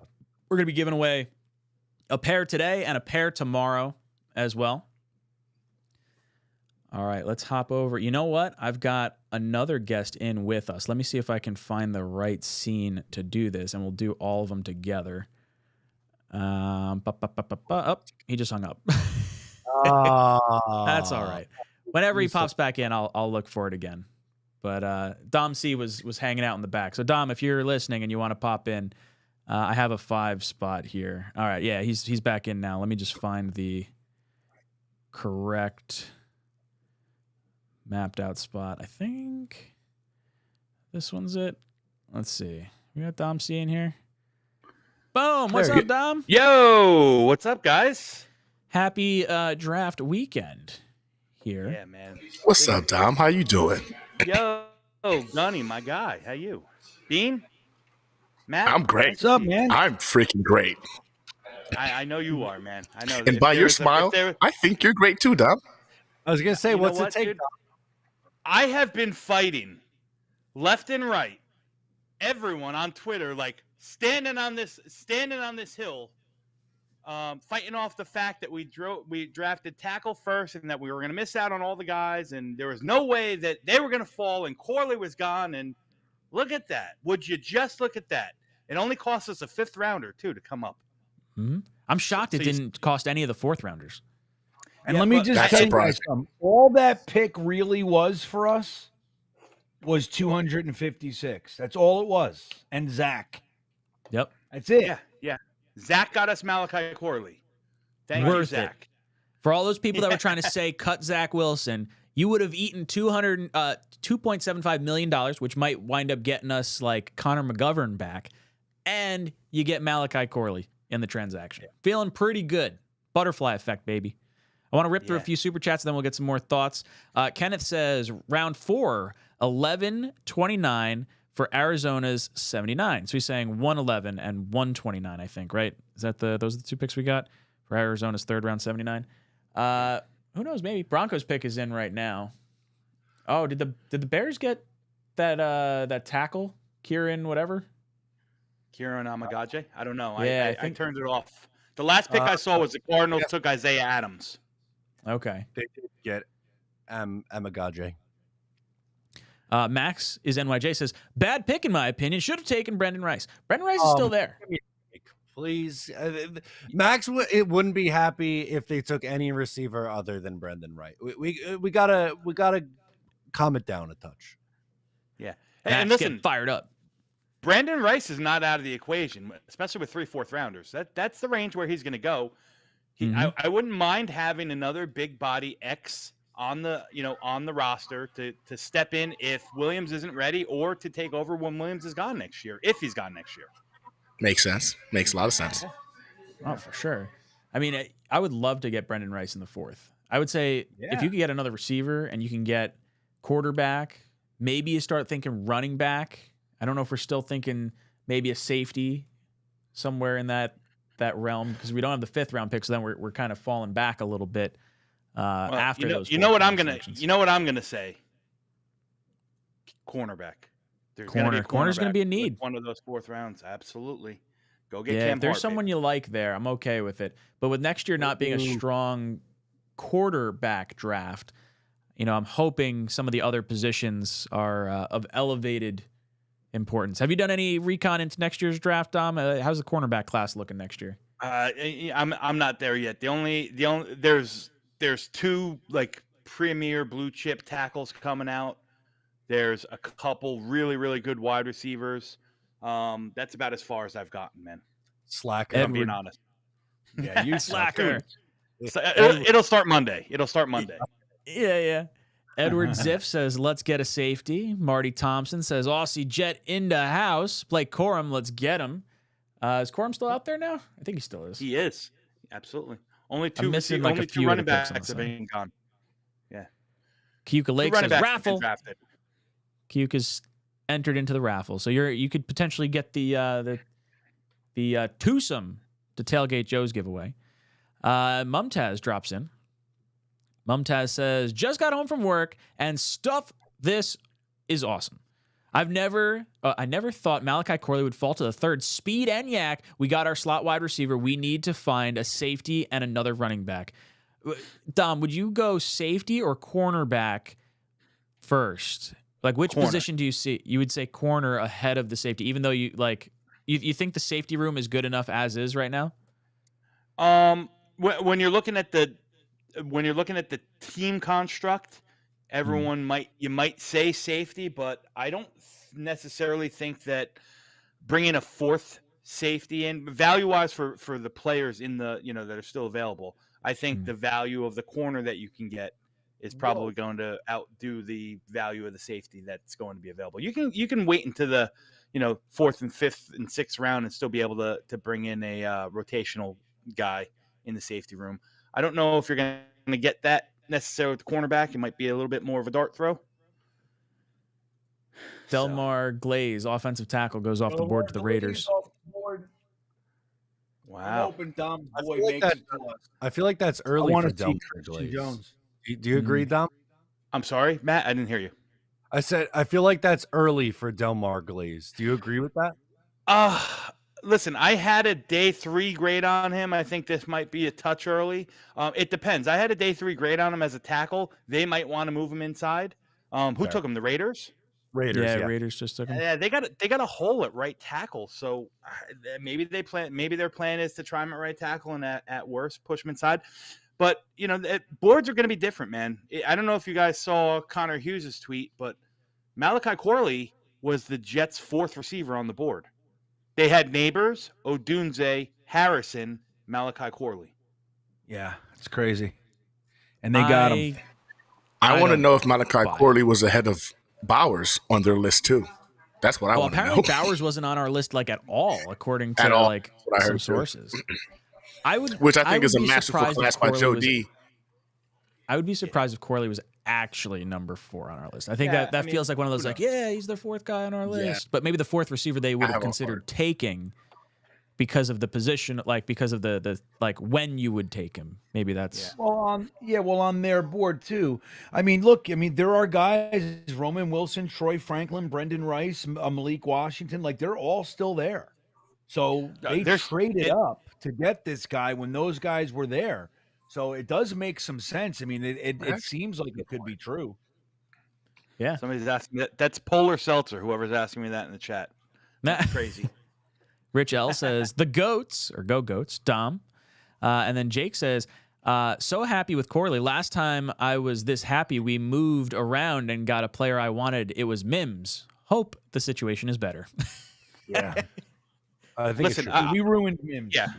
I'll tell you this about Corley. I'll give you my honest assessment. Obviously, there's a lot to like. He's a converted running back, and he plays the position like a running back. He's a little bit smaller of a guy. Like to me, a lot of people say Steve Smith, Steve Smith. I see Anquan Bolden. I see a physical receiver like Anquan Bolden. I see a guy like Quincy Enunwa in him. I know Debo's kind of like a chalky thing because they were both running backs converted wide receivers. I think Debo's a little bit bigger, but Corley can do a lot of things that we ultimately would have utilized like the Brock Bowers for. If your concept is Aaron Rodgers, get the ball out of your hands, get it into somebody's hands, and let him do the rest, like Corley fits that bill as well. 4.45 speed. His college tape was littered with him making plays. Granted, it's at Western Kentucky. And the downside, if there's any, there's a couple. He is a slot only guy, I think. He showed down at the Senior Bowl in Mobile that he could get off of man press coverage, but I think his best work is going to be done in the slot. So does that mean Garrett stays outside? Some people are going to like that. Some people are not going to like that. Secondly, he was never asked to run a full route tree. Right. Every touch was manufactured for him. It came in bubble screens and one-step hitches and little outs, out and ups out of the backfield. They lined him up in the backfield. They lined him up at the wing. They lined him up in the slot. They lined him up out wide.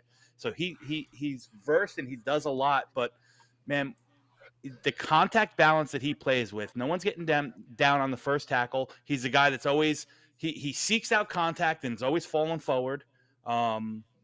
There's just a lot to like in that. Hang on one second.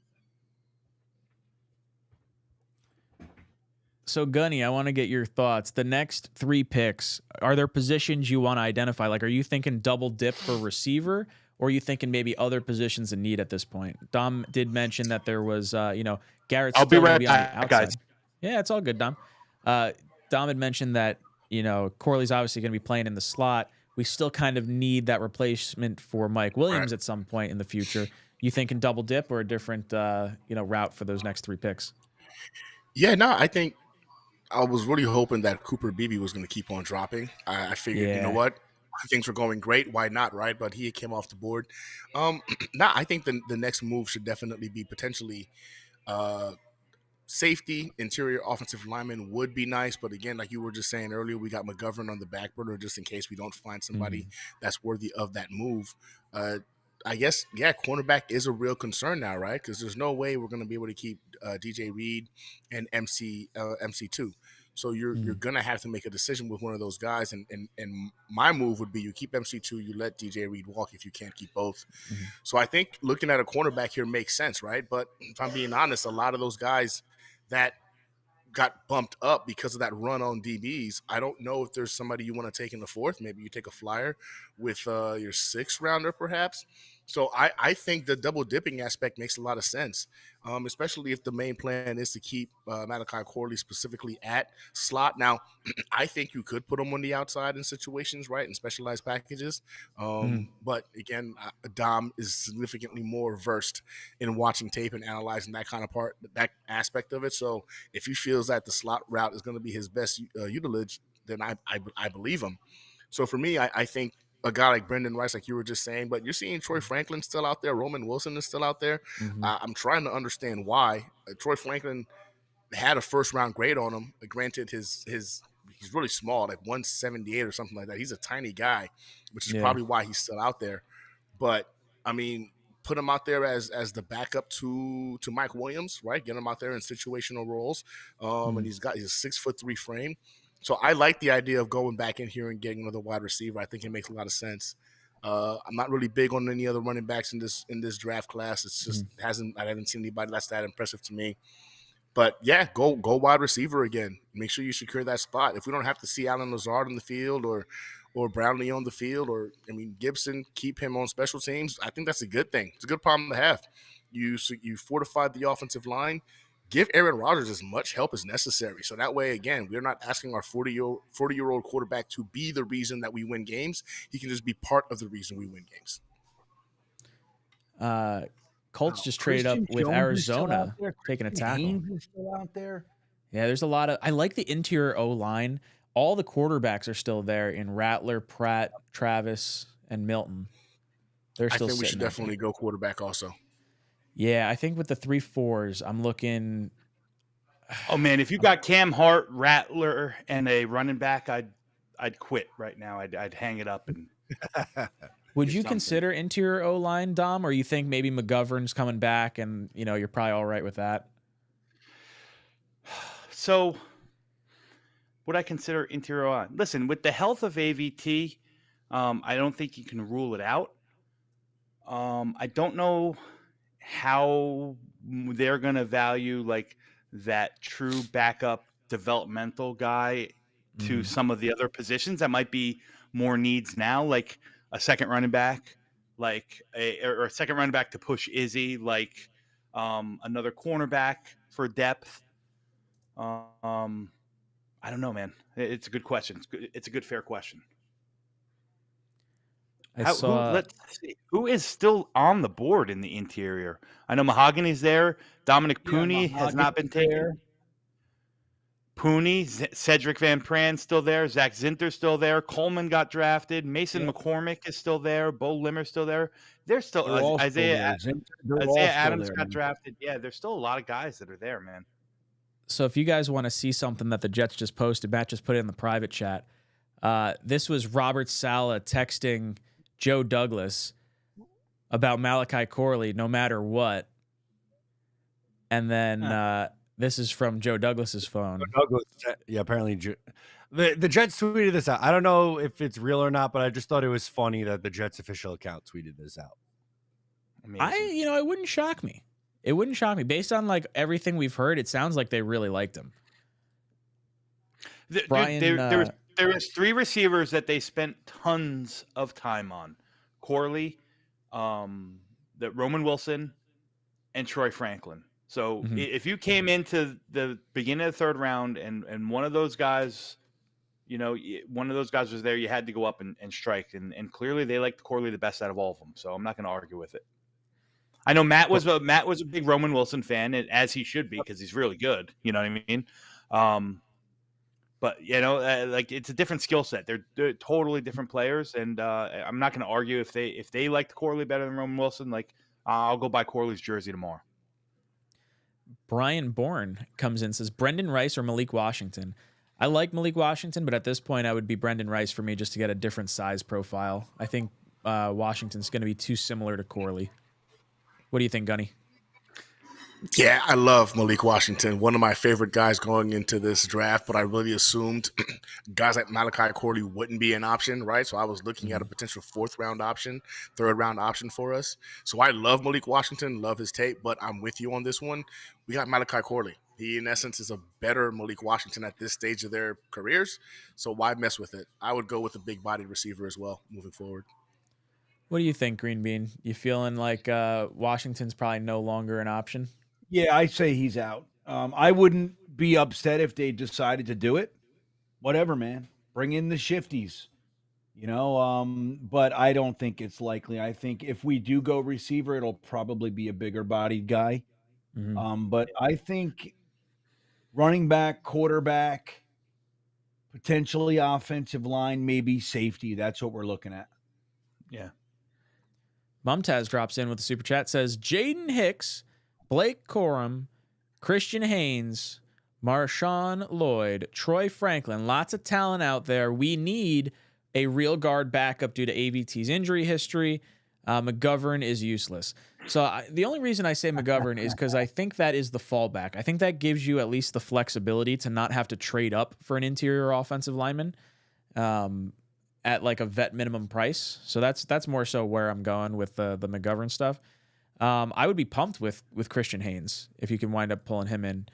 I still would love to see Braylon Allen but won't be upset with if Blake Corum winds up being the pick. And obviously Troy Franklin's still sitting out there. Is Franklin enough of a different receiver compared to what we have, or do you want someone that might be deemed a little bit more of like a red zone potential target? I guess I'll throw this to Matt, then I'll go to Dom. Oh, man, Troy Franklin can still stretch the field though, and that'd be a lot of fun. They love speed. Well, Green Bean, what's the line? Give me the line.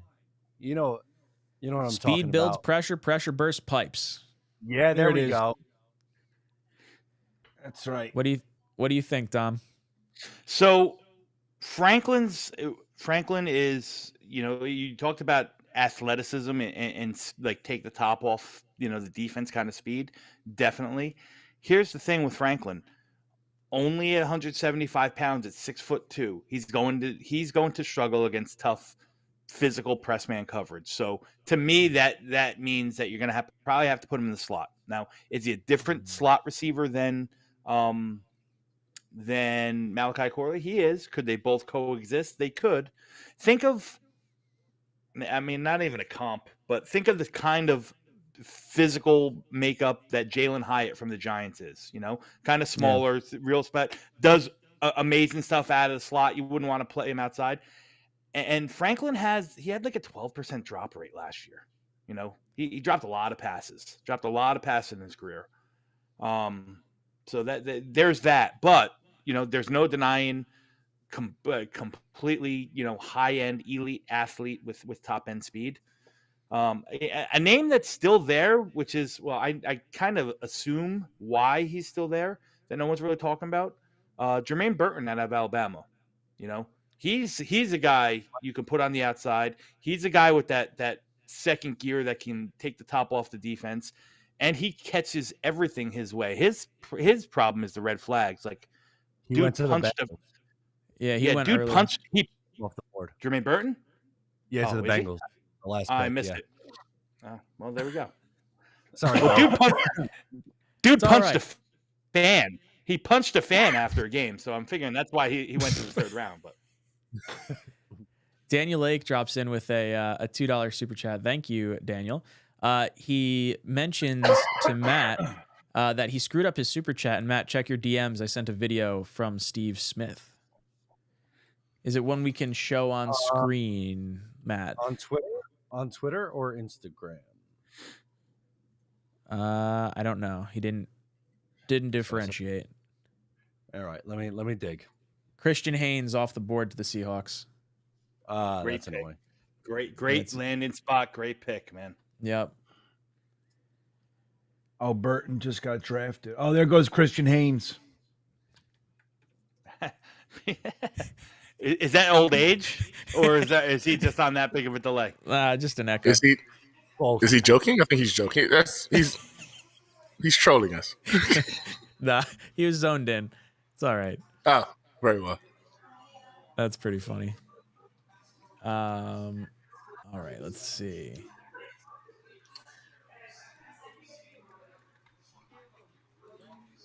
So I gotta see. Is there a way to like start an Instagram video over, or do I have to like time it to stop?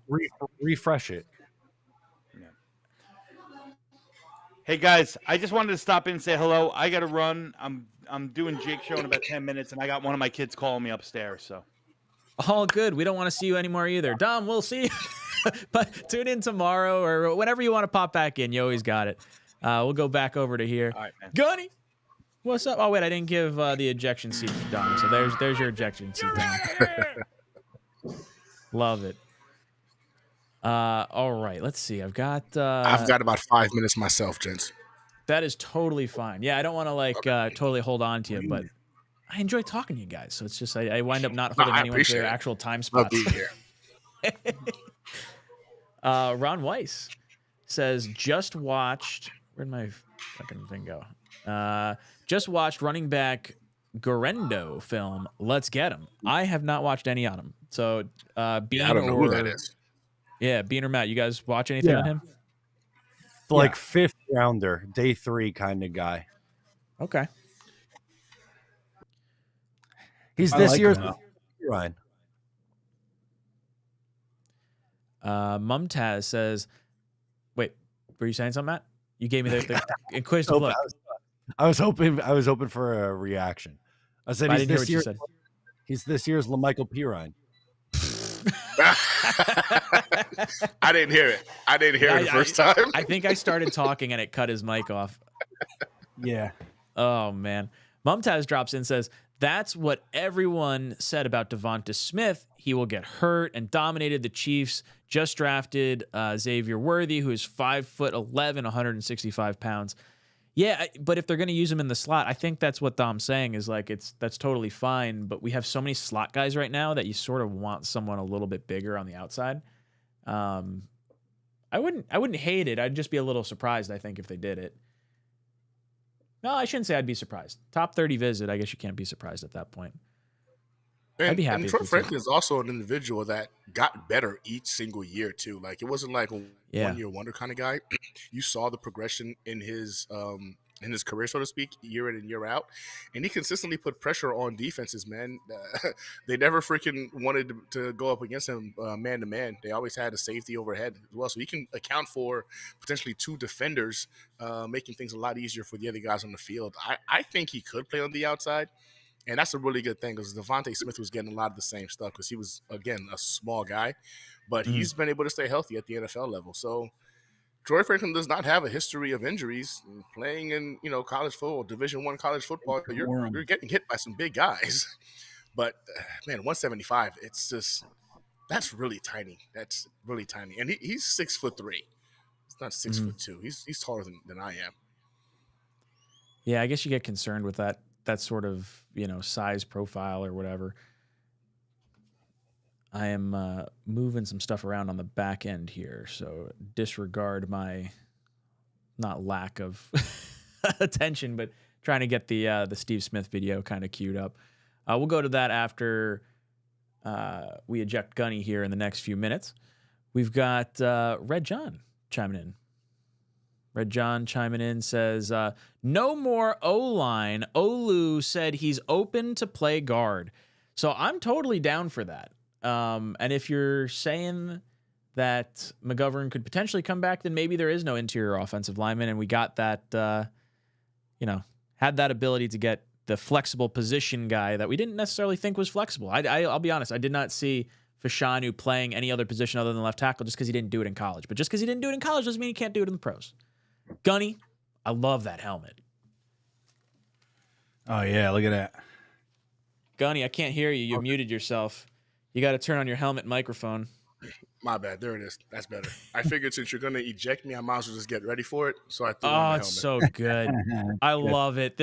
I've never had anyone prep for an ejection. Gunny, tell everyone where they can find you. Thank you so much for hanging out with us and talking some football. What you got going on? Thanks for having me, gents. It's always a blast chopping it up with y'all. Y'all can find me on New York Jets Situation Report. I'm on YouTube, Facebook, Instagram, Twitter, and even on TikTok. And as of recently, now I'm on Twitch. I have my own live stream on Tuesdays. It's called Hanger Hangout. We hang out at 8 p.m. Central, 9 p.m. Eastern.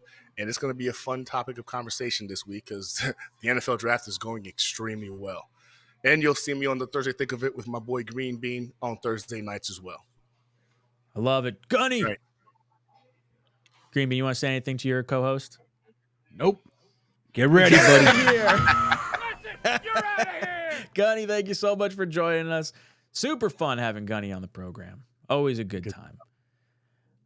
Let's rip through a few super chats here real quick, and then we'll pull up the video of Steve Smith talking about Malachi Corley. Darrell24 says, Jets messed up by not getting Blake Corum. Look, I don't think they necessarily messed up. There's still a lot of people out there that you can be excited about. There's still vets, too. T. Rivera says, Garendo ran a 4.33. Just saying, Dom likes him a lot. Very cool.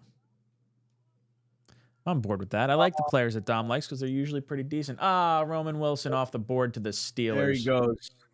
To the Steelers, They've had a nice draft. A very nice draft. They've done great. They've got two good. Where they go double dip O-line? Yeah, they went Troy Fatanu, and then they went the West Virginia. Oh, no, West Virginia guy. That's what it was. Zach Frazier, and then Zach Frazier. they went Roman Wilson. That's 3 solid picks. Yeah. That's what they do. They just sit where they are and they get studs. The Ravens do the same thing. They just calmly sit right where they need to be and they grab these great guys. It's amazing. I have the Steve Smith thing. Let's see if I can do this correctly. All right. You guys can see the screen? Yes, sir. Oh, damn it. From Western Kentucky, Malachi Corley is my steal of the draft. Just right now. He got that dog in him too. He sure does. He's gonna get clumped into he didn't play any good competition. He did, but the competition he did play on, he was doing this the whole game. Little guy, little guy, little guy. Yeah. He is the dude that he is the steal of the draft thus far that I've seen already. That makes me feel good. When you start seeing other players that played, maybe similar styles or similar, at least at the same position, and you hear guys really like backing a dude and then you select him, I feel like that just makes you feel so good. Steve Smith hyping up Malachi Corley.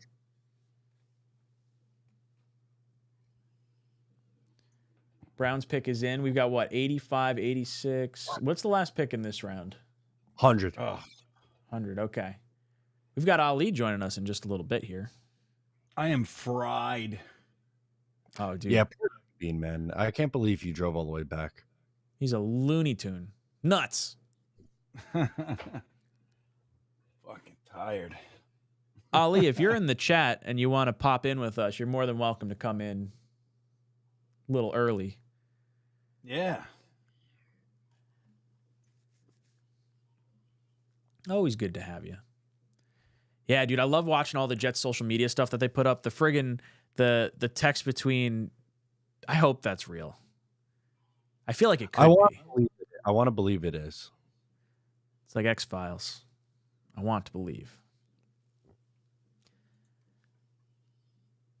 Now, based on like the receivers that were falling, I mean, that's one guy you would expect might be within striking distance. Frankie from Flatbush says the texts are real. Frankie, you missed your spot today. You got to join us tomorrow.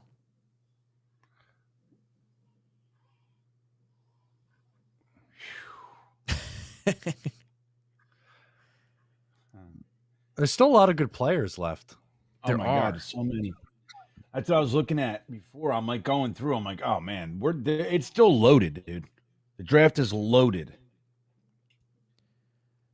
Dude, the Jets are just in a really nice spot right now. Feeling really, really happy with where we're at. 4 picks in the fourth, or 3 picks in the 4th round. TJ Tampa on Mel's big board, cornerback. That was another player he had in the 1st round in one of his mocks. Yeah, I mean, that's someone that I thought would be gone in the 2nd round. But even beyond that, like Jaden Hicks, Jalen McMillan, Troy Franklin, Brendan Rice. There's names. Knoble out of college. Lots of potential here. Troy Franklin, dude. I can't even believe it. He was a borderline 1st round pick. Yeah. This is like Jalen Hyatt last year. Yeah. That's what it felt like. I'm curious to see how Hyatt plays this season. Giants are in an odd spot. They're kind of like stuck going, not all in, but, rolling with Daniel Jones for this year. And then you kind of see where they go after that. Next year's quarterback draft isn't necessarily great, and Daboll hasn't selected his quarterback yet. He's only ever rolled with Jones. I could see Dak ending up in New York. Browns pick is in. Zinter. There's Zinter. Man. There he goes. Brown's getting some good offensive linemen there. 3rd round pick after that injury. Pretty solid.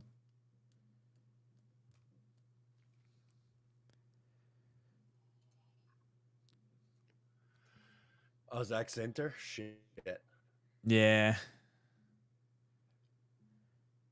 I liked him. I mean, obviously injuries has played a factor in his fall, but if you don't necessarily need him to come in and play immediately, I think he's someone who could start for you in year 2.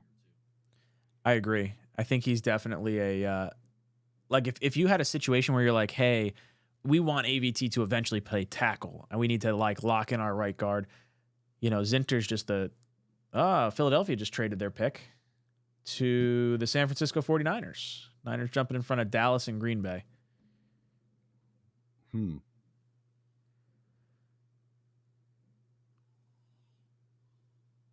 Mumtaz drops in. Mumtaz says, will you post your guys' Jets trade up and Malachi Corley draft reaction video, please? I missed it. I was at work and stuff. Yeah, did you post it to? It's on Twitter. It's on social. Our reaction to the pick is on social. Oh, nice. So yeah, Mumtaz. You want to play it here? Can we play it here? Yeah, we should be able to do that. Let's. Here, I'll send let me you. see. I got to queue it up. I got to figure out where it is first. Is it on our? It's on our Twitter. I just sent the link. Good man. Good man. We even had Jude Jets in here to react. We did. It was great. He was like 7 years old the first time he came on one of our streams. Yeah, dude, he was so young. He's grown up so much in the last like 4 years. All right, let's see if I can. Yeah, he was a little kid. Now he's 16 years old, man. It's a whole different thing.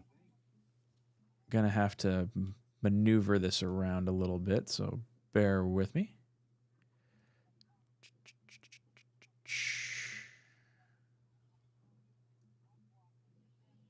Boom.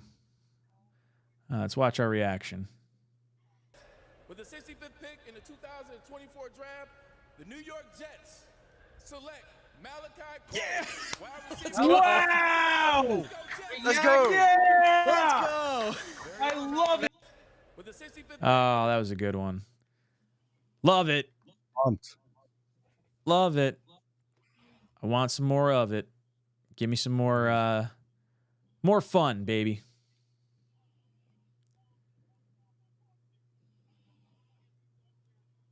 Frankie from Flatbush says, Nick Faria tweeted, I think it's not being overreactionary to say the Jets have had an A draft, excellent use of assets to improve major areas of need with impactful players.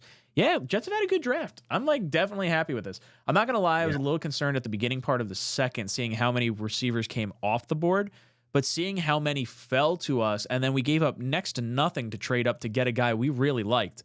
So if you told me we'd come away with Olu Fashanu and Malachi Corley as like the two players that we got in our top picks, I'd be happy with that. That's a solid haul.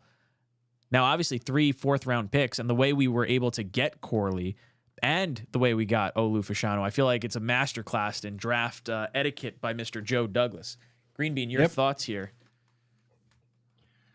That's exactly how I see it, man. I mean, he's maximizing value. We got essentially risk-free free picks last night. So we moved up from the 6th to the 5th round last night and gained a 4th to do nothing, just to switch spots so somebody else could stop, you know, whatever they thought was going on. It wasn't going to be our guy. So we just slid back a spot, gained all that. And then today we just used that to get up and make sure we got our guy in Malachi Corley. If he's our 4th overall wide receiver in the draft, it's crazy beneficial for, you know, like not beneficial, but it's just a coup for them. But look, we all had Malachi Corley as one of the guys we were talking about. When this day started, when we sat down and we started the live stream, we were talking about Malik Washington. Malachi Corley, Roman Wilson, those types of guys. And we got one of them. And all he did was use the pick that he got last night for free, that slide up, to do it. And again, that came from Zach Wilson. That pick started as pick 256, everybody. That was the second to last pick in the draft. We just used it to make sure we got the guy that we wanted, the Yak King. And it's a skill position that, it's a skill set that we didn't really have, that running back-esque wide receiver that's going to lower his shoulder and run through people. And we didn't have that. And now we do. And it adds so much to the offense. I'm just so excited. And obviously getting Fashanu was killer. But again, what makes it really sweet is the fact that we just slid back a little bit and gained all the capital. And we didn't even see tomorrow we get to use one of those, the other pick, the 4th round pick that we got. We now have 3 of them. We're going to do some damage in the 4th round with 3 picks, man. I think it's wonderful. I think Joe Douglas is crushing it. Yeah, Matt, what are you thinking how we're looking for this next 3 picks that we got in the 4th round? I think one of them is going to be a quarterback. I'm hoping Michael Pratt. That's my guy. Could be Jordan Travis as well. But again, I don't think the Jets are going to just stick here and pick. I think they're going to look to move around, and there's still some quality guys. So they pick at 111, and then it's a long wait to 129 and 134. So maybe they package 129 and 134 and try to move up the board tomorrow to get something else. But they could still use a little bit of depth on the interior defensive line, maybe safety or RB2 or other positions to watch. Yeah, there's so many different ways we could go. Like, how much depth do you want? Because this will wind up being, the Jets still have 7 picks, I believe, right? Or, well, no, they got 6 now. 6. Well, they traded one. No, 5. Too, right? I'll tell you. But we came into today with 7. Right, and we only drafted 1. We have 5 picks left. Yeah. 5 picks. Oh, duh, yeah, because we traded 1 and made a selection. I'm an idiot. Ryan drops in. Ryan says, running back, quarterback, safety will be addressed in the 4th. Yeah, those would be the positions I would like to see them target. Kitchens is there. You've got Brendan Rice, Troy Franklin. Here, let me do a refresh. Braylon Allen hanging out there. Joey Jet says, Bean beat me to it. Zach essentially traded for Corley. Great moves by Joe Douglas. Let's effing go. JETS. Jets, Jets, Jets. The best part of it. I love it. Yeah, being able to say we got our sweeter. Yeah, being able to say we got a 4-year stud receiver for Zach Wilson makes burning that number 2 overall pick just a little bit easier to swallow. Yeah, I mean, it stinks that it didn't work out, but I think they've done a lot better on the Zach Wilson trade away than we all thought they would. Ali, welcome to the show, brother. Nice to have you on. How are you? I'm getting a little bit of feedback. So mute your iPad. There you go. There we go. Good. Perfect. How you guys doing? Jets, not too shabby. We got Olu Fashanu in a trade down yesterday. We get Malachi Corley in a trade up today. So I want to hear from you. What are your thoughts on the 2 prospects that we got? Yeah, I mean, I loved it. Obviously, I was Romeo Dunze for a while, since maybe November, before even the draft talk started. But, I think that was the best decision to do it, especially trading down only 1 spot and then gaining draft capital. I think that was huge, especially if they want to trade tomorrow. Looks like they're done for today. So obviously you need to get offensive line. That's the most important thing on a football team to work with. And your 40-year-old quarterback is coming from an Achilles injury. And he only played 4 plays last year. So you might want to get some more depth there. And that's what they did. Tyron Smith, he can go down at any moment. And probably half the offensive line that we have. So getting offensive line is key and very important for this team. So they assess that, like Joe Douglas. He got a lot of hate for that. I was never on the Brock Bowers train. I did not want a tight end ever in the first round, and thankfully they did not do that. And then we went out. I think Joe Douglas stayed pretty patient on how the board dropped, and then he struck a great trade to get Corley. Corley reminds me of Quincy Enunwa. I know everyone's saying Debo, but he reminds me of another Quincy, man. I love Quincy Enunwa. We all love him. I wish he had a longer career with us, but obviously he still works with the Jets in some capacity. So, I love the 2 picks. I really do. I think the Jets have something in mind of how they want to shape this offense and what Aaron Rodgers and what they're expecting next year.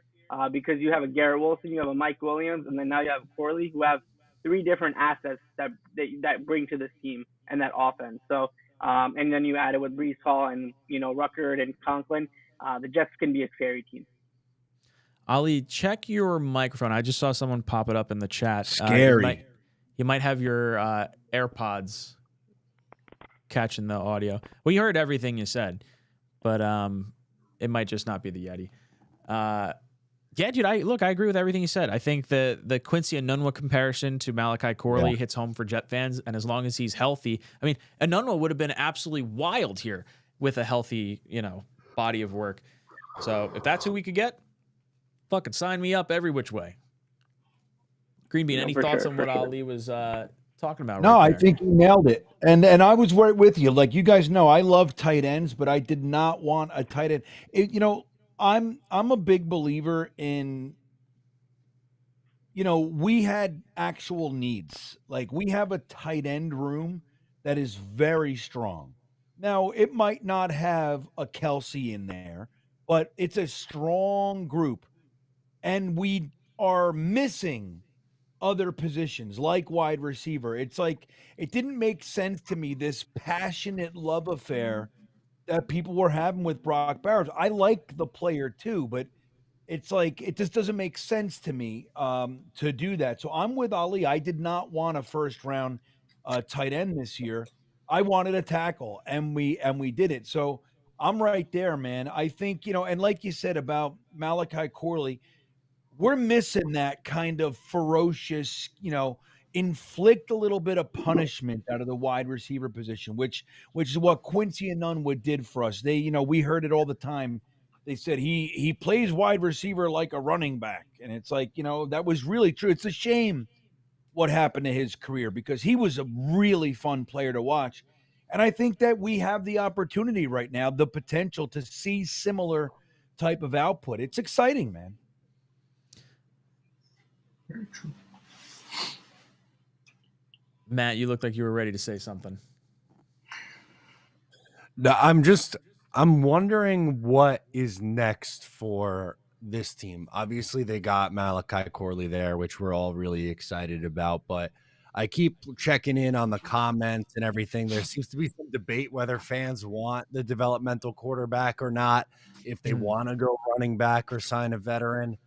I don't really know what is going to come next for Joe Douglas tomorrow, but they got a lot of ammunition to move around and maybe get creative here on day 3. Yeah, I feel like with 3 4th-round picks and no 5th-round pick, if you do want to go with a quarterback and you actually want to be a quarterback factory, I would be surprised if you wanted to wait till the 6th round. Now, I mean, maybe they have, I didn't see Rattler go off the board. Is he still there? Yes. Yeah, he's still there. So Rattler, Pratt. They haven't met with Travis. The only 2 they really met with were Travis and Michael Pratt. So I'd be surprised. That's not saying they can't draft Spencer Rattler, but I'd be surprised because he wasn't someone that they really spent much time with. He wasn't a top 30 pick, but they did meet with him 3 different times. Rattler, really? Okay, I'm sorry. Yeah, according to Dom's list, it was. Let me see if I have it up.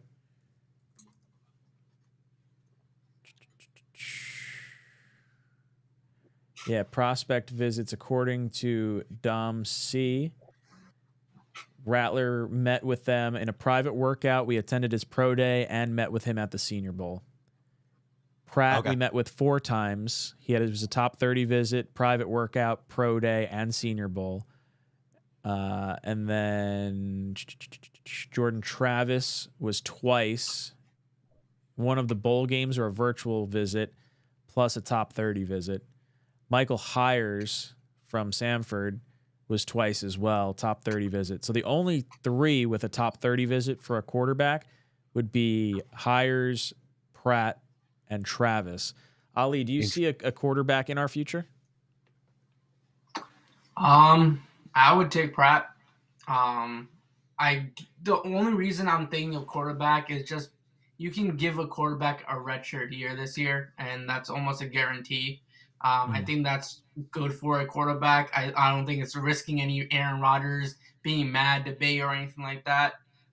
You have Tyrod Taylor, who's a solid backup. You can actually have a true redshirt year for a quarterback this year. So I think no matter who they choose, they definitely should maybe later rounds draft a quarterback. I'm all for it. I don't know. I feel like I like the idea. Just you finally have a Hall of Fame quarterback as your starter. He probably can learn a few things, and that just being in that quarterback room itself, not even on the field yet. It's just a quarterback room. I think he'll learn a lot of things of how to handle techniques, stuff like that can help a young quarterback learn new things and add to his already proven talent. So I think it would be beneficial for the Jets just later rounds, just draft a quarterback, just put them as a redshirt year and just ride with that. Do you have a favorite quarterback of the guys that are sitting here right now? Jets have met with Pratt, Travis, and Hires with top 30 visits, but we did meet in total. Obviously, not all these guys are here, but Travis Daniels, Caleb Williams, Drake May, Davius Richard, Keaton Slovis, Michael Pratt, Spencer Rattler, Joe Milton, Michael Hires, Bo Nix, Carter Bradley. So we did a lot of research on the quarterbacks. They did. Yeah, I mean, I feel like every quarterback that always has needs, like a team that always has quarterback needs, always has to do that type of research, especially when you have a 40-year-old quarterback who just came off an Achilles injury. So Pratt is the guy that I would want. Honestly, that's probably one guy that I have in my mind. I liked his game. I think he could be someone that you can – I don't think he's week one ready. If you were to draft him, he would be more of a development in which the Jets would need right now or would want. So I think that would be probably the perfect fit for him. Yeah, I like Pratt a lot. He was a lot of fun to watch. The only thing that I like, and I shouldn't say I struggle with it a lot because maybe I'm overthinking it, but I like the idea of only rostering two quarterbacks. And I think Pratt is too good to put on the practice squad. So I think by default, you would have to carry him on the 53-man roster. I feel like you could probably get away with IRing Jordan Travis and probably practice squatting Joe Milton. So I'd be happy with Pratt. I think of the quarterbacks that are here, Pratt is probably my favorite. Mm-hmm. Yeah, for sure. Green Bean, do you have a favorite of the quarterbacks at all? I like Pratt. I would be happy with that. I like Jordan Travis.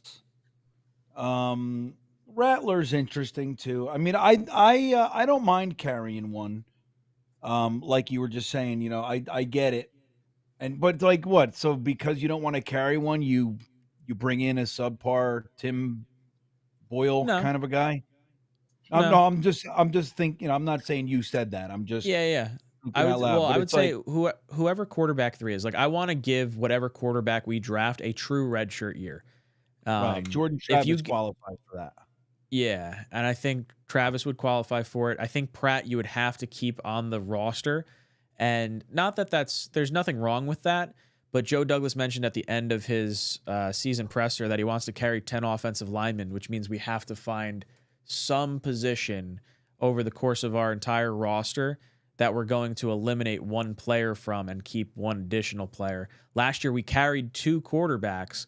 So in order for us to keep 2 quarterbacks, or in order for us to do 10 offensive linemen, we already have to shave back another position. So if we're going to add a 3rd quarterback, now you got to find 2 positions that you're going to trim down on.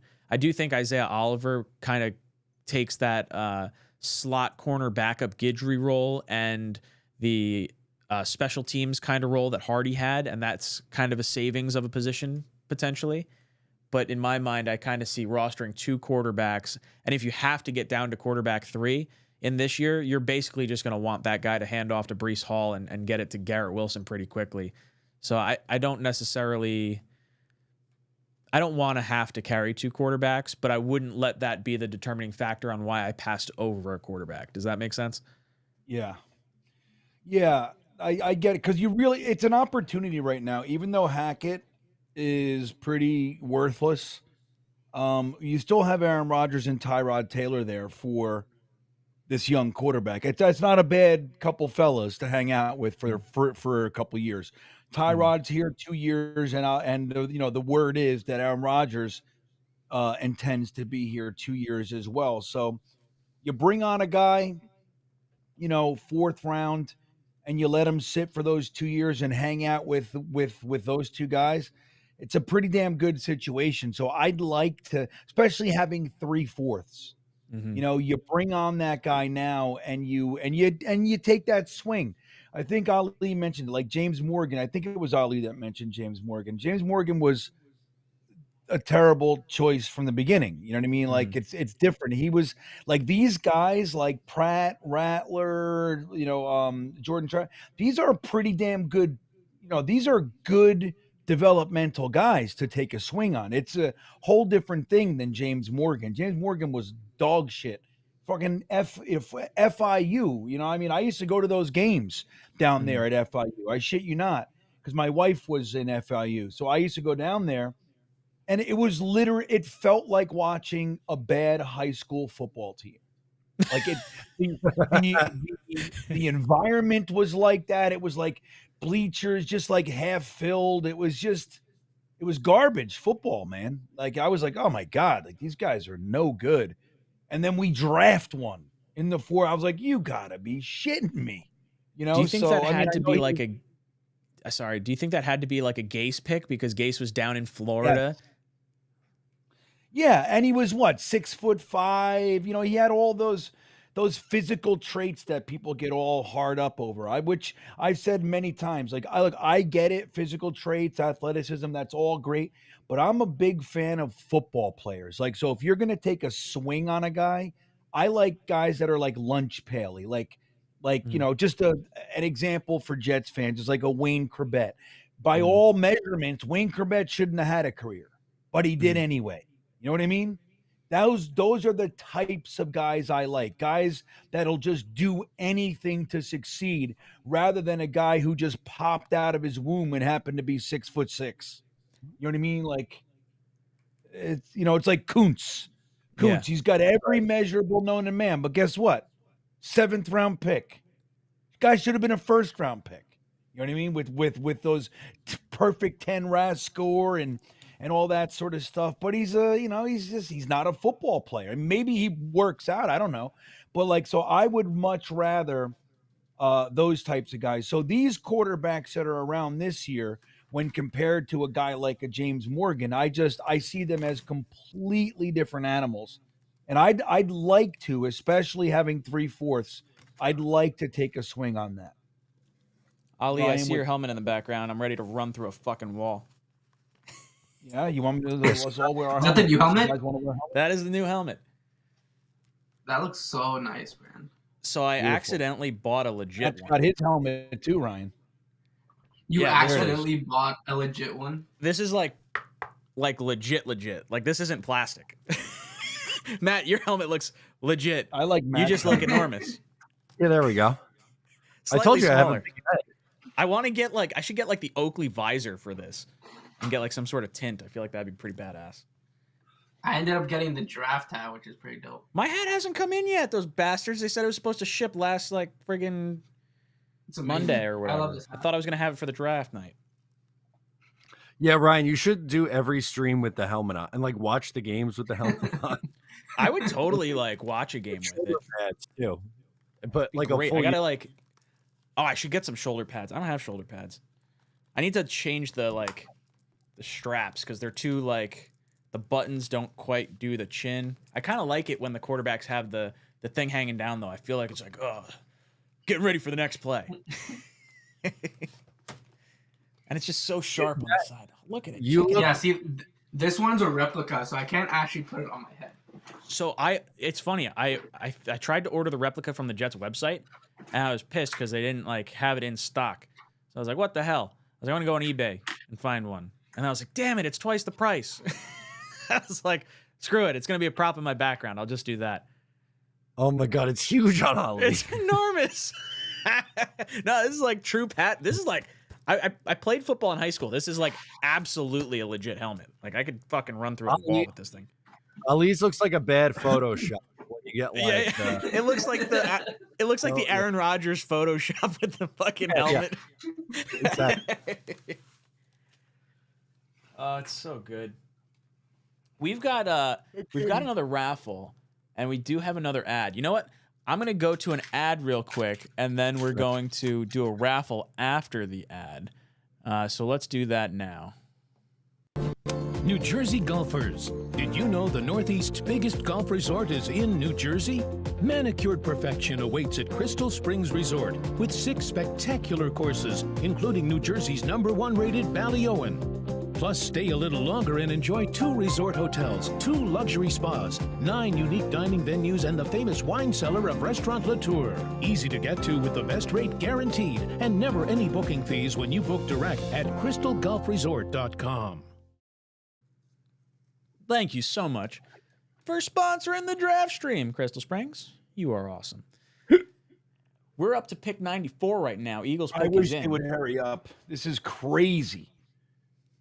It's funny. I felt like we were flying through picks like early on. We were. Like, we And got through they've the been second at round pick fast. 91 through 94 for over an hour. They're probably like, we got so many ads we have to play. We need to like slow this down. Yep. Yeah. So we just have the Tailgate Joe raffle to do for tonight? I think it's just a Tailgate Joe one for tonight. And then everyone that had super chats in for tonight is We'll also tomorrow. Yeah, we'll also be in for tomorrow. I got them all. Jalix Hunt. How was the event yesterday? Oh, dude, it's It looked freaking pretty nuts. Dude, the reaction stream, if you look at the crowd cam, you see Jeremy and Nick Shine doing a belly bump. It's great. There's So boobs good. everywhere. We got to brighten that up. I know. You know what? We didn't even need think about like having a light on the crowd portion. So that's another one of those like, next year. We'll get one of those like mounts that we could put multiple things on and have it in like different directions. Just get super clamps. Because then we could have put, actually, yeah, if we had one tower, we probably could have mounted super clamp like stuff stacked on top of it. A couple cameras, a whole. Hell yeah. Jake in the comments said, ask Green Bean about the wings. Oh, the wings were fire. The wings were fire? Oh, the wings. He got a little sauce on his sauce white jersey too. that was a tough. Well, That's iconic right there. Funny. Yeah, it was funny. You gotta because- get Sauce to sign it right there, like on the sauce. Yeah, yeah. Sign around the sauce. But it was funny because I wore my white jersey and everybody was like, "Don't do it! Like, what are you doing?" And my wife even texted me like, "Dude, you stop eating wings with that jersey." Like everybody was concerned, and I pulled it off all night. I was very, very conscientious. And then I grabbed this one wing, Ali. I saw it was like I don't usually eat wings like that. Like I'm like a hot wings kind of guy. This one was like some sort of like brown, right? It had like some sort of sweet sauce on it or something. And I picked it up and I knew as soon as I touched it, this fucking wing's gonna fall apart. And as soon as I put it over here, it fell and then it broke, like the bone broke in half. I'm like, I knew it. So then I went and finally, I should have just changed earlier, but I got it off. I went in the bathroom and it was just a couple little dots. But they were good. The wings were good, man. I guess I ate around 10 or 12 wings last night. Not bad. Bills took Dwayne Carter, defensive tackle. Right That's my guy out of Duke. E-Boogie says, did Jordan Travis get drafted? Not yet. Nope. Abbott says, both players we drafted can play football. Their tape shows domination of competition at the college level. It ain't about the underwear Olympics. We got 2 damn good players. The tape don't lie. Yeah, look, Olu and Malachi Corley look like they came to play. 100%. And you know what? They weren't necessarily the top-rated guys at each of their positions, but I mean, heck, Olu Fashanu at the tail end of the actual football season, a lot of people thought he was going to be the second tackle off the board. I did not think he was going to be there. I thought Alt and Fashanu were not going to be there for the Jets, and that was part of why I was so frustrated the Jets won against Washington. You know what's the craziest thing is, like, it's good picks when other people have not criticized the picks yet. No one has criticized those 2 picks for the Jets yet. Nowhere I've seen on Twitter. I've seen Olu was criticized anywhere. left, right, and sideways by the Bowers boys. Bauer boys are down bad.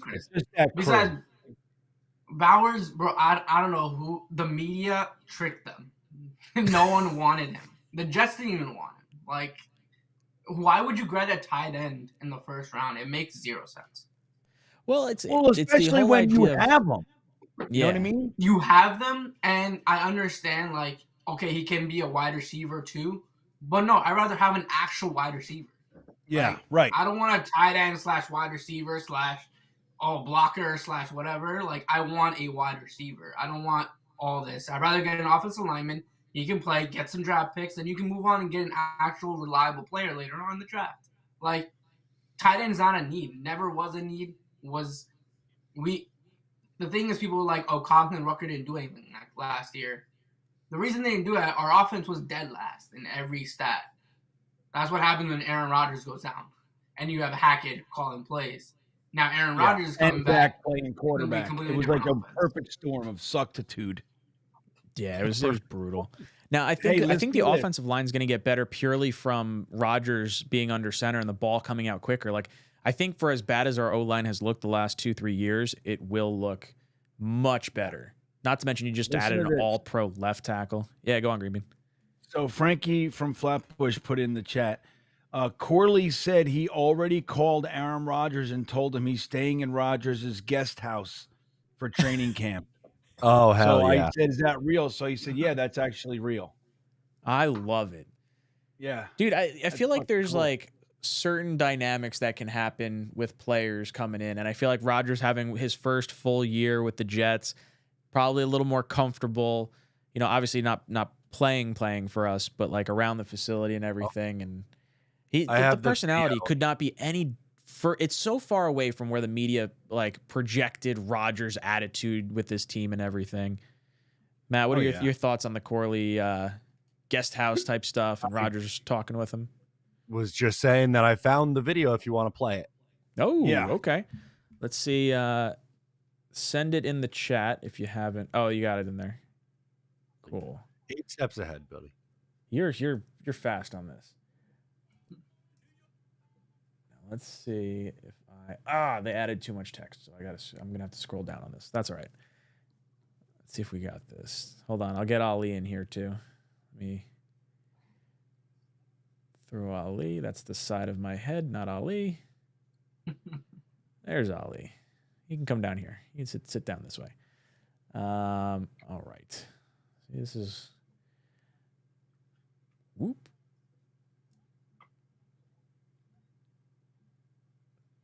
This is how stuff happens behind the scenes. Malachi Corley. You mentioned Aaron Rodgers. What's that like, knowing that you're going to be catching balls from a future Hall of Famer? I can't stop smiling. I'm ear to ear thinking about it. Being able to go down there and just pick his brain. I just told him because I called him right after this was over. You called Aaron Rodgers right after? Yeah. So and I told him, I said, yeah, I'm gonna be staying in your guest house come training camp. So hopefully me and him get real close and I get to pick his brain and see all the things that he's done to have sustained success in this league. So I'm ready for it. You mentioned Aaron Rodgers. So not even talking about like, hey, I just want to dominate and do all that. It's like, hey, I want to learn a bunch of stuff from this guy. It's not just I want to catch passes from him. It's like, no, I want to like soak up as much information as possible from Aaron Rodgers. I think this is awesome.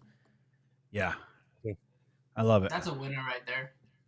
Yeah, 100%. The way he talked, the way he said whatever he needed to say about Aaron Rodgers, first of all, he was smiling. He did not stop smiling while talking.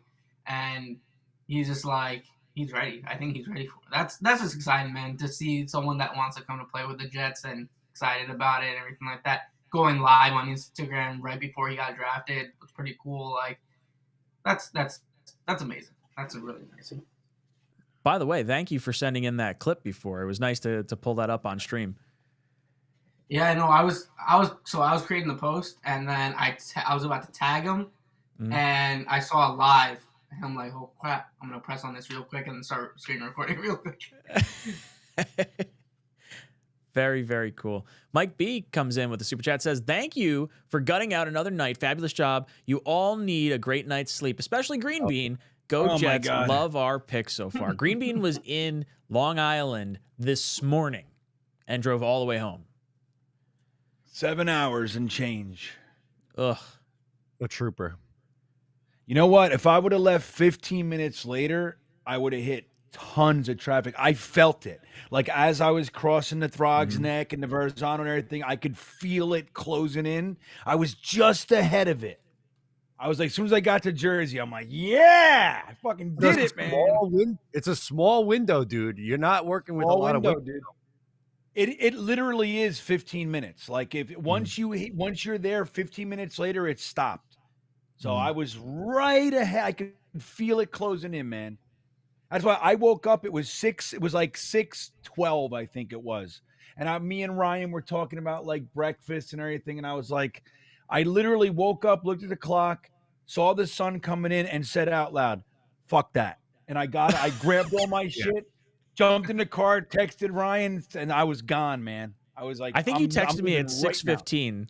So if you woke up at 6:12, you were out the door real quick. You're like, I gotta go home now. 5 minutes, dude.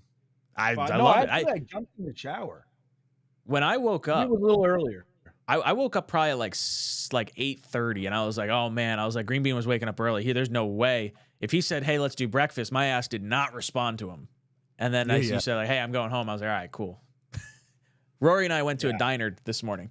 Got some waffles, some bacon, hit the spot. Yeah, I remember messaging Ryan. I'm like, where's I might come through. I might come join you guys over there. And he's like, Long Island. I'm like, yeah, I'm good. I'll see you virtually. Yeah, that's like I'll see you an hour drive to get down there with traffic from Jersey. I'm like all the way near Philly too. So that's a long ass drive. That's a long trip.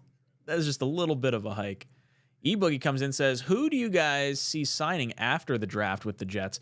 So I'm going to take this in the lens of non-draft pick players and go just for like free agent players that are out there right now.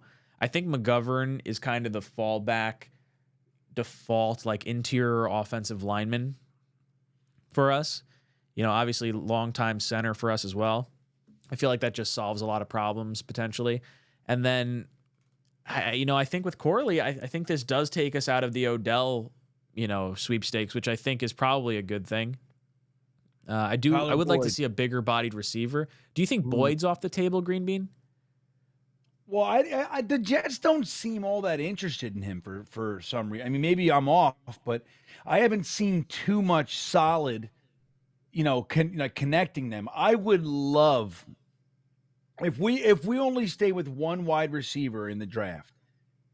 I would love to see us right on the tail end just scoop up Tyler Boyd, dude. I don't even know what I would do. I don't know how I would contain myself, but I don't think that's real. It's like it's a hope I have, but I'm not attaching any real feelings to it or anything. But yeah, I think the Jets could very well take a wide receiver, like one of these guys that floats around to the 6th or something like that. If they don't do it in the 4th.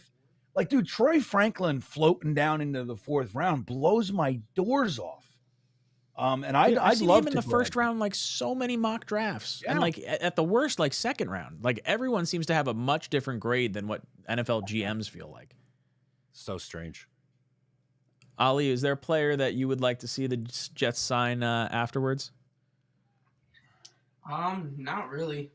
Maybe another wideout, depending on how tomorrow plays out. I do like Tyler Boyd. I feel like that wide receiver core would be top 5, top 10 easy. It's just you're bringing in a solid veteran presence in there. You're bringing a guy that knows how to make plays, especially on 3rd down. I feel like in Cincinnati he did that all the time with Joe Burrow, as he's a 3rd down guy. And I think that Jets would definitely need that. You have a playmaker. You have Mike Williams with the 50-50 balls, and then you have Corley and Boyd getting you third down conversion. So that would be a insane wide receiver room. From going from like a decent to like a pretty damn good top 10 wide receiver room would be pretty clutch. I do want to see us go for safety at some point. So if there's any safeties that are in the market that are intriguing, I would probably go and assess that if they don't draft anyone, because obviously pretty much our only concern on defense is the safety position as of now. So I would definitely need them to assess safety somewhere in the draft or in free agency. Matt, what about you? Is there a player you want to see the Jets sign after the draft? Ezekiel Elliott as the second running back, or Tyler Boyd in the as another depth receiver. Why not? He's a hell of a lot better. Zeke resigned. I saw he was visiting with the Cowboys. I don't know if he did he resign? No, I thought he resigned with Zeke with the Cowboys. I thought I saw him there. Dylan Grace says sign Zeke, so at least it seems like he's still out there. Tez Walker's still out there too. I haven't seen his name called. Yeah, he's a free agent, so but it looks like he's expected to sign. NBC Sports reported it. Crossfire comes and says both Corley and Olu both said they want to learn. They both don't act like our typical rookie where they know everything. Hey, look, the last few guys didn't feel like they knew everything. Like Jermaine Johnson, Garrett, Sauce, Brees, and even Will McDonald. Like I haven't gotten that vibe from the I know everything since Zach and like Becton and Elijah Moore. Like those were the guys that felt like different personalities compared to some of the other stuff. Would you agree with that, Green Bean? I do. I think that we're drafting the right type of players. Like, and look at Olu. He gets to come in and quite literally learn from his idol. You know, the guy that he models his game after. Like, it's perfect, man. It's a perfect match. And, you know, that getting that year to kind of be the understudy, if you will, behind Tyron Smith. I mean, it's perfect, man. And like bringing these guys in that are kind of, like you said, they want to learn. They you know, they're not coming in like Sammy. What can we expect from you, Sam? Oh, there he goes. Kinchin's Shit, I just was off hoping. the board. Yeah. Okay. I was hoping, dude. I was. Yeah. I really was. Y'all, if he makes it, I think TJ Tampa's still on the board. Yeah. I would consider that. He is falling because he tested terribly, supposedly. Interesting. Okay. 11 picks. I'll tell you, man. I want, see, that's the thing. Like, if we get a safety, what we're missing is that ball hawking safety, in my opinion. We got plenty of guys that could, you know, kind of come up into the box and all that kind of shit. I want a guy that floats around back there and just plucks the ball. That's what I want. And this was that guy. I mean, you know, obviously, I'm so tired. I forget his name. I've been saying it. Newbin. He can do that. But like 𝐀𝐮, the fact that he's sliding because of his bad combine and all that, I'm like, oh, he's a steal, man. So they're getting a good one, in my opinion. I think he's going to be fine. It's like, that's when you look at the play on the field of somebody and then they test poorly and everybody forgets everything that they did on the field. That shit always bothers me. Like, to me, it's one thing when you're looking at like the refinements, like you got two guys, they're really good on the field, and then you look at their measurables and then their combine and all that. That's what it's used for. When we like drop guys 3 rounds, like they didn't have a stellar career on the field. Those are the guys I would always value on the field play versus testing. Always. And a lot of people don't. Commander's pick is in. Let's see what they go with. Oh, no way. Oh, what? Luke McCaffrey off the board. Okay. That's the last pick of the night. All right. Yeah, he's another one I was kind of hoping would be there for us to play around with and consider. Well, we're only 11 picks away from our next selection. So it's very interesting to see who's going to shake free. I got to take a look at who's on the board and who's on the clock for these next few picks to see where people may fall. There's a bunch of receivers there still. I like the idea of double dipping.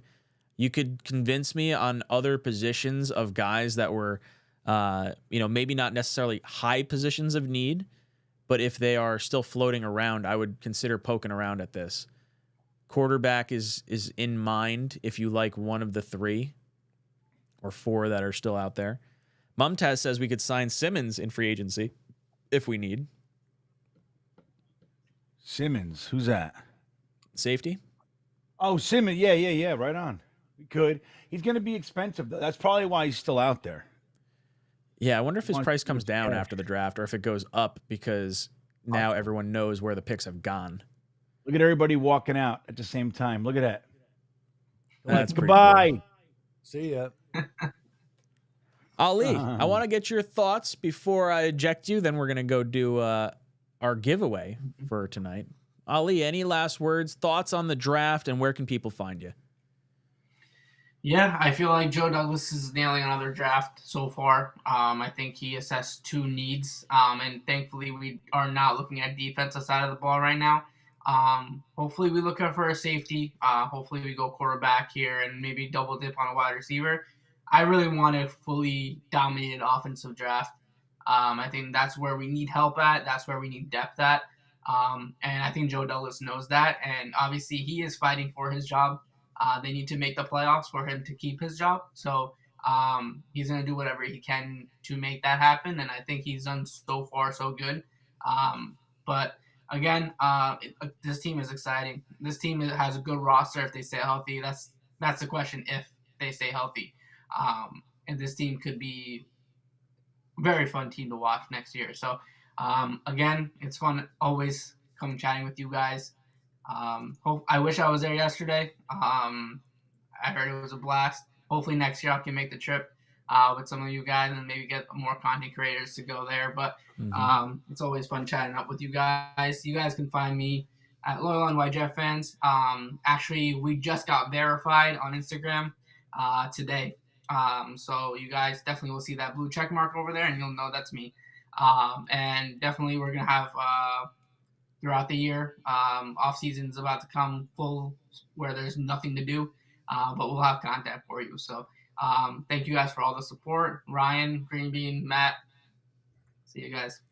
Take it easy, Ali. You've been ejected from the Talkin' Jets draft party. Ali, always joining us. Always a pleasure to have Ali on the channel. We've got another, our final giveaway to do for tonight, and then we can wrap it all up, give our closing thoughts. Tailgate Joe was generous enough to hook us up with some tailgate passes, and it's actually 2. It's a pair of season ticket tailgate passes for Tailgate Joe's tailgates throughout the season, and we're going to be doing our first, I think we're going to do week 1 or our home opener for our group buy, which will be with Tailgate Joe, which means you'll be able to go and have the tailgate covered too, on top of if you were like a season ticket holder or something along those lines. But Green Bean, do you have our list of people? I do. All 25. Right. I like it. I'm pulling up the random number generator because I saved it on a different slide. All right. Did you say 25, Green Bean? Yeah. 25. All right. Random number generator says 10.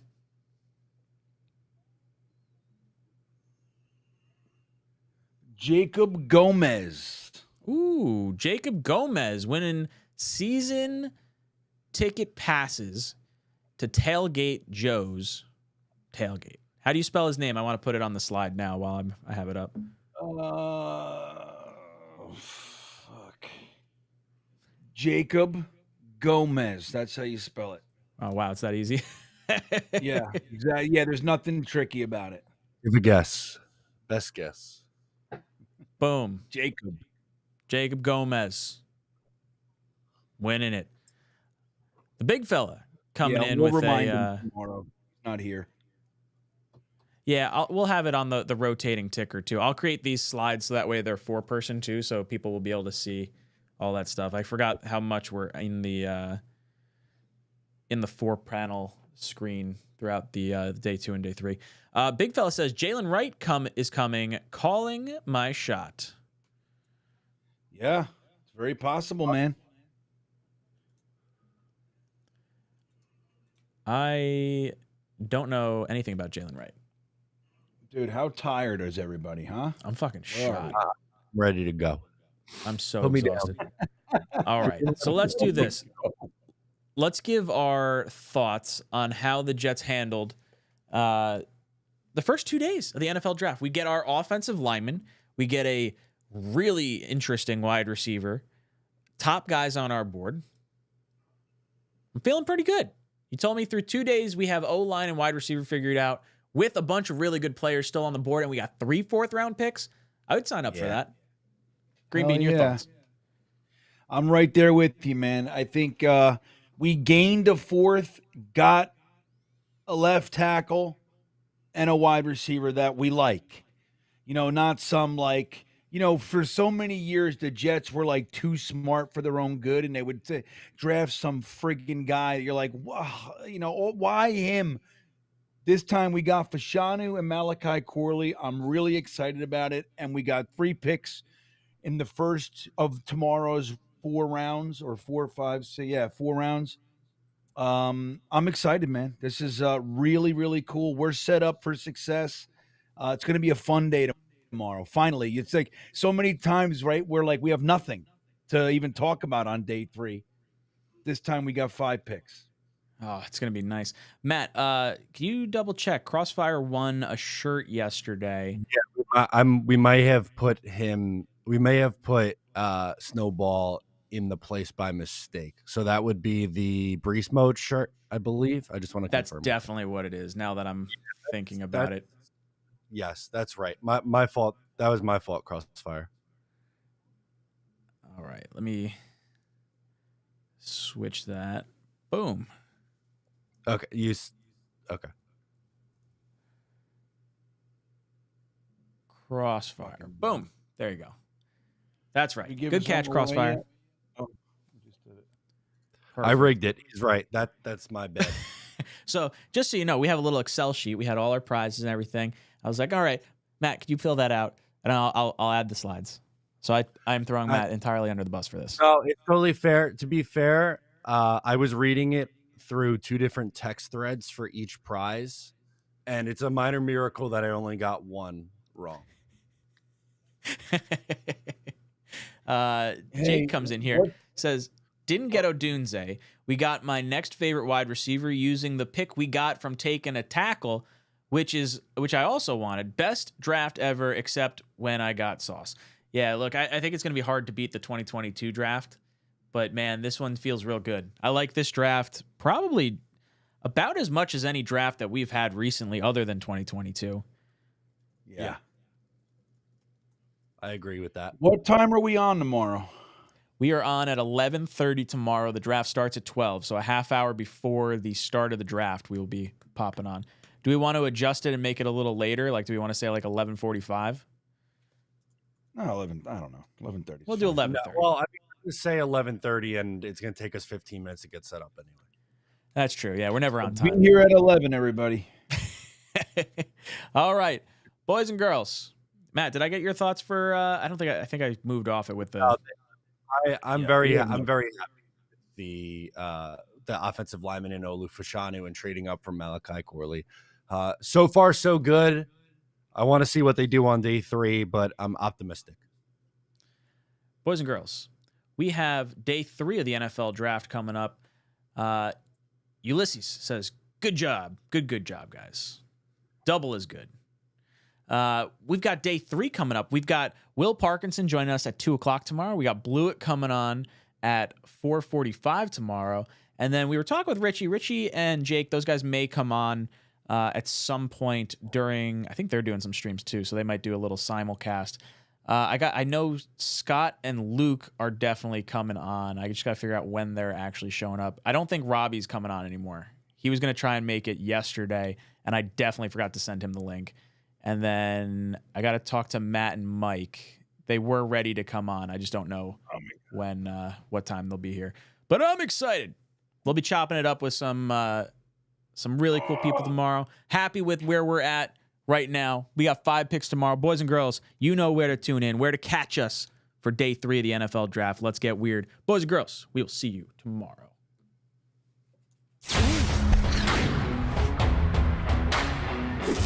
Just go somewhere else. I can't take this nonsense anymore. How are you going to blame the defense?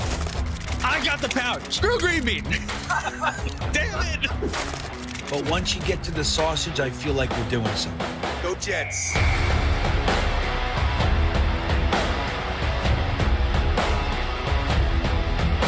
And that's the other part of it, is the people are insanely jealous of this show. This show gets the best of the best, and it does a different way, with positivity.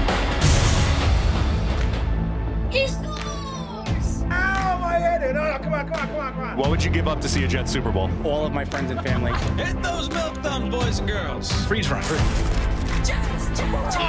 Hold on to your underwear, ladies, and stand by, bitches. It's now time for Talkin' Jets with your hosts, Matt, Ryan, and Green Bean.